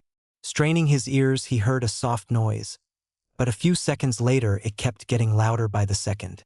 He didn't know what to think of it before a bell rang in his head of alerting danger. Thinking on his feet like he always did, Naruto jumped away and onto the nearest roof. Almost immediately he saw Sasuke running past him, and behind him were his ever-loyal fangirls. Naruto shuddered, realizing why Sasuke always ran from them. Before he was too dumb to understand, but now it made complete sense. Sasuke wasn't gay like most of the guys thought, but he wasn't interested in girls who wasted their time. If they trained to be stronger, he might have approached them with a romantic interest, though in Naruto's mind he knew Sasuke would rather train than do that. While he hated to admit it, Sasuke didn't deserve what was happening to him. So he decided to do something about it, if nothing else than to scare the fangirls. So with a devious smile, he brought both his index and middle fingers into a familiar cross seal. Sasuke, meanwhile, wasn't enjoying himself. All he wanted to do was buy some tomatoes. That's all he wanted. But then Sakura showed up out of the middle of nowhere. By the time he realized it, he was being chased by 20 fangirls. Kami, he hated fangirls. They were pathetic and useless. Okay, maybe not useless, because someone had to be cannon fodder. In his desperation to get rid of them, he turned down a nearby alleyway, but his eyes widened in horror when he saw he came to a dead end. Turning around, he saw the evil faces of his fan club slowly approach him. If he was thinking clearly, he would have just climbed up the wall using chakra, but instead his thoughts were distracting him. Breathing heavily, he closed his eyes as he wished for something, anything that would get him out of this mess. And he got that wish with a barrage of balloons. The girls screamed in horror when the first balloon hit Sakura's oversized and still massively bruised forehead. They looked around and wondered who would dare strike them with paint, but only got hit again and again and again. Pretty soon they were bombarded with literally hundreds of balloons. Through the screaming and crying at their ruined outfits, Naruto's clones took out their smoke bombs and threw them in front of Sasuke. The real Naruto took action barely a second later, bringing his hands into the tiger hand seal, and a small cloud of smoke enveloped him as he descended into the smokescreen. Stepping out a second later, scarring the girls for life, was the Shinigami himself. His long flowing white hair and yukata blowing in the wind. His hollow black eyes pierced into them, and his malicious sharp teeth were grinning behind the dagger in his mouth. "Flee, mortals, the boy's soul is mine," the monstrous god growled out. The girls, while stupid, weren't dumb enough to try and fight a god of all things. So with a scream that nearly deafened everyone around them, they ran as if their lives depended on it. As the smoke cleared, Sasuke coughed. He opened his eyes to thank the person who helped him, but once he took a look, he fell straight on his ass. Eyes widening in fear that the Shinigami himself came to take his soul. It wasn't fair. He never got to kill Itachi, nor would he get to revive his clan to their former glory. Deciding that he was going to take it like a man, he closed his eyes and waited for the inevitable. "Hey Sasuke, are you okay?" That voice, Sasuke opened his eyes to still see the imposing form of the Shinigami himself. But the mighty deity smiled, and in a burst of smoke, he vanished. And in his place stood none other than Naruto Uzumaki. At first the Uchiha didn't know what to do. The first emotion was relief, quickly followed by disbelief, then anger. Getting to his feet, he said the first thing that came to his mind. "Dobe, what the hell are you doing here?" he demanded. The black-streaked blonde only blinked behind his mask. "So this is the thanks I get for saving your sorry ass?" Sasuke only humphed in response. The Uchiha didn't want to admit it, but he was right. Who knows what would have happened to him when they get their claws on him? For years there have been debates about what happened to the poor souls that were caught by fangirls. Some said they devoured your soul. Others said they devour you whole once they turned into their true form. Or in Kakashi's case, he just thought that you got your brains screwed out before being devoured mentally. In any case, he didn't want to know or find out. So burying his Uchiha pride for now, he lifted his right arm towards the former full blonde. Naruto only nodded before bringing his left arm out and shook Sasuke's hand. It wasn't much, but it was a start. But from reading a book when he was as young as 8, he remembered that to create a friendship they had to bond. Now what did Sasuke and him have in common? Well, they had a rivalry going on. But what else? Mentally thinking, he found a perfect way to actually help both himself and Sasuke at the same time.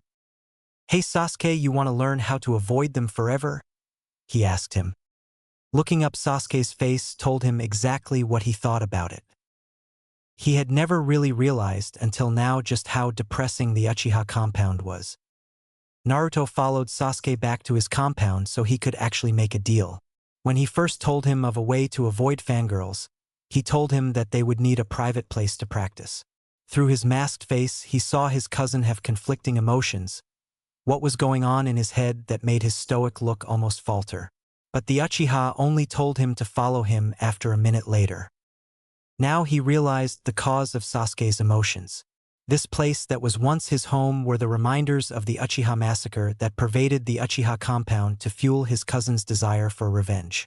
The entire compound was a total wreck. There were several destroyed houses. Others looked like they were in desperate need of repair. Old bloodstains littered the walls in and outside the many homes where bodies once lied. And the entire place just seemed to reek of anger and despair. He had to truly wonder if this was actually the place his mom grew up in. As the duo continued trekking through the ruined compound, the Kurashigan user settled his eyes on the Sharingan user. He was still finding it hard to believe he actually had family in this village. While it was not an unwelcome thought, he honestly had to wonder if this would work out with his long-lost cousin. As the continued walking, his mind drifted back towards his academy days. Things were relatively simple back then. He wasn't burdened with all these emotions swelling up inside him. All you had to do was stay awake during Irika's boring lectures, spar and train a little, but in his case a lot.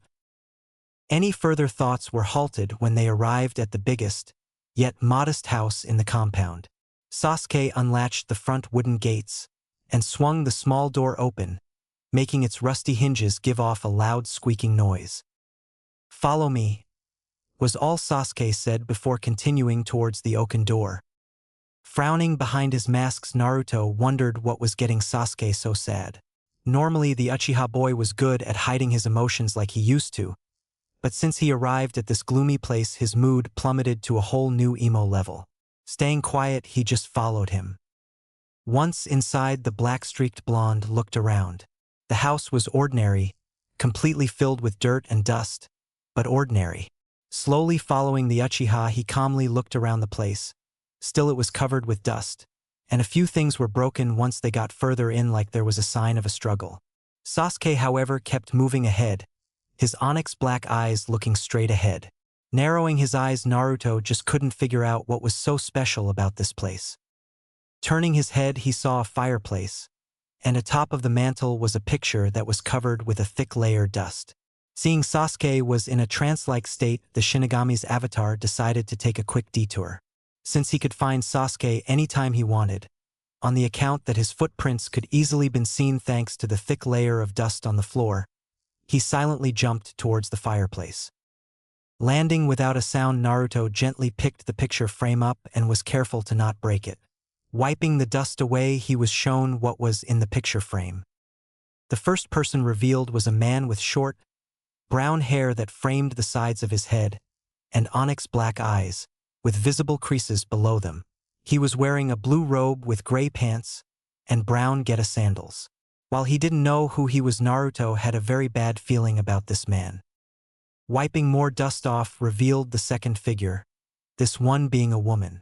She had a gentle heart-shaped face that was framed by her long raven-black hair that almost perfectly matched her dark gray eyes. Her outfit was pretty modest, because she wore nothing but a nice form-fitting gray dress and a tan apron. Whoever she was, she actually made the former full blonde smile. After wiping away some more dust revealed a male teenager. He, like the woman in the picture, possessed dark gray eyes, black hair that hung near his cheeks to frame his face, and a long ponytail in the back of his head. However, his most distinguishing characteristics were the long, pronounced tear troughs under his eyes.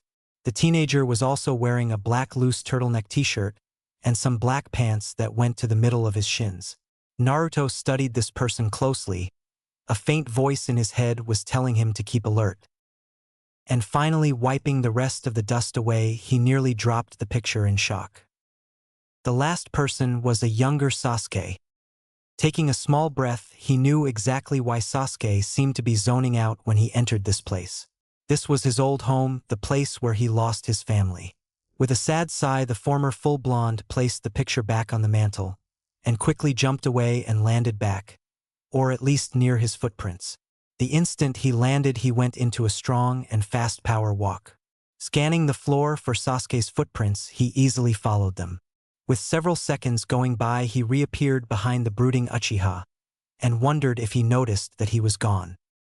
Sasuke, however, just opened the damaged paper door and brought him outside. Seeing that happen, Naruto let out a small sigh of relief that he didn't even know he was holding. He honestly didn't know if Lady Luck loved him at the moment, if Shinigami's chuckling was any indication, but whoever it was, he thanked before following his cousin out to what looked like the backyard. Just like the rest of the entire compound, it was damaged in some way and was overgrown with weeds. Finally, Sasuke stopped and turned towards him, indication this was the location he wanted to train at. "All right, Dobe, tell me what I gave to exactly do to avoid them," he demanded. Narrowing his eyes at the demand, Naruto was starting to question doing this. "The thing I will teach you is a jutsu." He trailed off when Sasuke activated his Sharingan. On two conditions. That threw the Uchiha for a loop, because he honestly thought he was going to learn something useful. But then the Dobe of all people stopped him cold. Inwardly he was seething, but at the same time curious. So keeping his mouth shut, he asked what they were. "The first is to learn this on your own, so turn your dojutsu off," the former full blonde commanded. Seeing Sasuke about to explode in anger, he raised up his hand to stop him. "Sasuke, while your jujutsu is extremely powerful, it's not without its drawbacks." "Drawbacks?" Sasuke asked, confused. "Yes, you see, the Sharingan can't keep up with extreme speed. Unless you are just as fast, that powerful dojutsu of yours is useless. Also, you have to keep full eye contact with your opponent, but unless they're wearing a mask like me, or trained to somehow keep the Sharingan useless like Zabuza, you're screwed. And finally, the longer you keep it active, the more chakra you waste to keep it active. Plus, if you use ninjutsu, genjutsu, or even enhancing your speed with chakra, you'll be left vulnerable and exhausted, thus making you easy pickings for your enemies. Plus, it's not wise to get dependent on it. After all, look what happened to Kakashi during the bridge battle." Naruto lectured his cousin from personal experience and what Shinigami explained to him. Sasuke, meanwhile, was stunned that Naruto of all people said that, and it actually made sense too. As he could feel his chakra slipping away, he deactivated his eyes. Seeing Sasuke taking his advice put a small grin behind Naruto's masks. Finally, they were getting somewhere, but he honestly hoped that Sasuke wouldn't take this the wrong way. And the second condition. Seeing his cousin pay attention, he continued, "Is to learn this jutsu. I would like to learn something in return. Say a fire jutsu." The Uchiha visibly narrowed his eyes at that.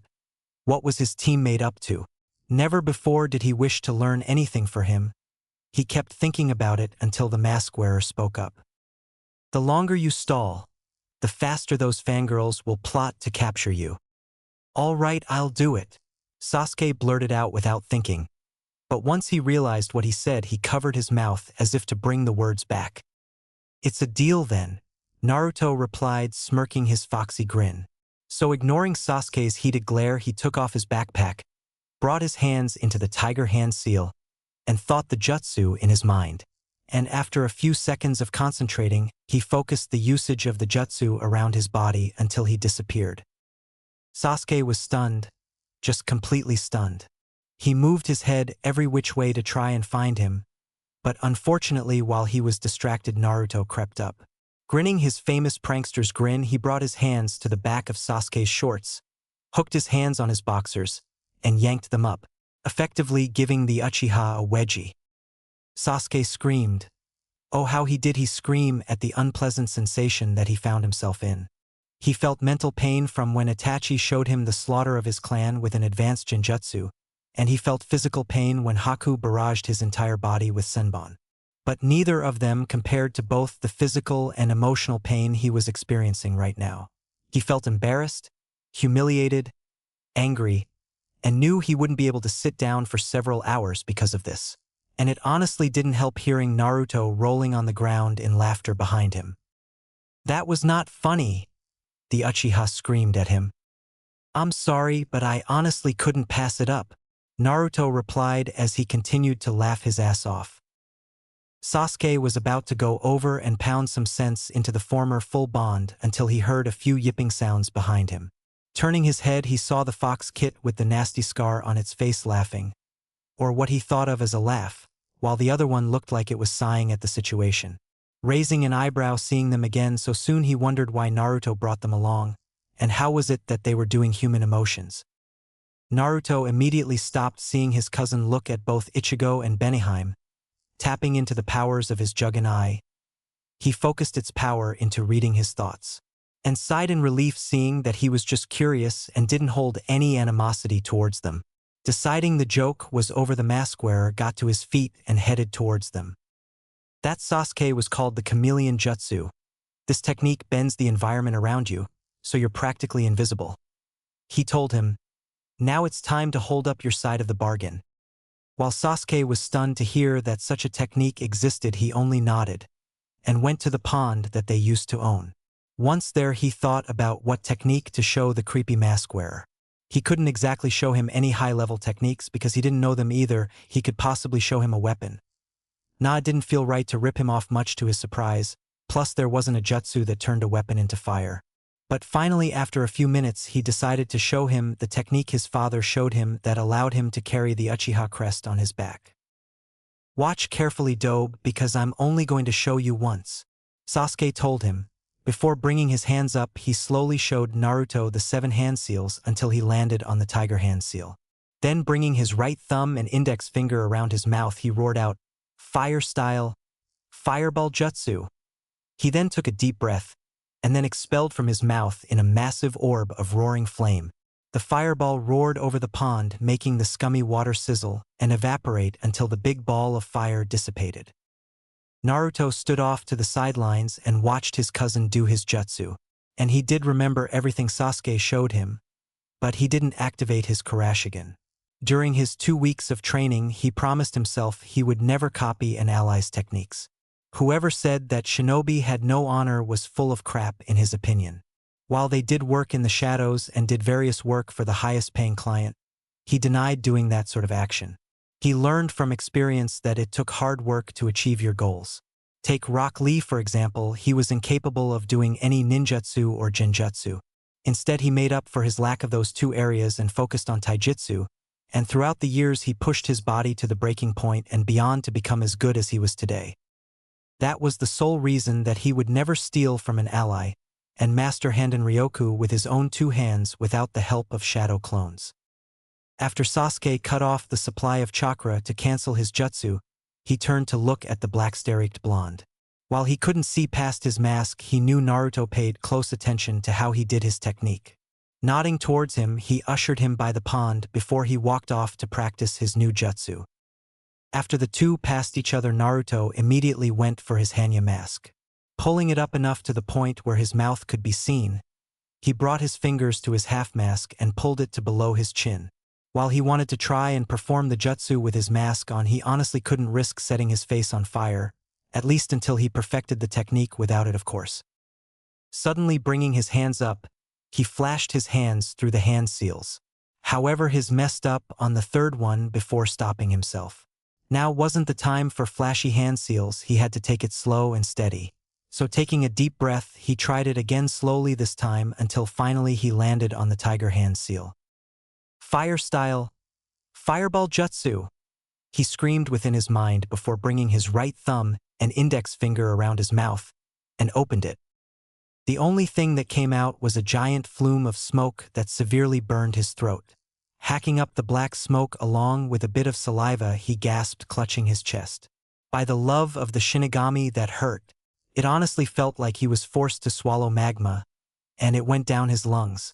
After another minute of hacking and coughing up something gross, and ignoring Ichigo's laughter, he steadied himself and tried again. Meanwhile, Sasuke was having the same problem. While the hand seal was easy to remember, he honestly had trouble blending in with the surroundings. Every time he focused his chakra around his body, he could feel himself disappearing. But as suddenly as the feeling came, it vanished in an instant. Panting a bit, he narrowed his eyes. How did the dobe do it? While he would never admit it, Naruto had outclassed him in this area. But from hearing the former full-blonde hacking, he knew he was having the same problem as he did once he started learning that jutsu. After 15 minutes, and 2 frustrated preteens later, they decided to call it quits. And while one was arrogant, and the other stubborn, they both knew that it was pointless trying to practice a jutsu while they were frustrated.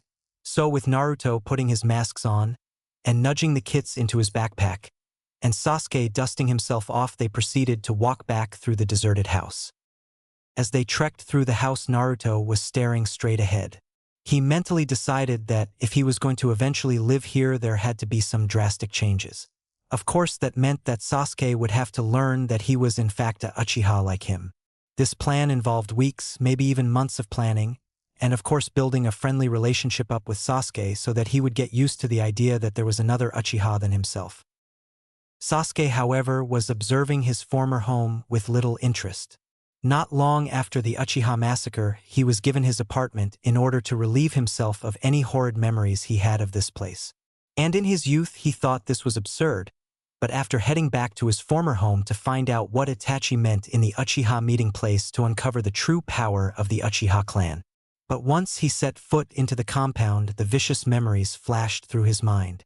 And after he discovered the great secret of the Uchiha clan, he vowed to never step foot into his former home again until he avenged his clan. But now here he was 4 years later breaking his vow. And he had to ask himself, why? Why did he break it by bringing the dobe just to learn a new jutsu that was going to be a pain in the ass to learn? Sure, he desperately wanted to get rid of his annoying fangirls, that definitely was one reason, but there was this nagging feeling that absolutely demanded that he do this. Scanning his eyes around the place, he spotted his old family picture. While everything else was dusty, the picture was clean. Was this some sort of divine intervention telling him something? Any other pondering he would have done was abruptly halted when Naruto and himself outside of his house. "Hey Sasuke, what do you usually do during the day?" Naruto questioned the Uchiha. "I train dobe, nothing more, nothing less," Sasuke answered the former full blonde. "Not today, you're coming with me," the mask wearer responded before grabbing him by the back of his shirt and jumping away. Sasuke, of course, protested this action, from trying to kick his back to screaming at him. Naruto, however, just ignored him and jumped towards the direction he was heading. "Damn it, dobe, where are you taking me?" the raven-haired preteen demanded.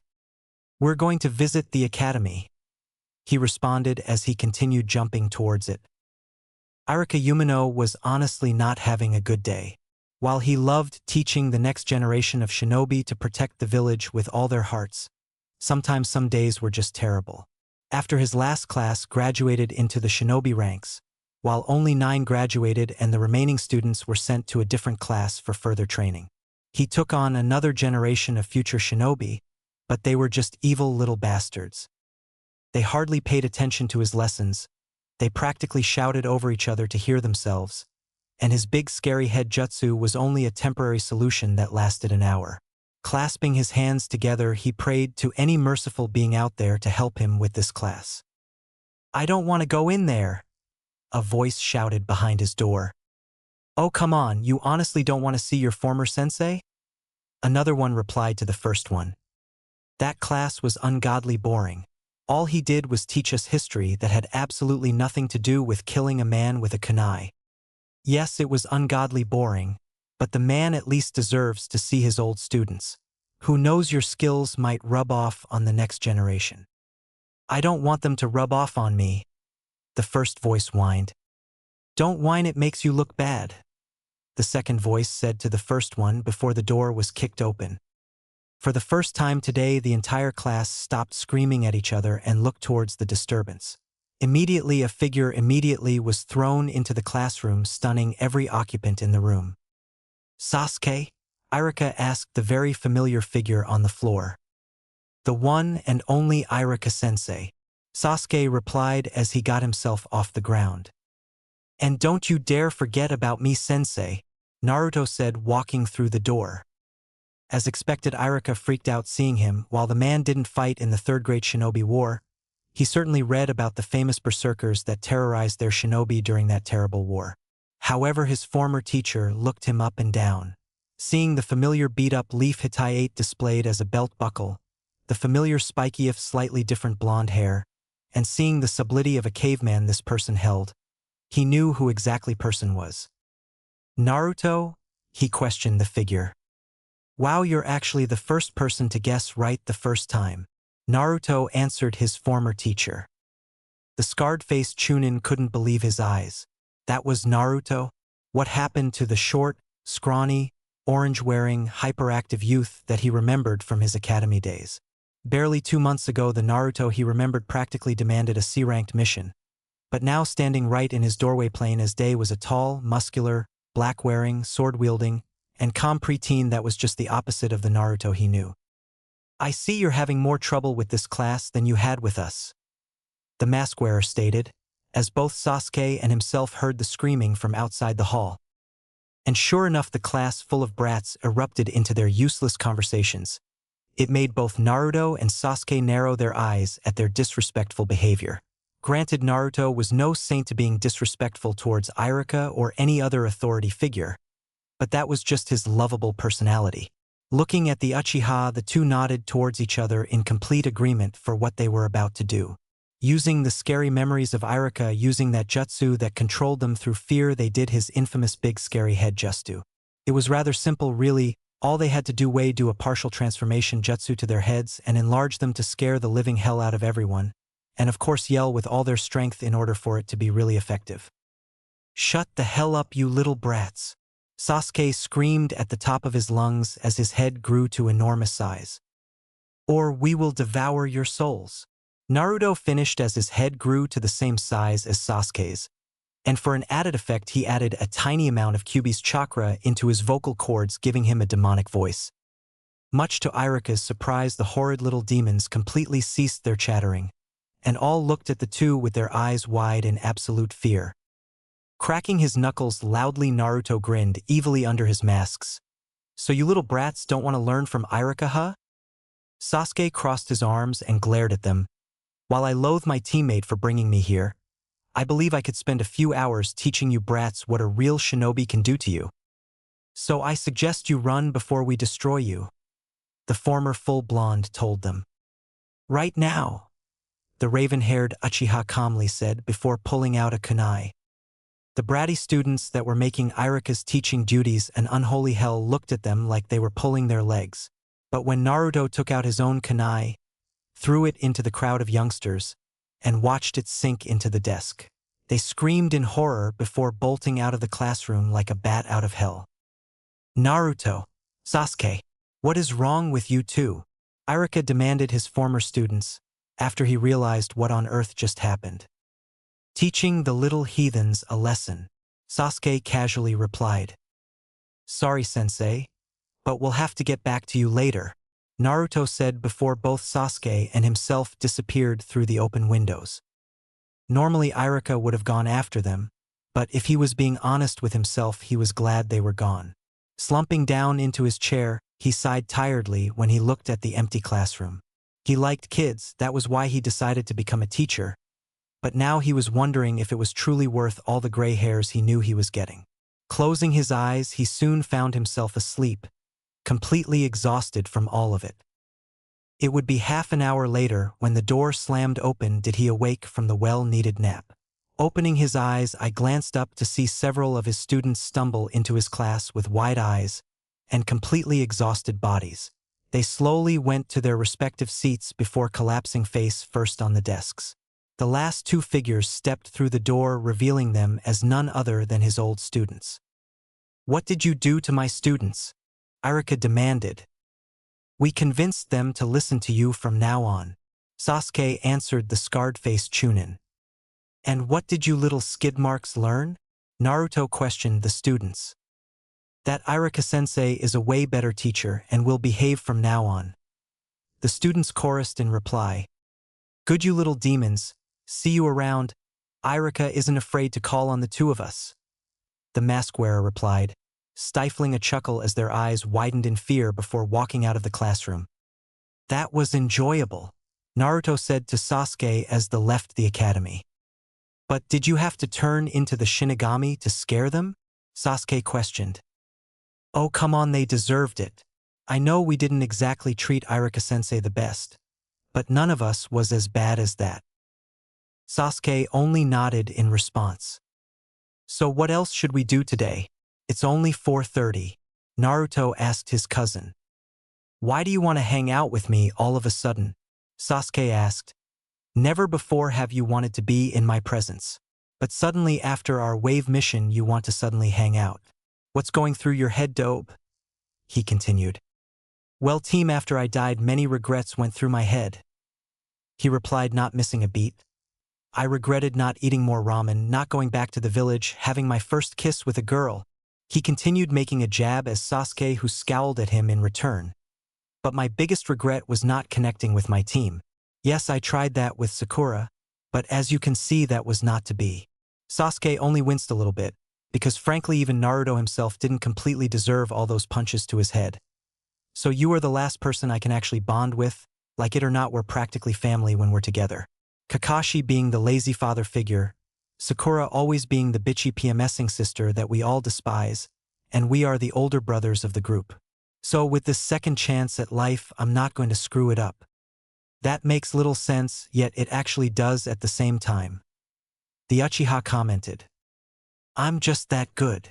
Naruto smirked under his mask. "Whatever, let's go to that ramen place you were always bragging about," Sasuke grunted in response. Little to say, the two went to the ramen stand, and after an shocked and confused Tucci and Ayamichiraka later, the two chowed on some ramen for several hours. Sasuke had to admit this stuff was pretty good, and he got a small glimpse under Naruto's mask, seeing around 2 deep scars on his left cheek when he took them off to eat his ramen. While it was odd that he was talking to someone with his demonic mask covering his nose and up, the Uchiha found himself starting to like hanging around with the former full blonde. Hell, he was even starting to like the fox kits that popped out of his teammate's backpack and gorged on some ramen, much to Ayam's delight, and to his and Naruto's confusion to why girls liked cute little furry things. They surprisingly had many things in common actually. Both were orphans, both liked to get stronger, they had a few foods they both liked, and most importantly they both hated fangirls. In fact, they spent the last 2 hours devising ingenious plans to torment them just like they tormented the poor Uchiha. But unfortunately all good things had to come to an end. It was nearly 8 at night and both had to get home. "Hey Sasuke, if you want to get stronger, you should wake up around 6 and train with me at Training Ground 11. I know 2 people that would help both of us get stronger than we are now," Naruto suggested to the Sharingan user. "You know I'll be there, but until then see you later," Sasuke replied before heading off to his apartment. "That wasn't too bad, Naruto, you scared off a horde of fangirls, emotionally scarred 26 children for life, and spent time with your cousin. That's what I call a productive day." Shinigami commented his avatar. "Yeah, I believe I opened Sasuke up a little bit," Naruto agreed. "Well, remember dude, it's still going to be a long road. You'll have to tell the broody dude that you're his long-lost cousin. Ishikawa reminded him. Weren't you just asleep? Dude, that was like 8 hours ago, the ghost replied before yawning loudly. Man, am I tired. Lazy ghost, the mask-wearer muttered. As he walked back to the poorer districts of the Leaf, he was lost in his thought that he usually found himself in. He thought about his day with Sasuke. While awkward at first, it turned to be one of the most enjoyable days of his life. Both were kindred souls, at least that's what he thought, and they both understood each other to a good degree. As he walked up the stairs to his apartment, he knew nothing would ruin this day. Well, if it isn't the little demon. A slurred voice broke him out of his happy thoughts. Looking over, he saw two men that he honestly didn't want to see. Their names were Kame and the other Gimp, at least that was what he called them. Both were local bums wearing the same dirty and ratty gray clothing that tormented him during his childhood. Always breaking into his home, stealing or destroying what little he had. But last he heard they were in jail for some petty theft. But that was months ago, and he guessed they were out on parole or something. We hears yous came back. Kame slurred again, obviously drunk. But this time we is going to finish yous off, Gimp said as he brought a broken sake bottle up. For the love of the Shinigami, why don't you two get a life? Naruto said to them, very annoyed that they disturbed his happy thoughts. I'm a shinobi now, and I'm being paid to protect your sorry asses. So why don't you go to your cardboard box, screw each other in the ass, and leave me the hell alone? The two honestly didn't like the little brat's tone with them. Obviously they were too used to seeing him beg them not to hurt them when he was little. Kame reached into his dirty britches and pulled out a rusty knife. You quiet your face, ye funkin' demon, he hollered at him. Fuck you, Raggy, Naruto responded as he casually flipped them the bird. The two finally had it with his blasphemy towards them, and ran at him. They were not warriors by any standards. Because frankly they stumbled a few times to try and get to him. The mask-wearer only sighed in annoyance and jumped over the charging duo. They stupidly ran past him before tumbling over their own feet. Go sober up, you pathetic drunks, the former full bond said to them before walking away from them. Both not liking the way the little demon was talking to them growled angrily. How dare that little cretin mock his superiors? He was their whipping boy, their outlet for their anger. Kame was the first to get to his feet and roared like a drunken maniac, and ran at him promising to take his little whipping boy to the grave. Naruto only sighed hearing the idiot run behind him. He quickly turned a 180-degree angle and brought his palms on his chest to stop him. When the drunk impacted him, the sudden force made the Kurashigan clench his fists to throw him back. But suddenly he felt warm blood spurt onto his hands. Kame looked absolutely horrified as he looked down at his bleeding chest. The man fell backwards onto his back, and two sharp blades slipped out of his chest. Looking at his hands with wide eyes, Naruto heard Gimp scream, "You's killed me, buddy. You are in for it now, demon." Turning his back, he was about to run and scream for the nearest official. But suddenly a black ray collided with his back, and the man turned into nothing but ashes that were blown away by the wind. What the hell was that? Naruto asked himself. That would have been me, boy, the Juggin replied in his mind. You? No, it was the fox. Or course it was me, you idiot. What on earth did you do? Naruto demanded the eye. I like to call that the darkness beam. One of the first techniques in the darkness flame abilities that you'll eventually learn. Juggin replied. However, feeling its host's emotions, he mentally smacked him. Don't go feeling bad for the pathetic ninjen. He deserved what he got. No one will miss him, and so one will miss the other ninjen either. It's not that. I'm feeling their memories seep into me. They are in hell, that much I know. But I am not looking forward to seeing their rancid memories. Relax, that is just a minor side effect that will wear off after the first soul passes through it. You will only experience one person's memory, the rest will try to get in, but they won't. I made sure of that. Shinigami reassured his avatar. The former full bond only nodded in response. At least he wasn't going to retain their memories. Looking at his blood-soaked hands, he saw the blades that took Kame's life. Just what in the nine hells was this weapon? Ishikawa, what in the world are these weapons? Naruto asked the dead stone Chunin. My grandfather's bracers, Blondie, you need to know nothing else. The grandson of the Shodame Tsuchikage replied before vanishing to who knows where. Shaking his head at the man's stubbornness, Naruto looked at the dead body at his feet. Hey Juggin, you got enough power for one more strike? Who do you think you're talking to? Juggin replied arrogantly. Nodding, Naruto took off his mask first, pulled his Hitai 8 off his belt, and unrolled the black cloth. Placing it directly on his forehead and tying the cloth tight around his head, he stared at the body. Immediately, he saw the black ray shoot out of the middle of the swirl on his leaf symbol, and it impacted the body, turning it into nothing but ash, and scattered any trace of its existence to the wind.